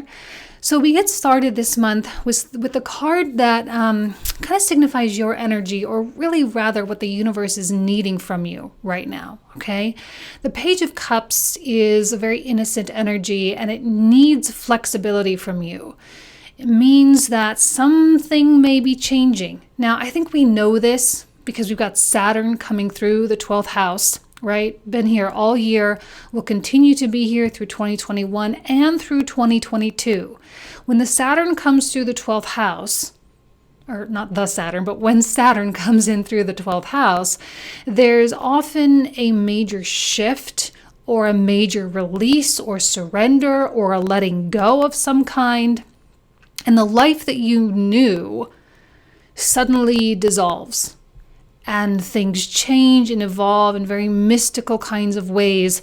And sometimes it can be a very powerful shift, as we see. I love this card because the image of the wave is just so like, it's just this gigantic wave. And we know what it's like to be in the ocean and get hit by a wave. It means really powerful, which means the energy around you is really trying to get you to change course in some way. Now, that may just be internal. Doesn't mean you have to go change your whole career or your relationship or anything. It just means that you as a person cannot stay the same. Your limiting beliefs cannot sustain themselves. And the way that you built up your world and the expectations that you have from the world, they just simply can't keep going. Okay? In the environment, we have the Hierophant, or the High Priest, in this deck. He's one of my favorite cards. If you've been with me for the past, few months or so, you'll know that every time he comes out, I'm like, oh my gosh, I'm so excited he's out, because this is a significator that you are in such close contact with your higher self or your inner Buddha, and that voice is very clear, right? The voice, I call him the guardian as well. The voice is going to bring you back home, the voice that is getting you to release attachments, the voice that is ultimately he brings you back to your sort of singularity, back to your central point, or your, what's the other word? Vector equilibrium, right? Your equilibrium point, which is ultimately your connection with God, okay? So the environment in so many ways is telling you how to get back to your central point, how to get back to yourself, how to get back to the creator. And it may do that through multiple things, right? You may be, out with some friends one night and look around and be like, I'm really not having a good time anymore. You may be at work one day and be like, you know what? I really am not happy here. You may be talking to your significant other and be like, wow, I'm a really different person than who I was when I married this person, and it's just like that initial point of realization that things have changed. You may even just be looking out in the world, right, at the political stuff and being like, wow, this world has changed. And because of that, you get pulled back. And it sometimes can feel like you're being sucked back into the void a little bit, and you may feel very detached, but you aren't. You're actually becoming more connected. In the 9-card block, we start with the Star, which also comes out right here. In this deck, they call it Hope, the card of hope. And there is a lot of reason to have hope. Now, hope can go one of two ways, so you have to be careful with it. Hope can go to fuel fear or to fuel faith. All right, it's a tool to be used, because when you're sitting there of like, oh my gosh, I really hope this works out. I hope this person does this. I hope this person calls. I hope I get this client. That's fueling fear, right? It's fueling the detachment or the separation from you and that thing or that person. But when there's hope that's fueling faith, there's just this beautiful, cohesive sense of belief, and there's no desperation. That's been a theme that's been coming out for me the past couple months of like, if you're feeling desperate in some way, you're in a state of fear. And when you're in that state of fear, you create more problems for yourself. You create more complications, and you create things that are really not worth creating. So the star is here to remember to check in with yourself and say, am I in a state of faithfulness or not? And that can really apply to anything, to your financial situation, your physical health, to your relationship situation, to, the situation with your family, like whatever it is.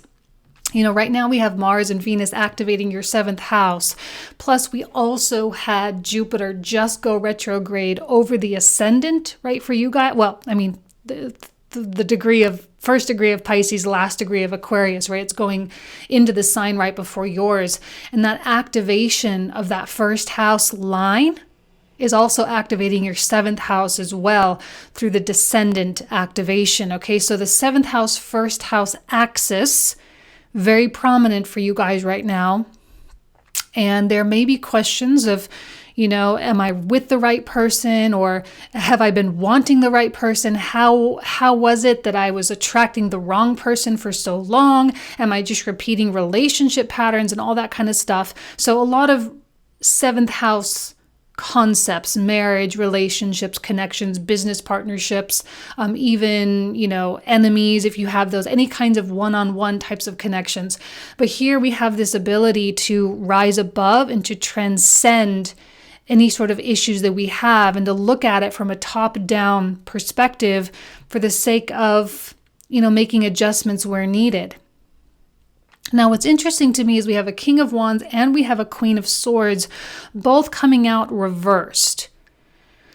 And when I have royal cards coming out reversed, it means that people are not necessarily fully in their power. They're not fully in a state of self-confidence or self-respect, or they are sacrificing themselves for some reason.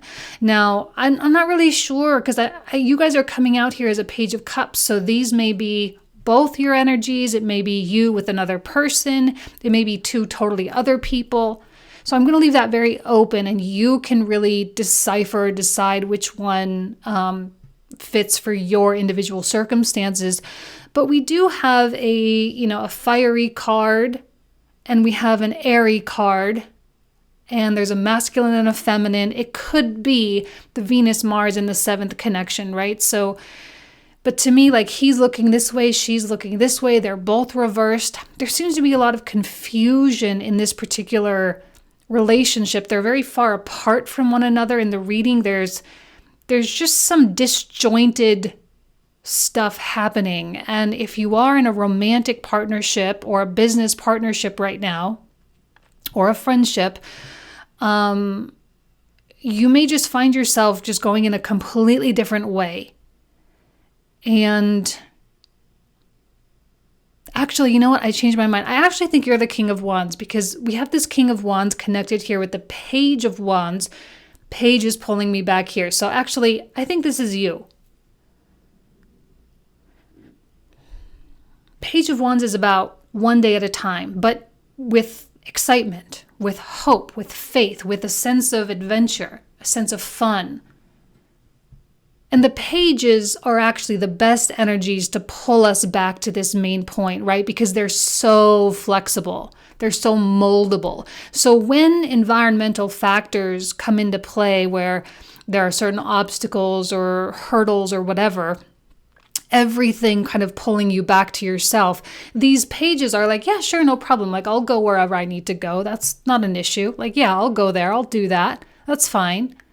The King of Wands has a little bit more pride, as is the Queen of Swords, because they may be stuck a little bit in that mindset that they know what's right or they know what's best. So there might be a little bit of a battle of yourself. I don't think it's going to be a big deal, and it's certainly not the entire theme for the whole month. But there may be just certain instances where you find yourself wanting a change, wanting to redirect, and the part of you that's like, no, but I've come so far. I can't let this go. I can't release this. I can't give up or, sacrifice this because, like, look how much time it took. Look how much effort. Look how much money it took. Look how much of da. And so, but I don't know that that's really the best approach when Saturn is in the 12th. I just don't. And also Jupiter in the 12th now for the rest of the year. The quality of undoing is undeniable and also very liberating, especially when we have the star coming out as well.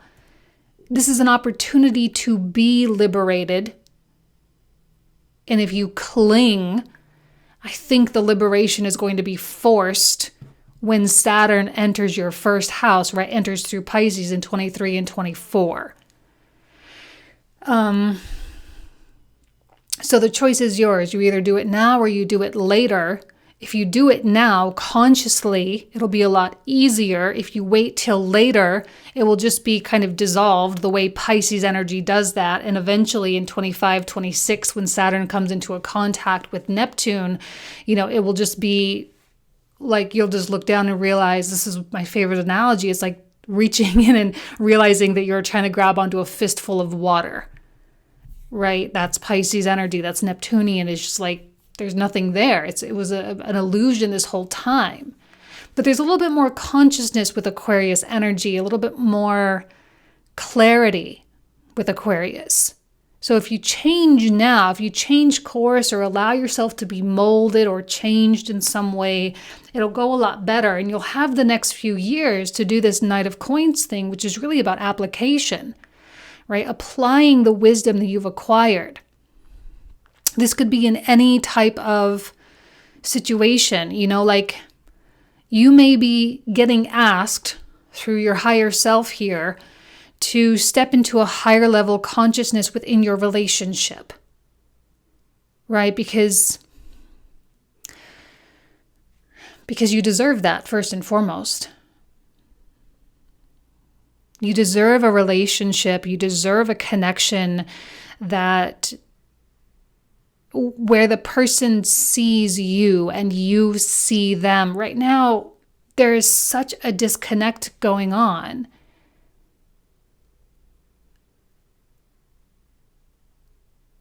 In a way, there's a compatibility because we have like a Libra-Leo connection here, right? There is a compatibility going on.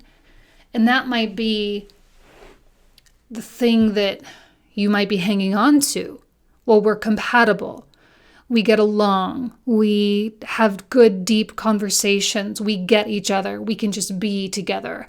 We enjoy the same types of whatever. We have all these commonalities. But I also am feeling with these reversals that people are getting lost or they are out of their power. And the tricky part is that both people are out of their power.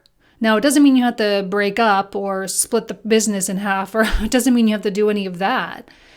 It just means you have to start applying the wisdom that you have. And the thing is that a king and a queen, generally speaking, have the self-awareness enough to realize that maybe there is something more to learn if they can get out of their own way with their own pride, right? Get the pride out of the way and dig a little deeper within yourself, within each other, and talk and work. And again, that word apply, I know I keep saying it, but there is a significant quality of application of the knowledge and, the things that you've learned spiritually, how to communicate, how to overcome trauma, how to not get triggered or not to react to certain triggers, or how to explain your triggers to the other person so they don't, necessarily think that it's them or take it personally. You know what I mean? And again, this is so many different ways. I know I'm kind of going around in circles here, but there are so many different ways and so many different things that could be applied for you right now with this sort of upside down thing that's going on. And the good news is that I see a lot of success. I see the application working well, and I see you creating some kind of a new platform for yourself, a new kind of relationship that you've never had before. And we have over here this DNA karma card, which suggests that you actually are breaking these generational types of curses, the negative karma that has been passed down for far too long. But see, you may find yourself first in the trap of the karma. But see, everything here is pointing you back toward the truth, and your page energy, this mutable Pisces wonderful quality, is like, okay, well, I see it, I get it, and what can I do about it? And because you are open to solution, the universe will provide solution. I'm going to skip over here to these oracles. We have a card of peace, of happy family, and Venus. I accidentally pulled from this deck. I didn't realize I grabbed the wrong deck when I was shuffling because my mind just kind of goes blank when I'm shuffling and I just do whatever. So you guys got an extra oracle card than most signs. But we have peace, happy family, and Venus, which of course is about partnerships, also money, all right, and also values and morals and, you know, the things that you hold in a state of importance in your life. She seems to be the main player here. She will be coming into an opposition with Neptune this month. And this particular opposition may get you to question a lot of things. Your past standards, your past expectations, and how those past things have come into a state in the present. But that's necessary for the dissolution of those things. And I suspect this particular weird connection that's going on, like two people who are just totally on different pages right now, but want to be on the same page. You want the peace, you want the happy family, the willingness to work at it, the willingness to expose yourself, the willingness for vulnerability and deep communication. That's the magic right there. And you know, when Mercury comes into Virgo, because Mercury is moving really, really fast right now, okay? He moved into Leo on the 27th of July, and by August 11th, he's already going to be in Virgo, okay? So he's moving super quick. And then eventually later on the 22nd, after the second full moon in Aquarius, another 12th house moon conjunct Jupiter, then the sun moves into Virgo. So there's going to be even that much more attention being spent on the partnership aspect of your life. And Mercury is here as he moves eventually in the next week and a half or so, as he moves into Virgo. It's going to open up the channel for communication. The communication is key. It's going to come conjunct with Mars. It's going to come conjunct with Venus. It's going to come into that opposition with Neptune. And then it's going to make its way into Libra, right? Which is essentially the 8th house, house of transformation for you guys. But Libra has still continued to do with relationships and balancing out two sides of the scale. And there's going to be transformation, significant transformation during Libra season. This is the beginning. This is the initiation. Magician, boom, here it is. This is your chance to change the course of your life, to change the course of a relationship, probably something that is important to you, because again, there are so many reasons to believe that this is a great match. It's just somehow you guys aren't being real with one another. You're not being deep. Which is weird because I'm talking to Pisces and that's what Pisces is deep. But once you understand that you're in a point of initiation here, you do get out of your way. And you make it possible for the other person to get out of their own way too. You come to the table with, again, solutions or ideas or, talking points that need to be addressed. And look at what happens. We have this Chariot card, which can move oh so quickly. And we also have this card over here that says you're very close to achieving your goal with a gibbous moon, right? So it's almost a full moon, which is about the actualization of the manifestation. Okay, so you're on your way and it's happening very quickly. I'm not going to say it's going to happen for sure in August, but it'll probably happen either in September, October, or maybe even November. Okay, because October, I think, is going to be that time of compression because it's 8th house, time of compression where a lot of effort and energy needs to be put into the actual change that you need to make. And then 9th house, Scorpio season, is going to be where you can actually enjoy the benefits of that period of compression. Okay, but things are moving quickly as they do once things open up into this upper hemisphere, right? Houses 7 through 12. Sun is activating your upper hemisphere. So through Virgo season, all the way up through the beginning of Pisces season, your upper hemisphere is activated. And there are a lot of things that can be done and a lot of information that can be received with how you are interacting with other people, bringing you all back home, right? That's the whole point of everything. It's always bringing you back to yourself for a more pure part of you behind all the masks. Because apparently there's been too many masks that you've been wearing, and some of those layers need to be stripped away because they're not true and they're not authentic to who you really are. Right? Star, liberation. There is an aspect of liberation for you and the Queen of Swords. And there's a lot of hope that comes from that liberation as well. And again, this is where hope fuels faith. The faith that if you shed your masks, if you liberate yourself from those prisons, the masks as prisons, if you free yourself or liberate yourself from those things and you feel truly seen and you can truly see another, that the reward will be there, 10 of coins, and it will. See, here's the doubt though, and this is often a self-sabotage mechanism, the 7 of Swords. It's all very clear, it's all very plain in this reading that if you apply the knowledge and you actually, if you know what needs to change and you actually do it, that it will work out. 10 of coins. There's the reward. There's the pot of gold. But there's the doubt. There's the shadow aspect that comes from the past experiences. You don't want to do the things because in the past, maybe it didn't really work out or whatever. Or maybe you never have done it before. So here you are experimenting, doing something you've never really done before by taking away these layers of inauthenticity. Is this person really going to like what they see behind this mask? Are they going to still accept me when I start exposing my traumas?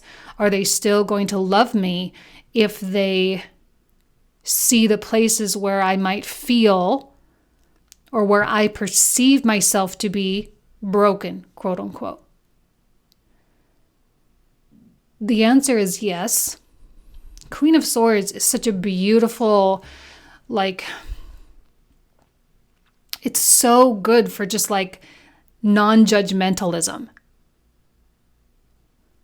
I think you're judging yourself way harder than this other person ever could. They're not going to judge you. They're not going to, label you as something. They're just going to see you as being even more of a human being.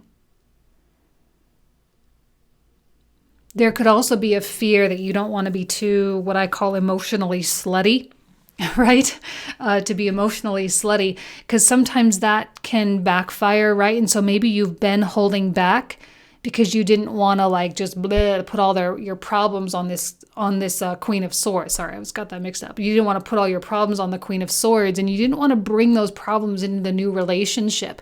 But because you didn't really explain or teach this person, that's a better word, right? To teach this person about who you are and where you really came from, and there's been guards up, now all of a sudden there's this disconnect.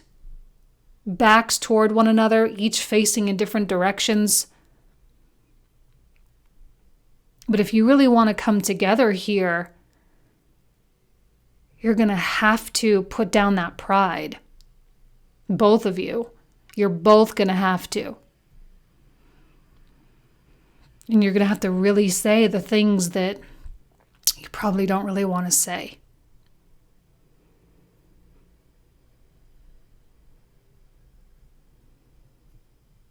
I think you're going to have to be the leader in this. Because you've got the page energy. And weirdly enough, page energy is very leadership energy, because it is about taking those first steps, sending the first message, especially with the Magician in the middle. And at the end of the day, it's not really about you and them. It's about you and you. So for the sake of you, teach them who you are.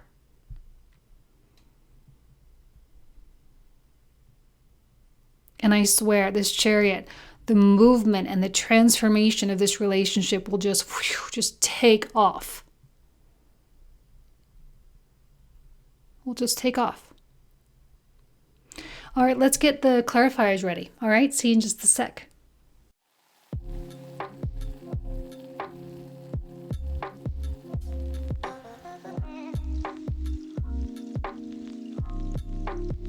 All right, Pisces, let's go ahead and pull out these clarifiers. For those of you who are new to my channel, the cards I'm about to pull out are the cards we will talk about in the comprehensive reading. The link for that will be in the description box or the comment thread down below. Yeah, we usually talk for like 20 to 25 minutes about these cards. Oh, whoops, actually I had the wrong deck. Let's start actually with these two, clarifying these two. So we're going to start with the Page of Cups, which again is what the universe is really needing from you right now, Pisces. Which is your acceptance of the wave energy, the acceptance of the change of direction. Five of Cups.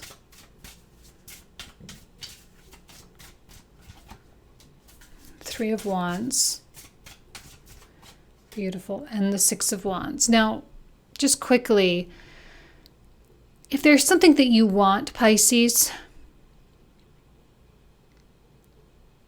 it's important for you to acknowledge that perhaps the way you've been going about trying to get it is not the route to get it.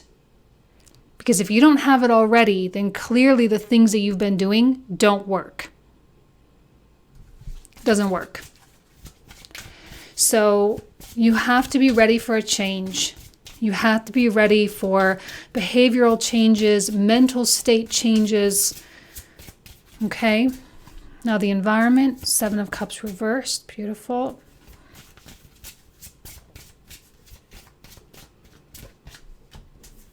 Five of Coins.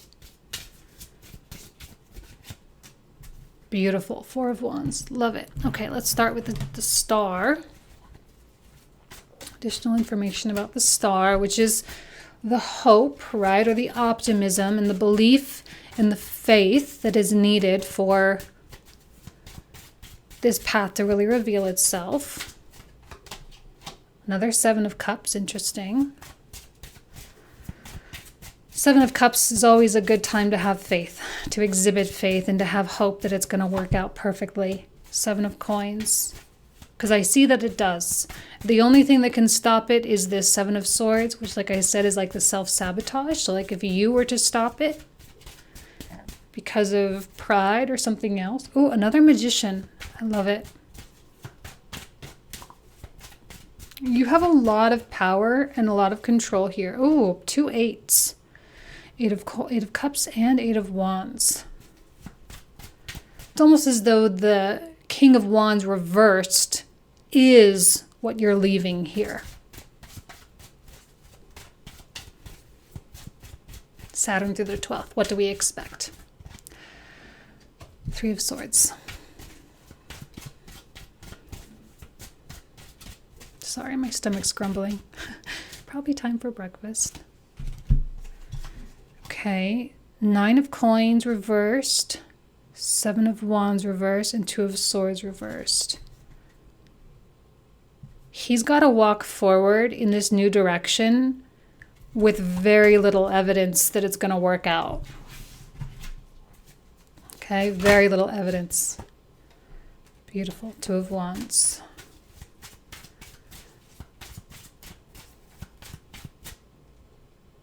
I forgot what card that was. Oh yeah, Knight of Coins.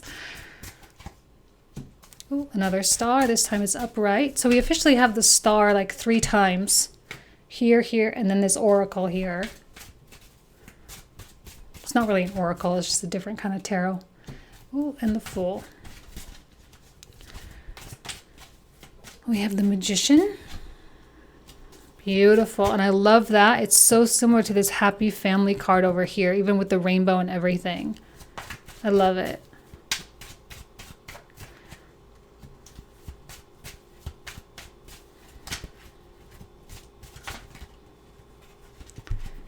Definitely, I'll take the Empress since she was the first one I saw.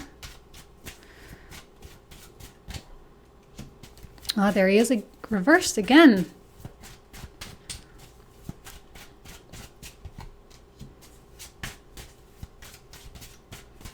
You're about ready to open yourself up to a whole new level of abundance, you guys. And I hope that you can see that because... Oh, beautiful. Because it's worth, it's worth it. That's what you want. That's what we all want. We all want the abundance. We all want the love and the happiness and the joy and all of that, Let's do one more for the Queen of Swords.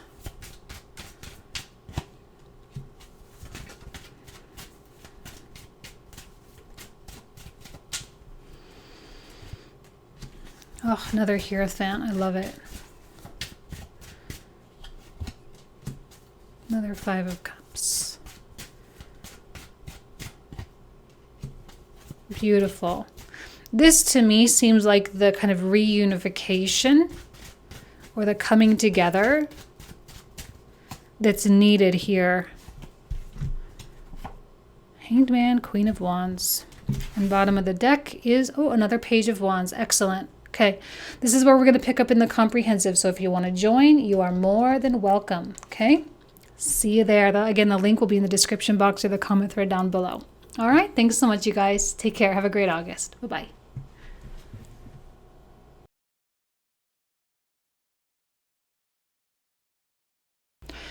All right, Aries, welcome to your August 2021 tarot card reading.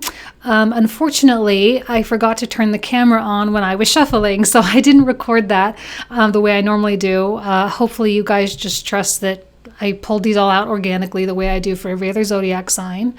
But with that said, let's just go ahead and dive right in. So we start off with the Queen of Swords. Now, this is really what the universe needs from you. The universe needs you to be discerning, decisive, diplomatic, fair. Okay, it needs you to make judgments based on quality evidence. And it's going to need you to actually choose stuff. Right? It's going to need you to choose to change certain things that you might not necessarily be super happy with. All right? Essentially what you're doing is choosing your way to a new life, whether that's a new life with a new romantic partner, choosing your way to a new life with better pay, right? With more money, choosing your life to higher or better clientele, whatever it is, you're choosing your way to that place.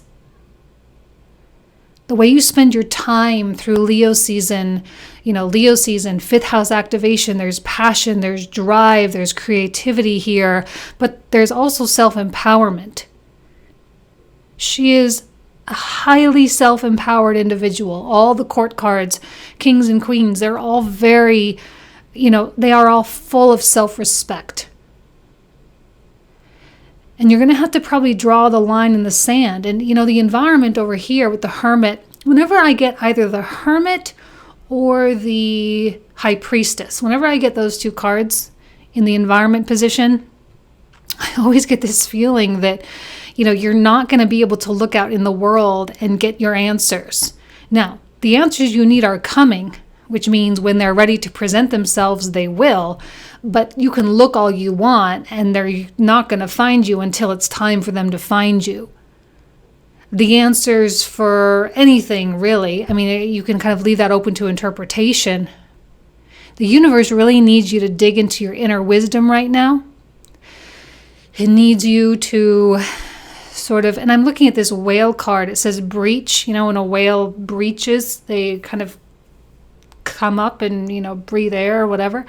And I do feel like there's this breakthrough that's happening, but it's mostly happening internally. You're starting to have evidence here that maybe you're worth a little bit more. Maybe your talent, you should be getting paid more for your talent. Maybe your romantic partner should be, I'm not going to say to them to be better, because some of you probably have really amazing romantic partners, but that there might be a new place that you could take your relationship, or you could evolve in some way. There's an inner drive, there's an inner thing that's growing, and it's coming from a soul-driven place. See, the hermit is driven solely by inner divine wisdom. That's it. He doesn't use his mind. I often see my hermit is also being very quiet.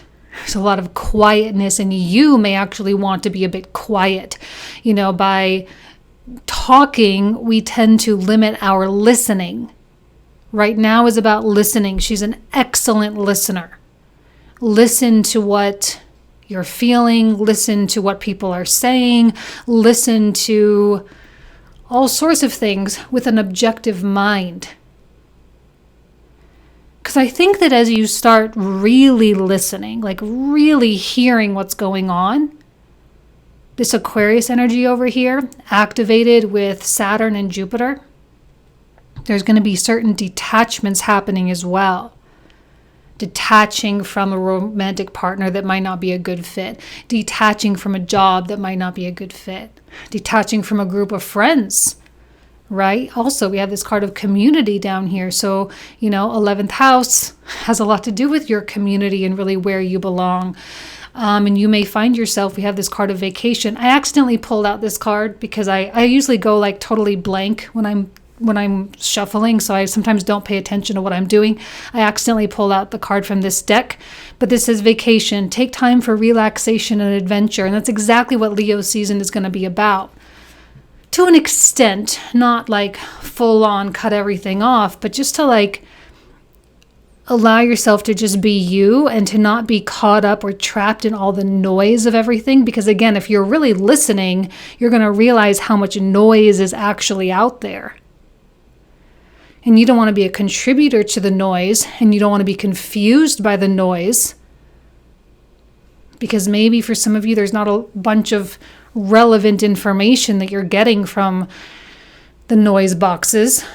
So you decide to just detach, pull away, be a little bit of a hermit, be inside, be indoors, be in your home, be with your family. Mars in the 6th house can be a very hermit transit as well. Now we have this King of Swords, which I absolutely love for you, especially if this is some kind of a partnership. Now, I know that we're not quite there yet, and I'm jumping ahead a little bit, but as Venus makes her way into Libra, as Mars makes his way into Libra later on, through September, the Sun will be activating Virgo, so we're going to have some 7th house activation. So I suspect that there are some themes starting to come up in terms of you in relation to another person, romantic, platonic, professional, whatever kind of relationship. And this King of Swords represents that other person, I think. Now, I really like him. I like his energy. I love the compatibility going on here. And this might be someone that you could really do something with. You could really build something. You could really grow. You could really take your lives and your businesses and your finances to a whole new level. King of Swords this is someone worth listening to, by the way. This is someone that is not a noise box. This is someone that, speaks when they have something relevant to say. And it's not only relevant, but it's also very useful and helpful. And I think there's a growing mutual respect. There's a growing mutual respect. Now, it doesn't necessarily mean that you're going to be working with them or alongside with them or contractually bound to them, because I'm seeing this Two of Cups in the reversal here. So don't get too attached to this King of Swords unless you are already, legally bound somehow. But don't get too attached to this King of Swords. This person is not here officially to run exactly parallel, although there might be similarities in your path. But they're here to offer you something. Page of Coins. Offer you some advice, offer you a new way of looking at things, a new perspective, a new, educational method or something like that. They're here to offer you something that's useful and relevant. And because you respect them and they respect you, there's an equality going on. You know that this is the best of what they have to offer, but you should also know that there's a lot more where that came from. 10 of Coins. And I think this is someone that may give you some advice or hire you to do like one small little project or something like that, right? They just want to work with you one time. And they want to, it's kind of like an analysis. Now, I feel like this Nine of Wands more relates to them than it does for you. It's not that they're skeptical of you. It's not that they don't trust you. It's that they're kind of in this observing quality. They're observing, how well you do your job. They're observing the quality of work that you put into everything. They're observing your style, your passion. They're observing, because the reason why they're doing that is because they are protective of maybe this fortune that they kind of are wanting you to be a part of, right? They're protecting what they've built, and they don't want their offerings to be put in the hands of people who will waste them. So definitely don't waste things. Okay? This person, not only they can make amazing things happen, but they see a lot of themselves in you. That's why you guys are matching with the swords. They see a lot of themselves in you. They respond well to your energy. And they want to see how you can make things happen. And I think you also, Aries, want to see how you can make things happen. And it's almost going to be like this really amazing test. Because, look, we have this discontentment and boredom card. And right now, 2021, this is about upping the ante. We have to shake up our lives somehow. We have to push our boundaries. We have to breach, right? We have to, kind of break through the comfort zone that we've probably been for quite some time. Like, I'm reminded of one of my girlfriends. She's also an Aries. She's a photographer. And, she would do like weddings and things like that here in Vegas. Elopements and that kind of thing. And I kind of am feeling kind of as a visual example for you guys, like maybe instead of doing that kind of work, she can continue to do that, but also move into the realm of fine art. Right? And I'm not saying that's what she's doing. I'm just saying that's an example, and that's what's coming to my mind of like moving into fine art from what she already does because she's so talented, but moving into a totally different arena where she gets to do whatever she wants, whenever she wants. There's more freedom there. There's a higher payout there. And I feel like this is all about getting you to a much, much better financial situation. Your finances are being accentuated right now because of Saturn and Jupiter retrograde in the 11th house. Now, finances is going to continue to be a point of focus through 2022 with Saturn in Aquarius. It's going to continue to do that because the Aquarius energy, which is here, the Aquarius energy is about gains, right? It's not about going to work and earning money. This is about having an investment that pays you back. Like, if you're doing real good, 12% interest or more. Not interest, but like return or more, right? And, Some people, are doing much, much, much better than that with all the crypto stuff. Some people are doing not so great because they're not paying attention. This is your job. This is your time to pay attention. Because you can be earning money without putting effort into money. You can be, creating residual and passive incomes. That's what's so beautiful about what this person is giving you and telling you and showing you. It's showing you a path, and it's going from a page of coins to a knight of coins, and it's bringing you straight to a 10 of coins, right? If this is a client, small job first. You do a kick-ass job, they're going to give you a bigger job. Boom, here it is. You do a really good job, and they're going to lay a big pile of cash down on the table here, 10 of coins. We want Aries to have a big pile of cash, because it's a manifestation of your passion. It's a manifestation of your expertise, of your quality, of your wisdom. See, having this in the environment position is not necessarily a bad thing, because it's, look how wise you are. Look at how people see you. They see you as someone with talent. They see you as someone they want to work with. They want to build something with. They want to trust you. And you're showing them how trustworthy you are. Queen of Swords, so trustworthy.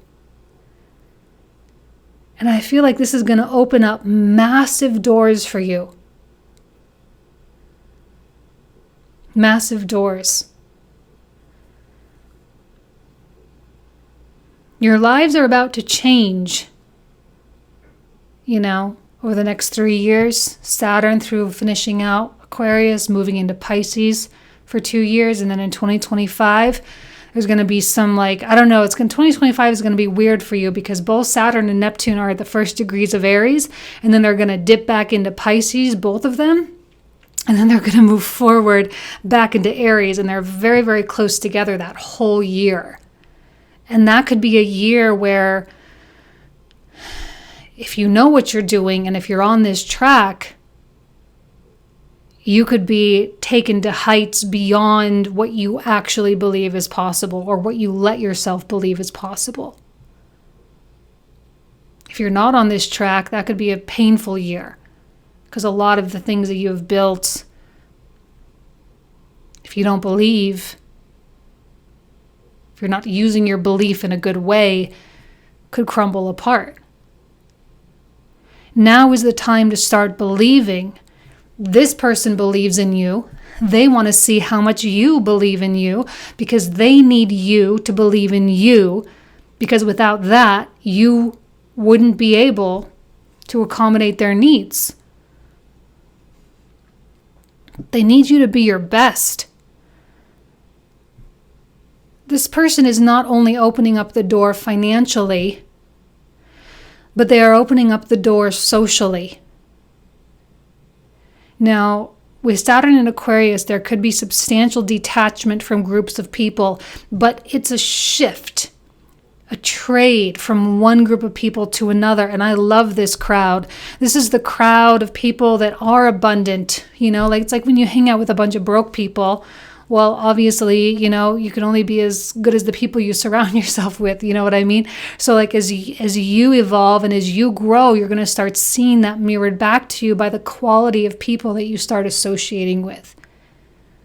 Whether it's people who, I don't know what your goals are. This whole bag of cash, it doesn't have to be actual money. It can be whatever you define abundance to be. Although for a lot of you, it probably is money. Okay. So take advantage of this Mars in Virgo and just work effectively. It doesn't mean you have to work necessarily hard, and you don't have to do the whole blood, sweat, and tears thing, but work effectively, work efficiently, be strong, be sturdy. I'm kind of reminded of when I used to own a little business back in the day, a really long time ago. I had a partner, and he used to always say, you don't let your clients come in and tell you how to do business. When they come in through your door, you tell them how you do business. And that's the kind of strength that I'm seeing here. You tell them how you do business. And the more you stand up, the more firm you are, the more likely they are to just keep laying in business towards you. Now, this may be from one person or through referrals or through, again, if this is romantic, it could be, someone introducing you or inviting you to parties and you meeting really cool people romantically. I don't know what whatever it is you're here for. We all have different things, but the ultimate is the big bag of coins at the end of the road. Remember that the end goal is not to be in a specific, agreement with this person. Now, again, if this is your spouse, it's a little bit different. Although, for many of you, it won't be your spouse. This is not for you to get attached to them. Let's just keep it there, okay? It's not for you to get attached to them. It's not about them. This is about you and your success and you breaking through a period of stagnation in your life, in your career, in your financial world. Things are working out for you, Aries. 6 of Coins. Things are working out. Things are coming together. Just let them come together. This is not about locking in the King of Swords. He's a channel or a tunnel. He gets you through to these other places. He's a guide. And in a way, it's enough to know that when someone you respect so much respects you, that must mean something. It must mean that maybe you're further along than you realized. You're more developed, more evolved than you realized, more talented than you realized. We know you're talented. We know you're skillful. But do you know that? Do you respect that? Do you treat yourself that way? This is kind of an obscure path to liberation here. This is financial freedom.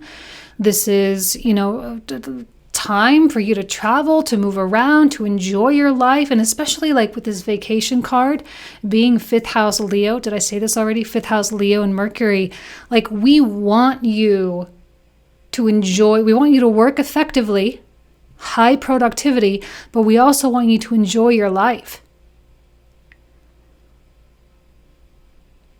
Work less, make more. That's the goal, right? A little bit of effort, huge reward.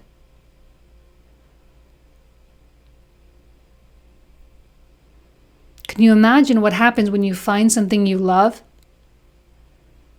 Right? Or if you are already doing something that you love, you're doing something that you love and you're doing it the same and nothing's really changed except your frequency, and now you're starting to attract more for what you've already been doing.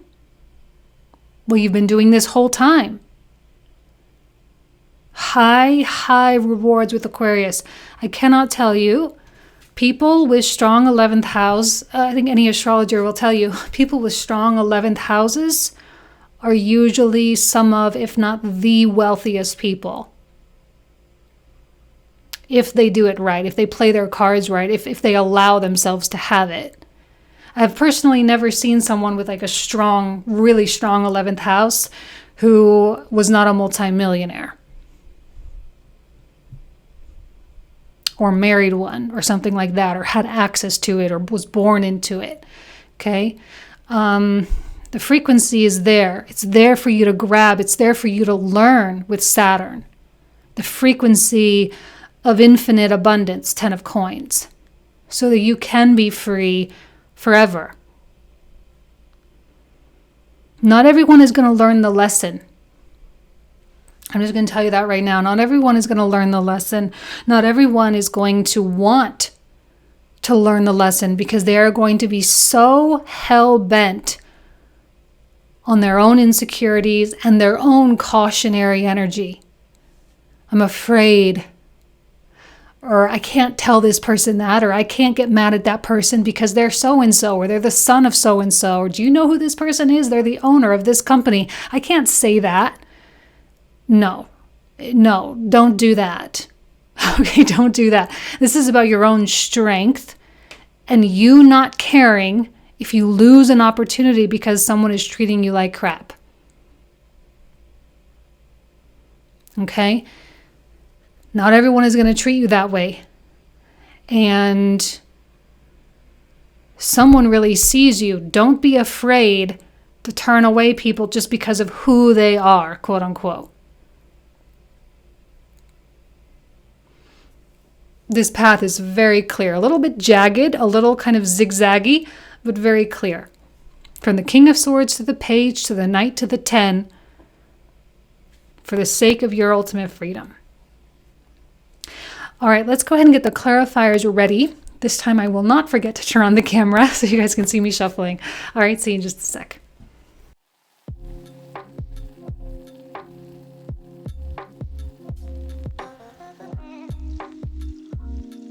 All righty. Aries, let's go ahead and pull out the clarifier. So for those of you who are new, the cards I'm about to pull out are the cards we'll talk about in the comprehensive reading. The link is in the description box in the comment thread down below. We usually talk for about 20 to 25 additional minutes about these cards. So if you want to join me, you're more than welcome. All right, so let's take a look at this Queen of Swords. What more do you need to know about your energy? Really what the universe needs from you.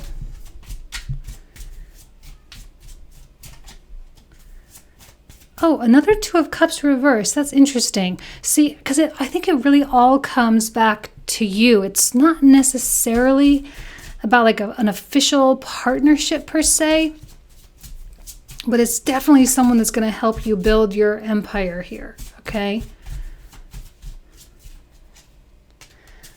Beautiful Eight of Cups. The Hermit. Three of Swords, Six of Wands,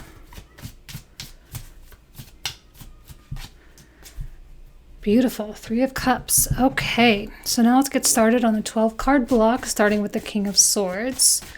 What more do we need to know about this guy here? Oh, see?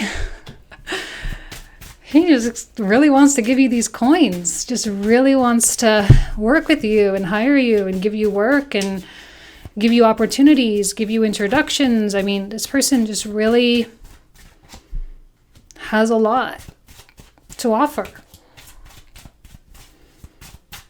And you deserve to take it. Oh, amazing. A coin and a sword. He gives you the wisdom and he gives you the money. Oh, amazing.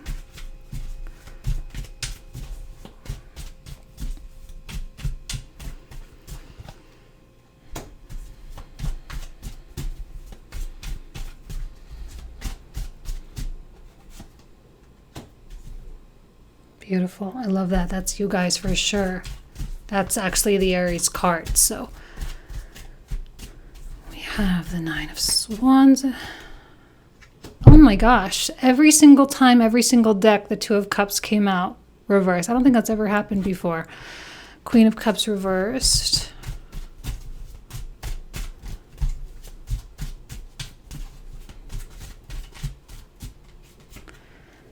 Tower.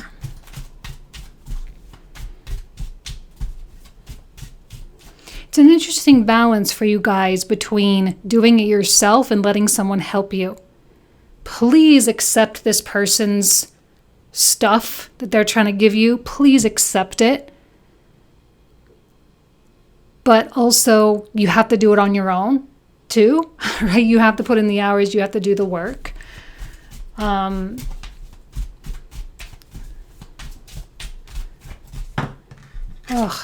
Oh my gosh, amazing. I always get really good readings for Aries, I feel. I don't know why that is. I always do. All right, Knight of Coins. Maybe that's because y'all are healing with that Chiron in your sign. See, when you heal, you become better people. That's what happens. Your life gets better. You open a lot of doors.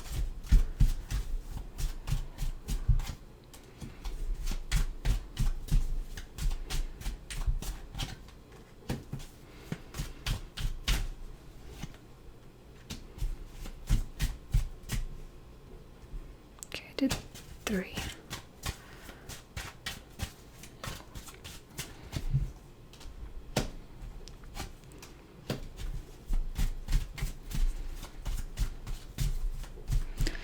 That 10 of coins is not a fantasy. Just saying. It's not a fantasy.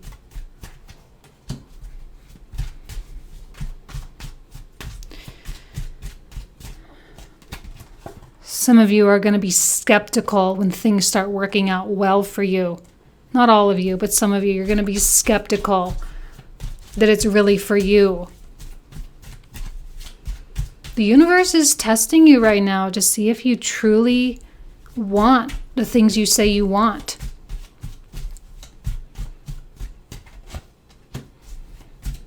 Oh, there he is reversed.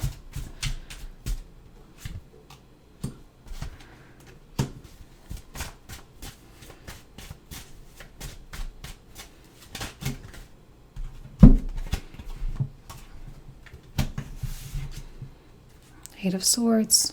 All right, this is where we're going to pick up. This is going to be a big reading. So if you want to join me again, that link in the description box and the comment thread down below. All right, thanks, Aries. Love you guys. Talk to you soon. Bye-bye.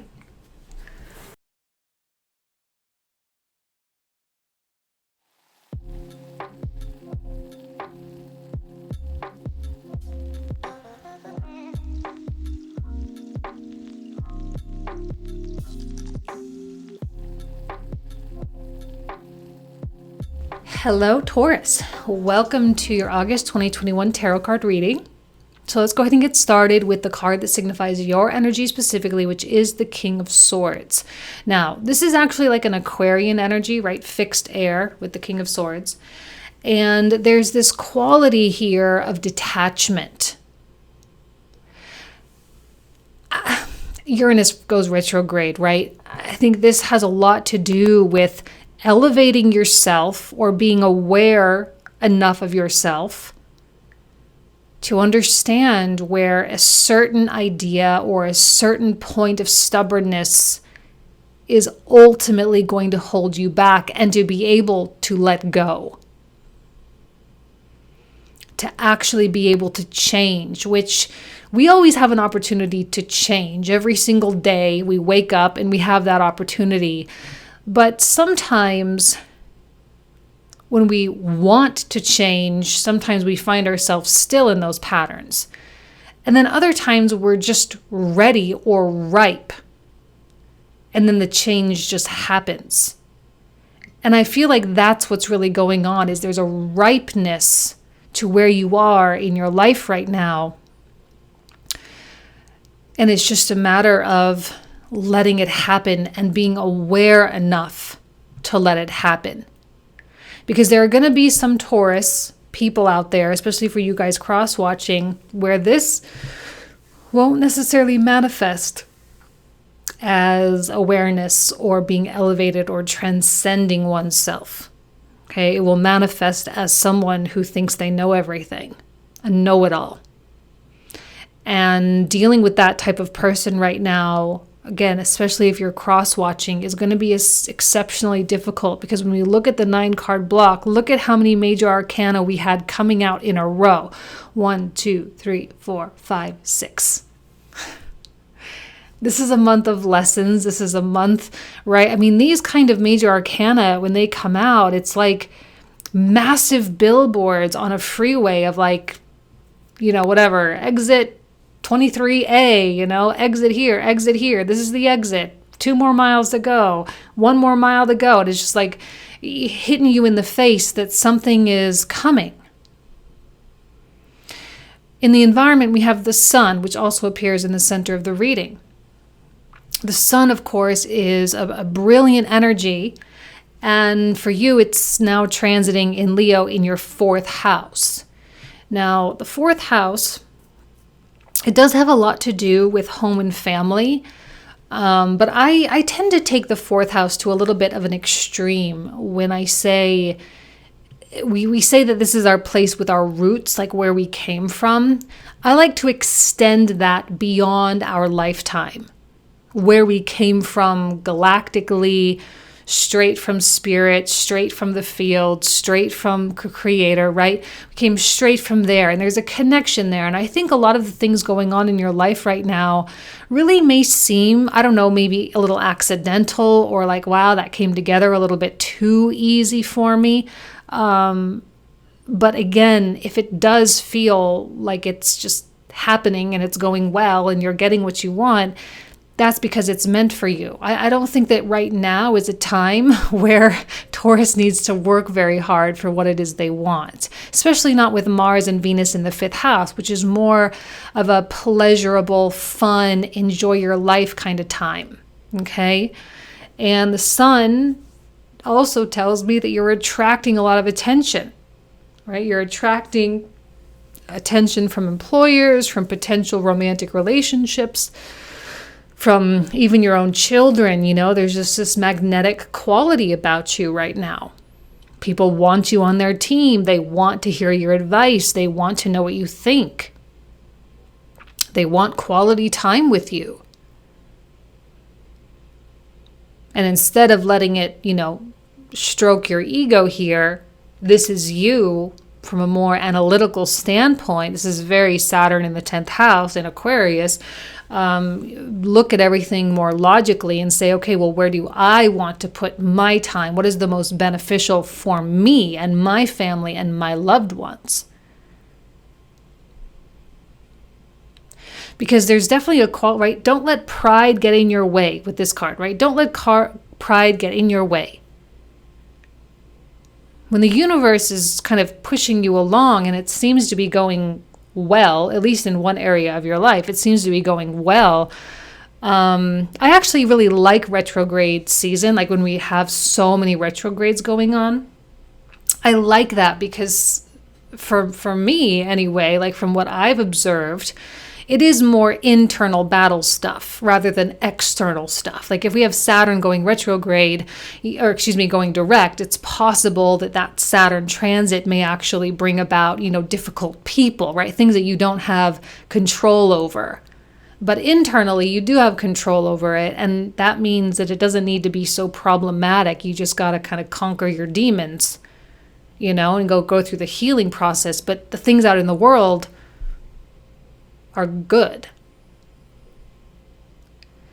So here you are, not letting your pride get in the way because you don't want to be stuck. You don't want to be, married to perhaps an outmoded way of thinking. You don't want to be out of date. You don't want to be not ultimately having the best for you.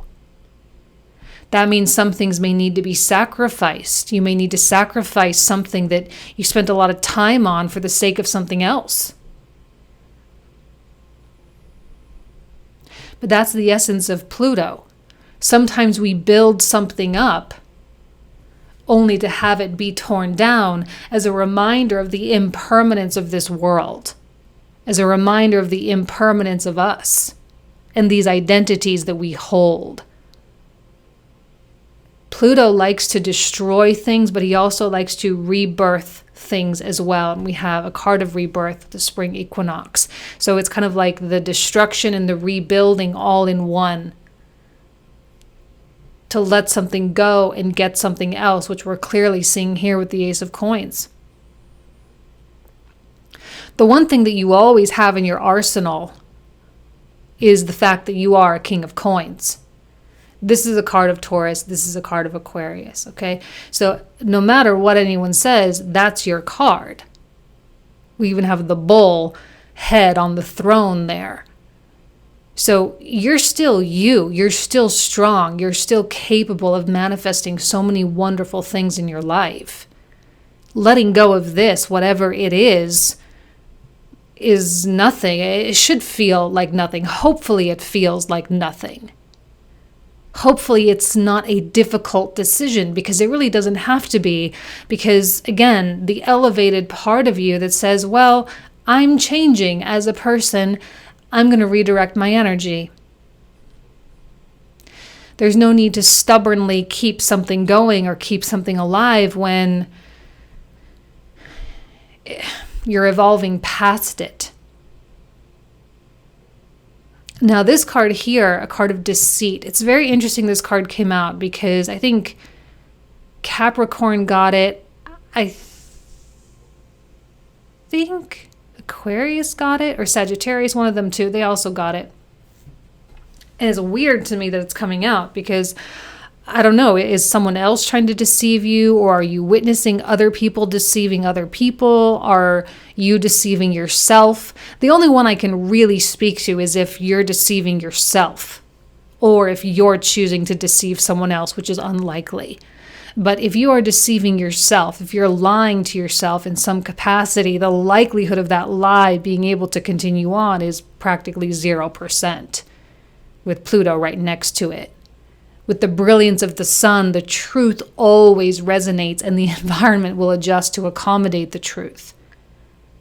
So when you have to let something go, know that something is trailing not far behind, Ace of Coins, to replace the other thing. That Ace of Coins is clearly something that you want, clearly something that gets you closer to something that you want, or something that's more important to you than is something else. Okay? And the Lovers, and I love how the Lovers has the brilliant sun behind the angel, and we have the sun coming out. So really you have like 3 sun cards. And the sun always wins. No matter what is going on in the reading, the sun always wins because it is so big and so hot and so heavy and has such a massive gravitational pull, right? As opposed to like other planets in our solar system. It's so powerful that we honestly, like we have to shine. We have to be radiant. And right now, the universe is saying, Taurus, you don't have a choice, right? When you are ripe enough, you will fall, okay? And when I say fall, I don't mean that in a negative way. It's just that you're meant to detach from the tree and move on into your next life, into your next chapter.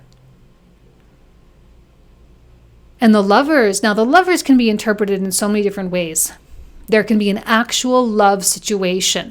The Ace of Coins could be a romantic thing. Now, we do have Mars and Venus in the 5th house, which is about romantic dating, casual sex, meeting people, being social, that kind of thing. And a lot of those kinds of relationships, that's usually where we ultimately meet our spouses. So this type of activity right now could lead to something more substantial. Although it is just the 5th house, so, we'll kind of leave it at what it is. So that could be a romantic situation, and it could be an extraordinarily passionate situation, which could be tons and tons of fun and teach you a lot about yourself. It could also be an element of choice being placed in front of you, that you do have some choice. Now, the choice could be things we've already talked about, choosing to sacrifice one thing for the sake of another, a choice to stop lying to yourself and move on into something new, whatever. Or it could be a different kind of choice that we haven't talked about yet, 2 career paths, 2 lovers. Speaking of that, it could be, 2 life path options. This could also be communication. Now, right now we have Mercury in Leo, and he's moving really fast right now. Okay, he just moved into Leo on the 27th, I think, the 27th of July, and on the 11th, on the 11th of August, he's going to be moving into Virgo. So, he's just only been there for a few weeks. And not even that, right? But right now he's in Leo, moving quickly, and we have this opportunity to really, really listen and to receive information from our heart space. Okay? And we get to communicate that, right, with the Lovers. We get to communicate that to people, especially if you're married, especially if you have your family. And you get to talk about your dreams and what you see for yourself and what you see for each person that's important to you. and you get to share things, and you get to potentially strategize, because there can be a lot of strategy that comes out with the Lovers. It's a card of Gemini. It's a card ruled by Mercury. And there's this aspect of strategy and logistics and figuring things out. But see, everything seems to be lining up easily for you with the sun in the environment. It's like just a little bit of effort here goes so far, and so much can happen in such a short period of time. I'm not even worried about this hanged man here. The hanged man usually represents, there's some kind of a delay, you've been hung up, but I think this is kind of where you've been coming from. And I think August is the time when things start speeding up. And through Mercury, through Virgo, and then through Libra, where we're going to be having our Mercury retrograde during Libra season, and that's 6th house activity for you in another Venus-ruled sign, Libra. And I think between now and Libra season, which is just a couple of months, this is the time to really build that momentum. I think this is actually, because I see this Pluto and I feel like there's an ending, and in a way I'm almost seeing it being applied with the hanged man. The ending of the hanged man energy, the ending of the suspension. Like I said, you're ripe. This consciousness, this higher level perspective has been achieved. The lessons that you were supposed to learn, I feel that you have learned them. And now you get to apply the wisdom intelligently. You've learned, there's even a halo here that looks like a sun as well. So there's a brilliance coming through your third eye here. You have a deep connection with source or spirit. And again, the center of the reading is this sun that just wants to go out into the world and live happily and a full life, and to feel joy to the maximum level that's possible. And that may need some changes, you know? But I don't see the changes being a problem, and I don't see you perceiving them as a problem. And this high priestess here, you know, she's like the gatekeeper with this veil here with the pomegranate. She's like the gatekeeper to the underworld. And when she shows up in a reading, it means she's telling you something. We have the ruler of the underworld here, Pluto. They're telling you something. They're giving you just enough information from the darkest depths of your inner psyche, okay, or your darkest depths of your subconscious, I guess we could say. They're exposing some things for you. And I think the reason for that exposure is because the patterns that you had been stuck in are not meant to ever be repeated ever again. I honestly could say you're free. And I feel like very comfortable in saying that with all these major arcana coming out. Like, Taurus, you're free. And remember, there are going to be some Taurians who cling to their prisons because they're so comfortable in there. And that makes it so much worse, right? Most of you will not. And I think you can feel something opening up for you. And boom, here it is, Uranus retrograde. All of a sudden, all of that electrical energy just boom, goes straight inside. And you have this desire to maybe even create a little bit of chaos in your own life. Maybe some of you are like, oh, you know, let's take the family on a vacation suddenly, or let's go on a trip, or, you know, let's start this business finally. Let's actually really do it, or let's implement this new idea, or let's get this new product going. You know, all that inventive, creative energy from Uranus, you know, with the sun still in Leo. I mean, there's so much fixed energy that are so important in your cardinal cross, right? 10th house Aquarius, 1st house Taurus, 4th house Leo. And all of these placements are being activated and really shaken up with this Uranus retrograde here, okay? So there's this whole, like, it can't ever go back to being the same.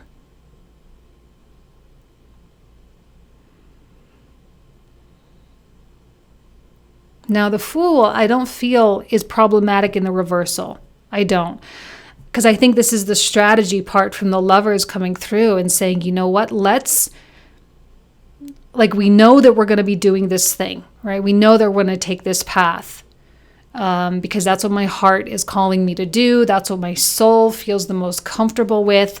It's not coming from a trauma place, okay? Please don't be scared of that. I don't feel, with the Sun coming out, I don't feel that this is trauma-based.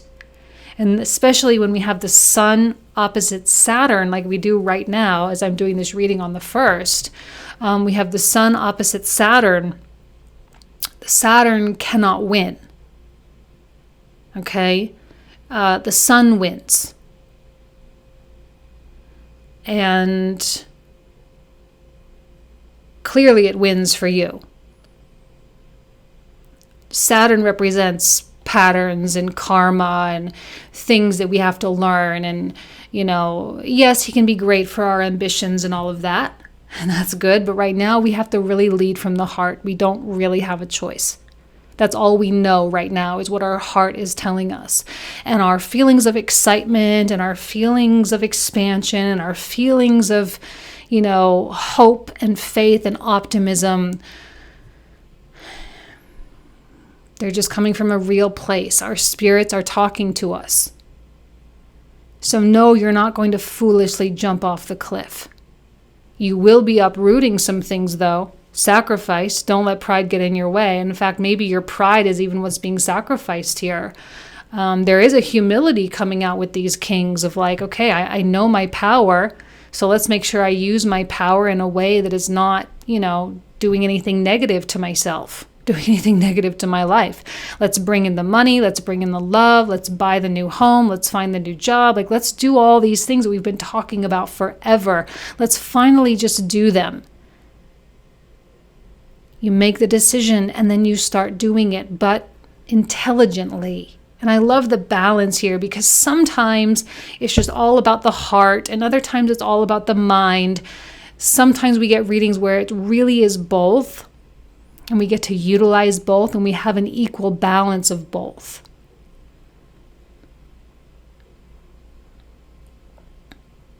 And I even kind of feel like the black here is representing us, the soul, and the light here kind of represent, or the mind, the subconscious, and then the conscious, let's say it like that, that's probably better, really working together in a balanced fashion, both here to hold up the temple walls. But I don't know, Taurus, I genuinely believe that things are really set up. They've been set up very, very well for this rebirth that we know has been looming. I know you've been able to feel it. Okay? Very exciting stuff. I'm really excited for you because we can't go wrong with the Sun. There are no wrong choices here. Okay? Even if you feel like you're doing something destructive, that's the way it's supposed to look, right? Because it's supposed to be scary because we're supposed to learn the lesson of detachment. So you're already there. You're already doing it. So let the tower come crumbling down and let the good things come in and let your heart guide you with your choices. All right, you guys. Give me just a second. I'm going to shuffle and we'll get the clarifiers ready for the comprehensive. See you in just a sec.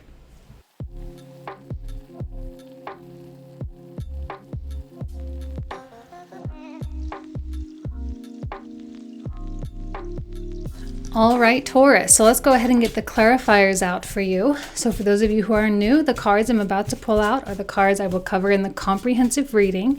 The link for that will be in the description box in the comment thread down below. We usually talk for about 20 to 25 minutes about these cards. Okay? All right, let's take a look at this King of Swords. What more do we need to know about your energy, Taurus?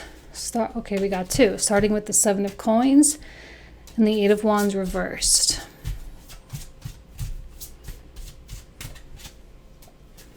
Two of Cups reversed. Interesting. Came out for Aries 3 different times, that Two of Cups reversed.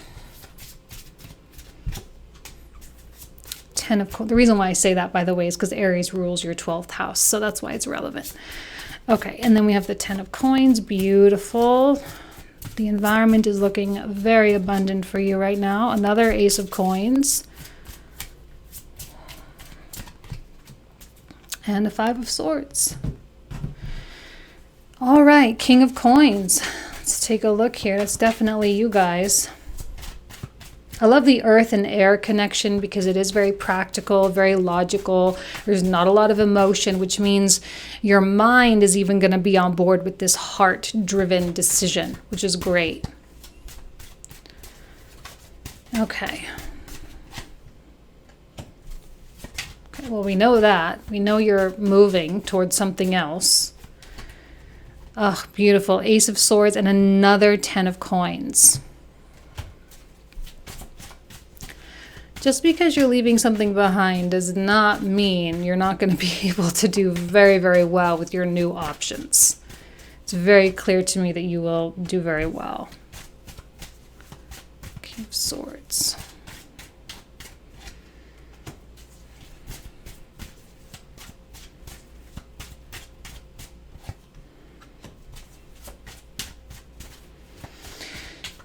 Well, I do see a lot of self-reliance coming through here, which of course is your whole thing. I mean, sometimes it's okay to like lean on people and hopefully rely on people, but I don't know, that the self-reliance, being able to take care of things on your own, I think is going to serve you well this month, okay?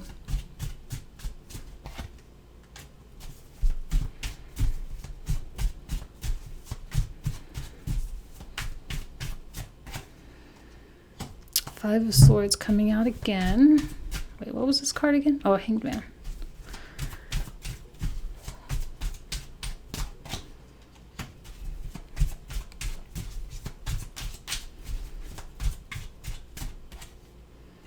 Oh, I really love the Tower.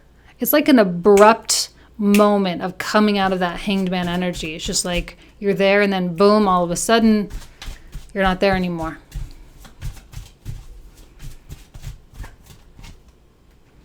Another Four of Wands reversed. You have to uproot. You've got your hooks in something and you need to let go, which I think most of you will. Like I say, it's time, and I think you know that you need to. Seven of Coins reversed.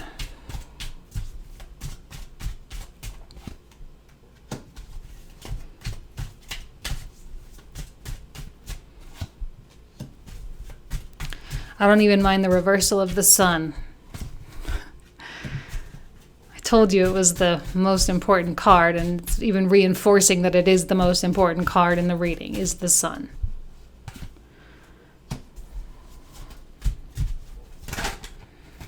Okay, just so you guys know, at no point in this reading have I gotten worried about your financials.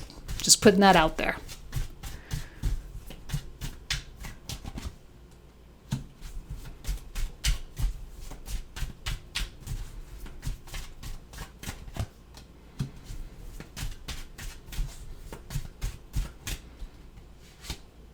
The Nine of Swords, the Three of Swords, the Ten of Swords, remember how I said you have to kind of be really, really aware of yourself? That's what you need to be aware of. Beautiful, beautiful, beautiful, beautiful. Okay, and Queen of Coins reversed. Okay. So this is where we're going to pick up in the comprehensive reading. So if you want to join, you are more than welcome. And I hope to see you there. But if not, I hope you have an amazing August. Just don't get in your own way and you're going to be fantastic. All right? Thanks so much. See you soon. Bye-bye.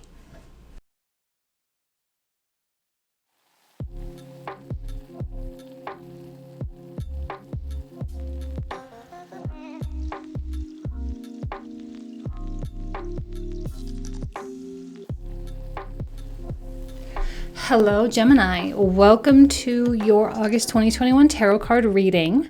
Thanks so much for being here. So, let's go ahead and get started with the card that signifies your energy, or really what the universe is needing from you right now, which is the Page of Wands right here. Now, the Page of Wands is,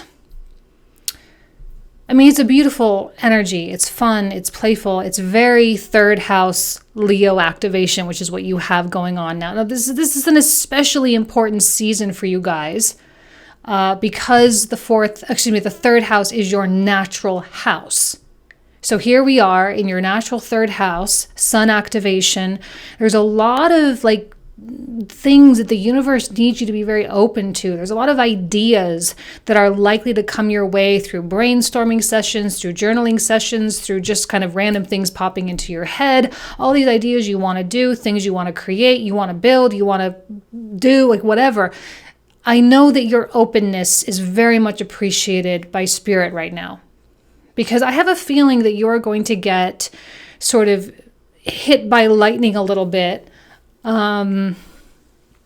with something brilliant.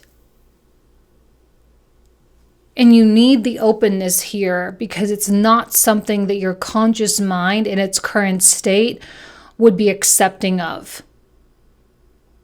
The thing about the childlike energy of the page, I prefer page energies so much more than king and queen energies because they represent the childlike essence within us. And the childlike essence within us is not inundated with life's responsibilities. It's fun and playful, imaginative, creative. And that is what Leo season really is all about. And really the sky is the limit for you guys.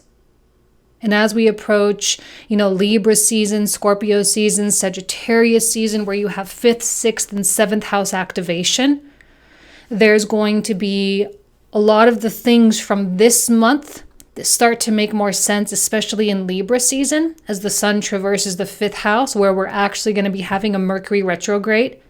So that creativity is going to be activated even that much more. So, there's going to be opportunities for next level types of achievements. That limiting beliefs, they have no part of right now. You cannot have limiting beliefs.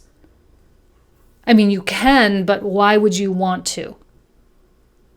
I don't think anyone wants to. So when you encounter one of those limiting beliefs, you have to be able to address it, give it a big hug and say, I love you, limiting belief. I understand where you're coming from. I know that you are here to protect me. But I know that you and I want the same thing. And then move forward with it anyway. Because this Justice card here is here to bring adjustments. Because you guys got thrown into the deepest, darkest depths of the 8th house last year and the year before. So the past few years, has been really odd and strange. And I know you've gone through a lot and you've had to confront your shadows on a level that most other zodiac signs did not have to do. Okay, so that has made you more well-versed in who you really are as a person and what you're capable of.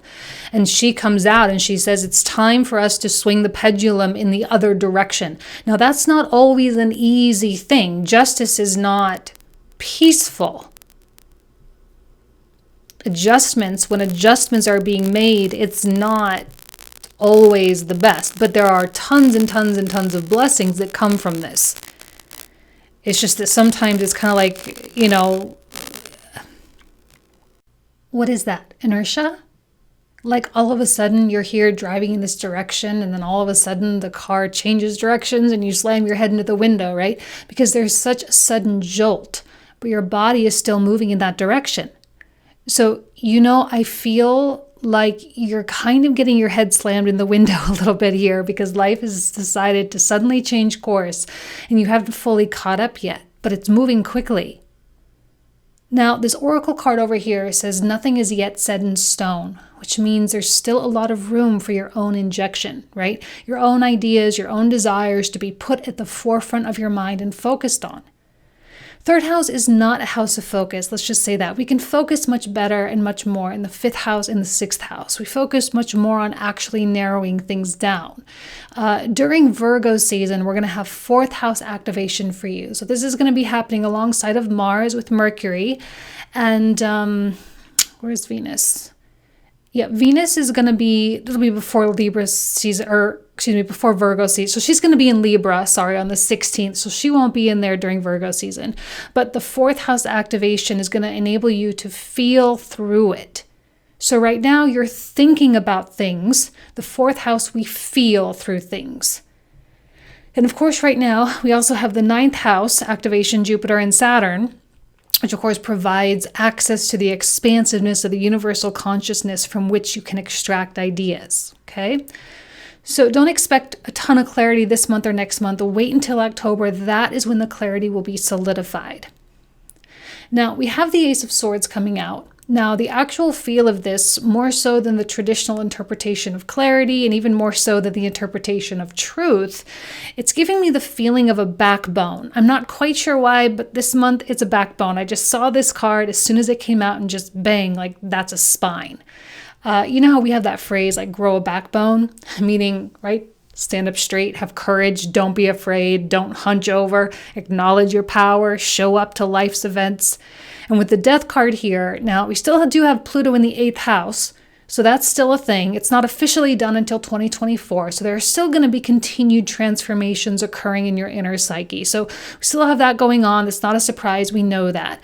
And will continue to remind us. This card will continue to show up over the upcoming years. That's fine. No problem. Okay, now death is not a short process. It never is. It's ongoing anyway, so we're always changing. In time, eventually, we'll look back and realize how different we've become, but then we'll be in a new transformation cycle at that point. It's really the only constant anyway. So in the face of change, in the face of transformation, grow a backbone. And no, I'm not calling you like cowardly, or I'm just saying you guys are going to need to be fearless right now. And even here we have the Gemini card, right? And your opposite sign, Sagittarius card, both with the angels, both with the bright red wings, red being connected with that root chakra, which is associated with our survival and fear. Fear is the symptom of an unhealthy root chakra, but the positive manifestation of that means courage, a healthy root chakra energy, okay? Bravery. These may be the things you need to communicate, or there may be things you need to communicate to people. There may be things you feel like you need to say, and it has to come from this heart-led place, not only because it's Leo season, but also because we have Mars and Venus in the 4th house. Which 4th house, I always say, really connects us to where we came from, not just in this life, but beyond, our galactic and cosmic origins, our connection back with Source. I think 4th house is one of the most powerful spiritual houses of the entire wheel, okay? And this is where you are. You have 4th house activation. The sun is going to be coming into a conjunction with Mars in this house. And you're going to be receiving a lot of information about where you feel led. It doesn't necessarily mean your life purpose or your mission, okay? I go really easy on that kind of stuff. I'll kind of talk a little bit about that in my astrological readings, but I talk about it in a very basic, simple way because I think it ruins the life experience if we think that we have to come here and do all this stuff. All right? But there are still things that we feel inspired to do. There are certain places we feel inspired to go. And for some reason, I feel like that's what the Lovers is going to represent for you. It's kind of like a soft, angelic message, unifying your dualities here, unifying the dualistic nature, and then moving and carrying forward. Give yourself 2 months to make big, permanent decisions. Okay, because nothing is yet set in stone. And the things that you will carry out right now, the things that you're going to, initiate, they may fizzle out sooner rather than later. So I would prefer you conserve your energy until that moment when you feel truly inspired to really move. Don't just do something just for the sake of doing something, okay? Because right now there's something internal that's happening, which is a moving on. By acquiring all these new ideas and doing all this brainstorming stuff, you are moving on because your mind is, I'm not going to say distracted, but it's interested in other things. So carrying certain loads, certain heavy things, carrying, the burdens of certain battles that you've had is ceasing to become interesting, which is a good sign of healing, right? Because it's not happening out of repression, it's happening out of healing. Your mind is starting to grasp onto new things that kind of make you come alive. And that's what this page is so good for too, is like that feeling of being so alive. Feeling all the feelings, thinking all the thoughts, and just really embracing this human experience as a whole. And here we have Temperance, which is a card of peace. It's a card that signifies, channeling energy from one cup into another cup. Same thing over here. Here's the vehicle, and then boom, all of a sudden it changes direction. Okay, yeah, you might get your head smacked on the window, but it's a little bit of a smack. It's not a big deal. You'll just eventually catch on to what's happening, and you'll catch the current, and you'll be totally fine. And that's what this Knight of Cups is really good for too. The Knight of Cups is very Jupiterian. It's a card of Pisces. And, right now we have Jupiter going retrograde in the 9th house. Right. I mean, for you guys, this is great. We've got Mercury in the 3rd where he loves to be. And we have Jupiter in the 9th where he loves to be. So there is a lot in terms of information, growing in consciousness, growing your mind, growing your heart, expanding. But it's not just high level expanding or low level mind brainstorming stuff. It's actually both. Both of those things coming together to kind of reshape your future. And I think you're in the process of being molded, right? Nothing's yet set in stone. So you're just still kind of in this crass clay kind of situation. It's just kind of just getting started. The full image of the statue has not yet been revealed. And while that's happening, you have time to really let go of the patterns. Now, I always say this is my card of bad habits and toxic patterns. When it's reversed, it means you're coming out of those things. You've come out of yourself enough to look at your contribution to negative situations. You've understood how you contributed, and now you can modify. So you never have to go through it again. This and the attachment card, very, very similar, because the attachments are what are being let go. What you're moving on from. What you are emerging out of with this rebirth. And I'm going to tell you that at least one of your ideas here, at least one, is going to go on and become exceptionally profitable for you. Because when I look at this King of Wands and this 10 of Coins, they're reversed right now, but I don't think that that's a weakening of their power. I think it's a delay. King of Wands is your king. You as a king, you as a creator, you as a developer. This will be activated in Libra season with the 5th house sun transit and the Mercury retrograde transit. That season is going to lead you toward a 10 of coins. Now that could be actual money. Okay, so there could be some kind of a professional or career opportunity developing for you right now. There could be some like love, right? We even have the Lover's card. As much as I talked about this card about being Gemini, it's also a Lover's card. So there could be a romantic interest looming for you.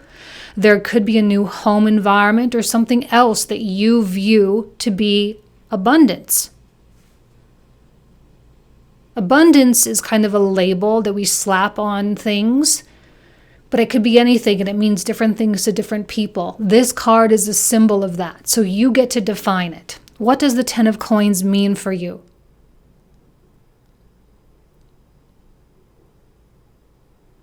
I think too, the fearlessness of the Ace of Swords is the fearlessness of belief. And belief is going to become an even greater theme in the beginning of 2022 with Jupiter transiting Pisces. 10th house activation for you. Belief that it's possible, belief that you can, to be courageous in that belief. It's one thing to say like, yeah, I kind of believe it, but I also have my doubts, so I have to be realistic. That is not what these cards want from you right now. They don't want you to be realistic. They don't want you to be, rational. That's why I say, I don't think this card has anything to do with clarity or truth. This is courage. Nothing more.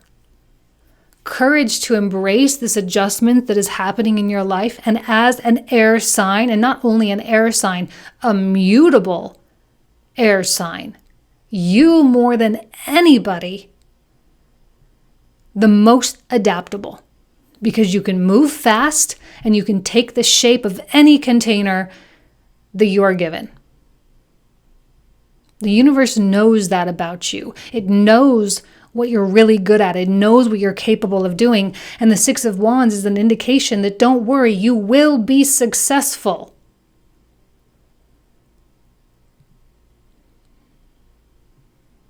Take the moment to believe fully, wholeheartedly, and be careful, because sometimes when we partake in the process of belief,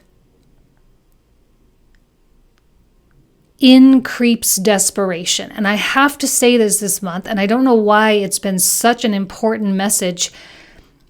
Desperation is not the same as belief. It is not the same as desire. Sometimes they go together, and it's going to be your job to separate the two and realize, if you're sitting there and desperately craving something or craving some kind of change, and you're like, oh my gosh, I really have to get out of this place.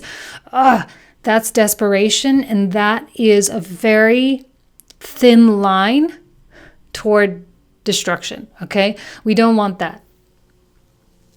There's so much power in barely wanting something. And if you can barely want things right now, which is why the third house, it can be really all over the place, because there are so many little places to collect information from. The internet, other people, visualizing the news, this, all these different little sources of collection. That's all you need to do right now. And then in the fourth house during Virgo season, all you have to do is just feel your way through it. Allow your heart to do the work, to call you toward a specific path, Knight of Cups. And then in Libra season, you can actually begin creating, because I guarantee there will be at least one thing that stands out above the rest, that feels good for you to chase. Okay, that feels good for you to walk that path. That is the adjustment being made. And I also guarantee you it will have high rewards. Use the stars to your benefit. Lean in to the house activations. Okay, lean in. Uranus is going backwards in your 12th house. Right? I mean, we go through this. We've been going through this every year for the past couple of years. So who you are at the beginning of that transit, I think, when did that enter? 2019? Was it 2019 when Uranus came into Taurus? And it's going to be here for a few more years. So this is a whole transition time. When it enters into Uranus, I guarantee there's going to be some really interesting changes that come your way based on the foundation that you're lying right now. So take your time here, go with the flow, embrace it, be fearless, and allow the stars to kind of do the heavy lifting, okay? Allow your heart to do the heavy lifting. All right, let's go ahead and pull out the clarifiers for the comprehensive. All right, see you in just a sec.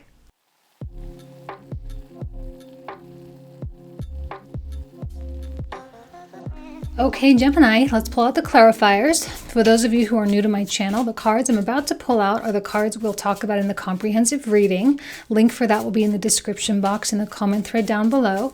We normally talk for about 20 to 25 minutes about these cards, okay? All right, Page of Wands. Oh, beautiful. I love the Three of Coins for Gemini. I think that's one of the best places for you guys to be. There's so much cool stuff that happens in the Three of Coins. Six of Swords, beautiful. Ten of Wands. See, this is like playtime, right? This is like, let's just experiment and see what we can create. Why not? The environment, Seven of Coins. I think the world is taking your focus off of money or the actual result right now. And it's more focused on the fun of the process. Okay? Desire is fun. It's what drives us. But once we achieve that, the desire goes away because we have it. Right? So desire is the fun part. Death. Oh, Three of Cups. Beautiful. I love it. Okay, let's take the top two since I know what those are. Coin energies. Ace of Swords.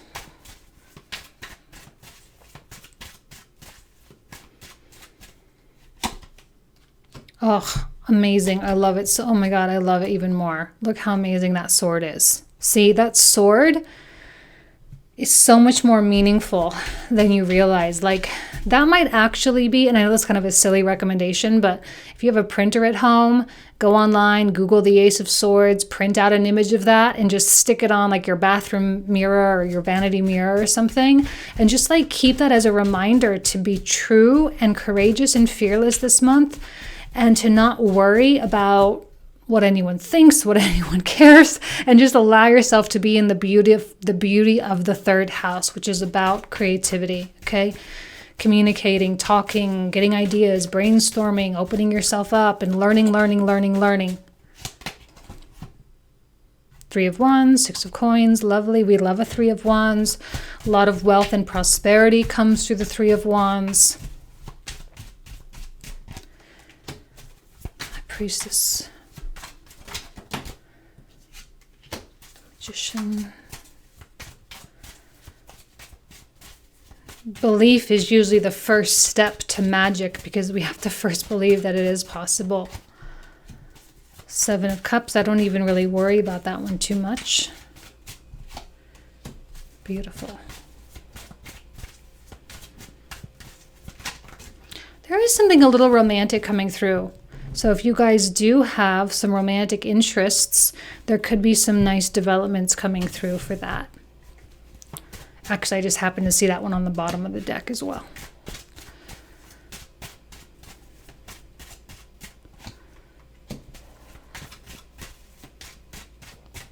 There's the Uranus retrograde. Amazing.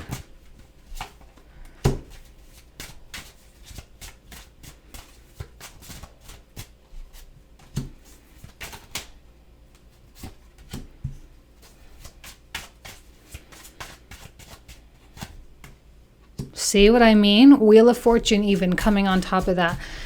It's not a negative thing with the reversal. It's a timing thing. That's it. Oh, see?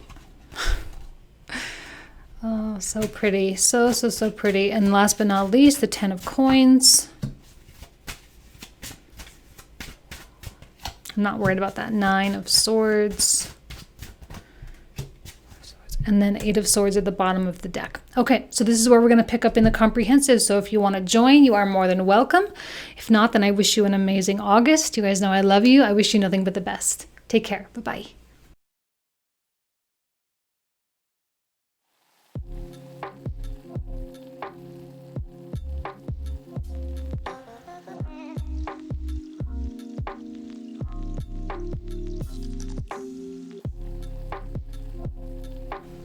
Hello, Cancer. Welcome to your August. I almost said October. Sorry, getting a little ahead of myself. Welcome to your August reading. Thank you so much for being here. So let's get started with the King of Wands over here, which is the card that signifies what the universe needs from you right now. The universe needs you to act like a King of Wands. This is actually a card that represents Leo, which is, fitting since we are in Leo season right now. And there's, interestingly enough, over here, the shadow side, which is like the devil in the environment. The devil is ruled by Saturn. So we have the Sun versus Saturn, which is fitting because right now we have a Sun-Saturn opposition going on. And we start the month off that way. And the Sun is going to win this opposition. When I say win, it's just too powerful. It's too big. The gravity is too huge. Saturn is caught in the Sun's orbit, right? Not the other way around. So it's okay for you to let things revolve around you for a little while. It's okay for you to be the center of attention. It's okay for you to be expressive of what you really want. Because clearly the environment over here, the world, which is very Saturnian, the material aspect of Earth, is going to be bringing out situations and scenarios where you are going to have to confront more of your shadow. Now, I know that super sucks because obviously, we've done so much healing lately. Sometimes it feels like it will never end. I don't know that it ever will, but we have to remember, guys, that for you, Cancer, all of this Saturn and Jupiter stuff, okay? Jupiter coming retrograde into Aquarius, Saturn retrograde in Aquarius is in your 8th house. 8th house is very deep, and it has to do with, the inner workings of your psyche, has to do with your traumas, has to do with your pain and your suffering and transforming those things and becoming rebirthed from those things. So it's fitting that these things are showing up for you in different areas, I would imagine, most likely relationships or marriages and your career. 10th house, Chiron retrograde, which started going retrograde last month. The good news is that Chiron is in a trine or a positive, harmonious aspect with the Sun right now. So there's this sort of component of the healing taking place. But I know that you might be feeling a little withdrawn. We have the Hermit here. We have the Three of Swords. You might be feeling like, you want to... Not that you don't want to socialize at all, because we do have a community card, which is great because we do have Uranus retrograde happening in your 11th house, which has a lot to do with your friend groups or the associations that you belong to. But generally speaking, Cancer is probably going to be really, really private about things. They may or may not be conscious that something is coming up for them, right? Cancer, you might not know something is agitating you, and you might be like, why am I feeling a little bit moody, or why am I feeling a little rough right now, or what's going on here? It's probably something buried deep. Saturn in the 8th house. Look, Saturn is all about really, really focusing and having a lot of ambition in this area, whichever area he's in. So when he's in the 8th house, there's a lot of ambition in the underworld. So he's doing a ton of work down there. So these are probably things that you completely forgot about. And maybe you don't even have an actual visual memory of things. And yet here you are feeling irritable because of something that happened when you were 2 years old. And you're taking it out on people or something, or hiding, or, feeling sad for no reason really. I'm not saying you're going to feel sad all the time, because there's a lot of creativity that happens not only during Leo season, but we also have this Virgo card, which right now we have Mars and Venus in Virgo in your 3rd house, which signifies a lot of creativity. So I'm not going to say that you're entirely going to be completely locked in, but I know that when you come home at night and you close the door and you turn off the lights, that there is probably a stirring feeling. Don't ignore that feeling, right? Because I'm looking at this Page of Cups, and I feel like there's kind of resistance to it with the reversal. There's a resistance, like you're trying, like someone's trying to get you a message and you're like patting it down or something. You're like, no, like don't come. You're like swatting it away is the energy that I'm getting. Healing this, I think, is a key to a lot of things. For those of you who have issues with marriages or relationships, this is a key. For those of you who struggle financially or professionally or have issues with friends or issues with your children, this is a key. Okay, it's going to open the door to developing better situations for yourself. Now, the Hermit knows this because the Hermit knows when something is off, when there's an imbalance. The Hermit knows. And there's going to be a little bit of a battle within you. I'm going to skip ahead to this Queen of Cups because this is actually the card of Cancer. This is the card of Leo. Now, this is what the universe needs from you. This right here, I don't think is another person. It could be, and we'll see with the clarifiers what comes out. But for now, my initial reaction is that this is a month where you may tend to be a little more on the emotional side or feel like just be feeling a lot. I'm not saying you guys are like crying every day or whatever, but you're going to be feeling a lot of stuff. And it's important to not disassociate, or to not to associate rather, these emotions with like intuition, because they're not intuitive emotions. They are from the Three of Swords. See, the King of Wands because he's like the fiery energy, he's like the will, the power, the spirit. He looks at his emotions and understands that they are happening, but he also knows that it's just something that's separate from him. It's like you have two different people inside of you right now, which makes sense because you guys have Gemini in the 12th house, and you got the North Node back there, so that makes sense. Also, you got the third house stuff going on, so that's the natural house of Gemini, so that also makes sense. So you have two personalities operating right now. The emotions are not anything other than symptomatic of this, that you might not even know what this is. Some of you do, some of you won't. So when you feel the emotion, just you can observe yourself, you can have a good cry or whatever, you can do that, that's fine. But just know that that's not the whole story. Okay, and it's not trying to tell you something about anything, it's just your body reacting to something. He powers through. Okay, now we have this meditate and contemplate card. We also have this vulnerability card here. This is also your vulnerability. It's not victimization. It's not you playing the victim or whatever.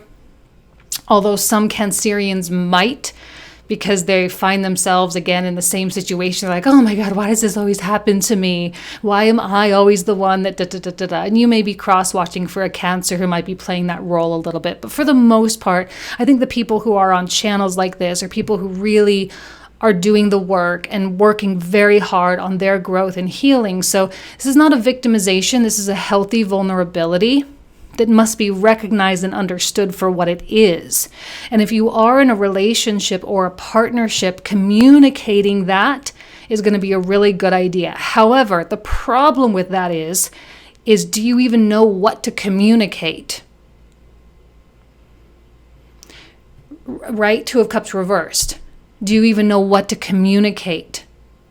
The Hermit knows something's going on. The King of Wands knows that something is going on. The Queen of Cups is just kind of having her moment, just a little bit broken down and dazed and confused a little bit. And all the while, the people around you are like, what is, like, are you okay? What's going on? And you're like, yeah, I'm fine. They're like, no, you're not. And then you're like, wait, but I don't really know how to explain it because I don't even really fully understand it myself.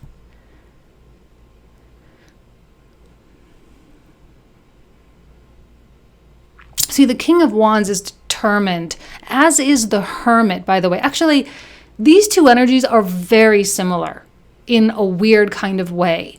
Because when we think of a King of Wands or a Leo, right? The king of a nation, the queen of a nation, whatever. It's kind of a lonely place. It's a very isolated place to be. It's very detached from everybody else. A hermit is also very detached from everybody else.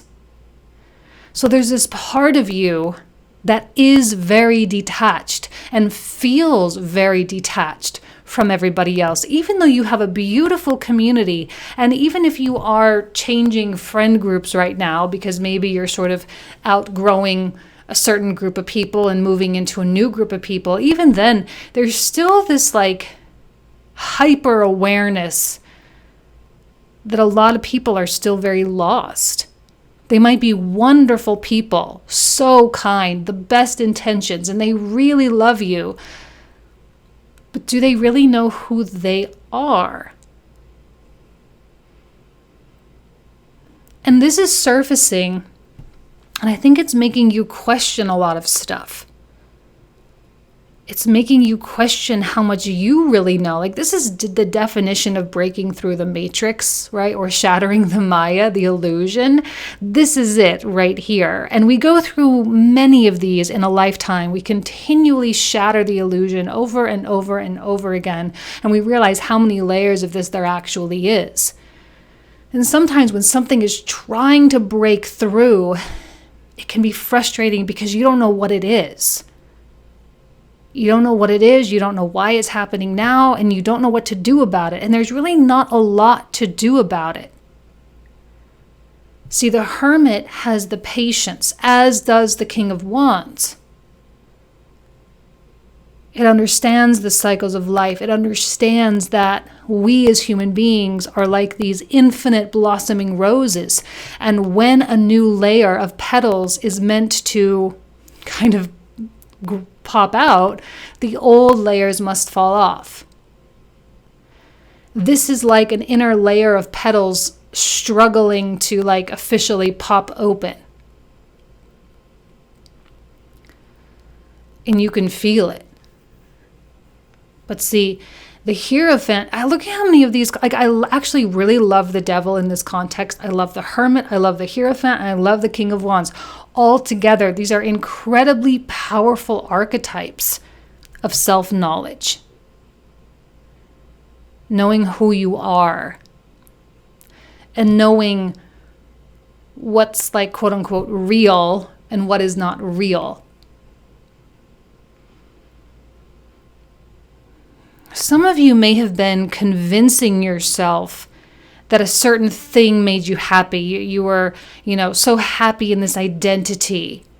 Like maybe some of you are, either, let's say you're in a relationship and you're like, oh my gosh, I'm so happy in this relationship. It's the best thing ever. And this is what everybody wants. Everyone aspires. And look at me, I have it. And then you start to realize, but who are you really? Because that's not really who you are. That's just a circumstance that you created in your life. And it doesn't necessarily, that in and of itself, bring you closer to yourself unless you're aware of the mirroring effect that's happening. So the Hierophant is speaking and he wants you to come home. That's what I always say with him, right? He's my guardian, my inner Buddha, my inner guru that brings you back home. Because the environment got messy, didn't it? It got complicated. It got cold and dismissive, and it got weird. And it didn't meet expectation. And the expectation that you had because of this weird thing that I can't even define. Here you are, though, not fighting back and just allowing this kind of weird wave to wash over you. And what's great is that we have this card over here of triumphant success, which means like whatever tactics you're doing is working. And I think you know that because you're at a place within your own growth right now where you can detach enough, the way the Hermit and the King of Wands is so detached. You can detach enough to observe what you're doing.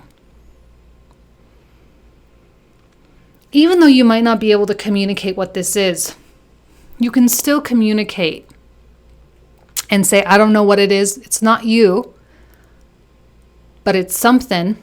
And eventually I'll know. But right now I don't. But I'm irritated because of it. I'm uncomfortable. I'm emotional because of it. And there's not a lot I can do about it until it makes itself known to me. That should suffice. That's kind of page level communication of like, well, I'm going to give you as much as I can, but I don't really have that much. You're going to get 2 pages. Look at this. This one you probably swat back at first because you probably don't really like the way it's approaching you. You know, again, this is not necessarily a person. It could be a person, a person that's triggering something inside of you and they're annoying you. So you get away, get away, get away. Eventually you let them in because you know that by letting them in, you get to finally and fully process what's really happening. You have to really feel this in order to heal, right? You have to feel to heal. That's a thing. You have to feel it. And you have to heal it. And Cancers, is one of the moksha signs, right? The water, Cancer, Scorpio, Pisces, the water signs. They have a difficult task. Being born with prominent water placements, Cancer is about healing, Scorpio is about transformation, Pisces is about surrender. These are not necessarily zodiac signs that are super connected with the material world. Now, there's material components like homes and money and, Pisces, there's like music and art and stuff that comes through that, and that's great, but the essence of the house has to do with the inner work. So the essence of Cancerian energy, healing not only yourself, but also healing the maternal ancestral traumas. And this is coming up for you so that you can. We even have, maybe this isn't you, maybe this is your mother.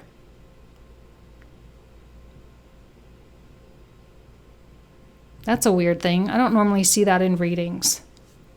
But maybe that's your mother. And you're here, showing up here to finally stop the cycle.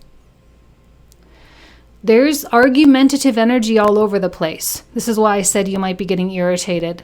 You might even be the one that picks fights a little bit. I'm kind of getting a really tough, kind of snippy energy from Cancer right now.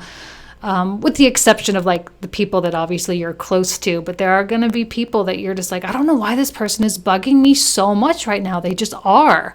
And it's because you're growing and something's trying to emerge from you. So when you find yourself irritated and like maybe even getting into it with somebody, I would definitely be like, oh wow, okay, take a step back, do the hermit thing, detach. Uranus retrograde, detach all the way as much as possible. Not to mention we're also having a second full moon in the 8th house for you guys, conjunct Jupiter. So that's kind of a big deal too.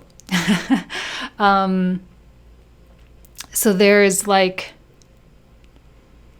that chance. The universe gives you that chance to consciously go inside, to consciously make a difference. Okay? And if you don't take that chance, don't worry, this will come back. And it'll probably come back harder next time. I have a feeling this will really make itself known probably in Libra season. Okay?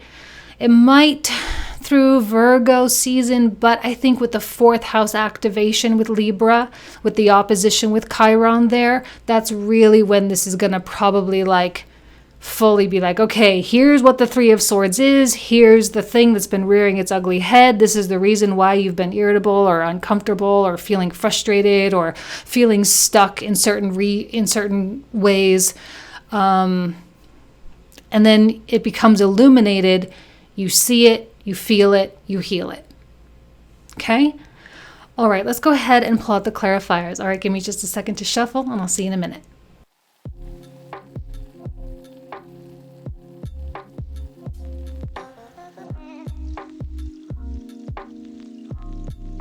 All right, Cancer, let's go ahead and get started with the clarifiers. So we talk about the clarifiers in the comprehensive reading. The link for that will be in the description box in the comment thread down below. We usually talk for about 20 to 25 minutes about these cards, okay? All right, so let's take a look at this King of Wands here. What do we need to know about this King of Wands? Beautiful, Eight of Wands. Eight of Cups. See, once the choice to heal has been made, it's obstacle free. Okay? Beautiful Ace of Swords, like triumphant success, same thing, right? I love the Ace of Swords. It's a card of freedom. It's hard when, ooh, look, see? It's hard when you are being held back or like mentally imprisoned by something and you don't even know it. That's the hard part. And it happens to all of us. That's what the 8th house is for, to clear out all of that. Beautiful Four of Swords and Six of Wands reversed. Okay, now let's clarify this Three of Swords.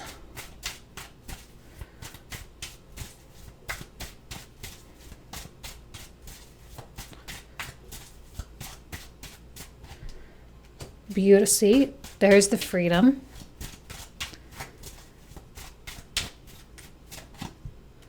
Ooh, another Eight of Cups. Excellent.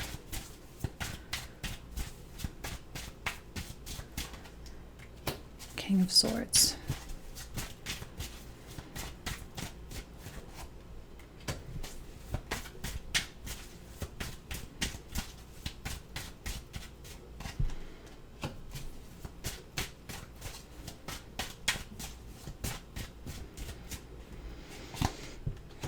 Let's do one more for that page.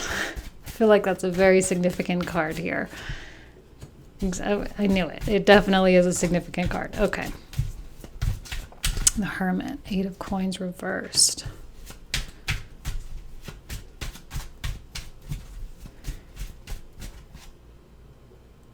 Knight of Swords and the Ace of Coins. Interesting.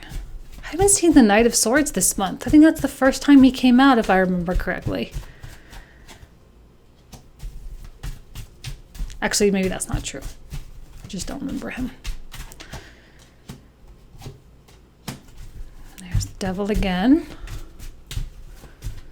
Interesting that it's coming out on top of the Two of Cups reversed. That kind of mirroring effect going on. Ooh, Wheel of Fortune reversed with the Knight of Cups reversed.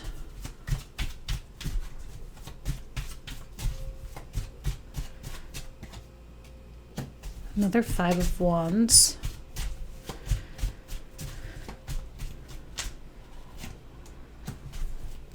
A lot of Kings coming out. Kind of feel like that's you, for the most part anyway. Oh goodness, another Three of Swords. Jeez, that officially came out 3 times. Good that it's reversed. Beautiful.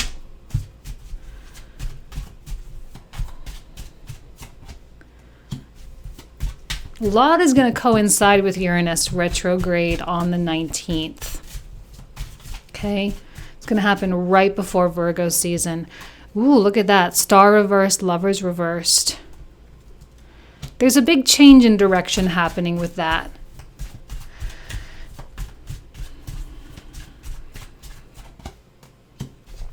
Beautiful. That's your practical side. We have the Six of Cups reversed. Beautiful Ace of Cups. We love that.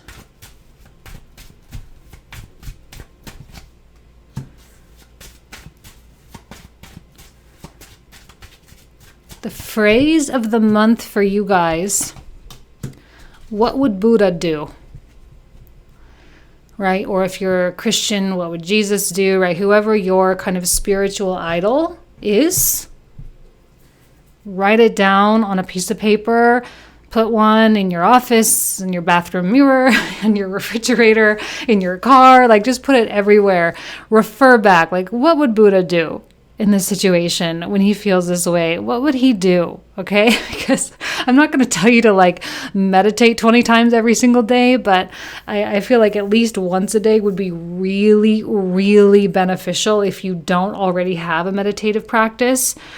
Because it's going to help to create the space for this Three of Swords to really surface, okay? Because it needs to, okay?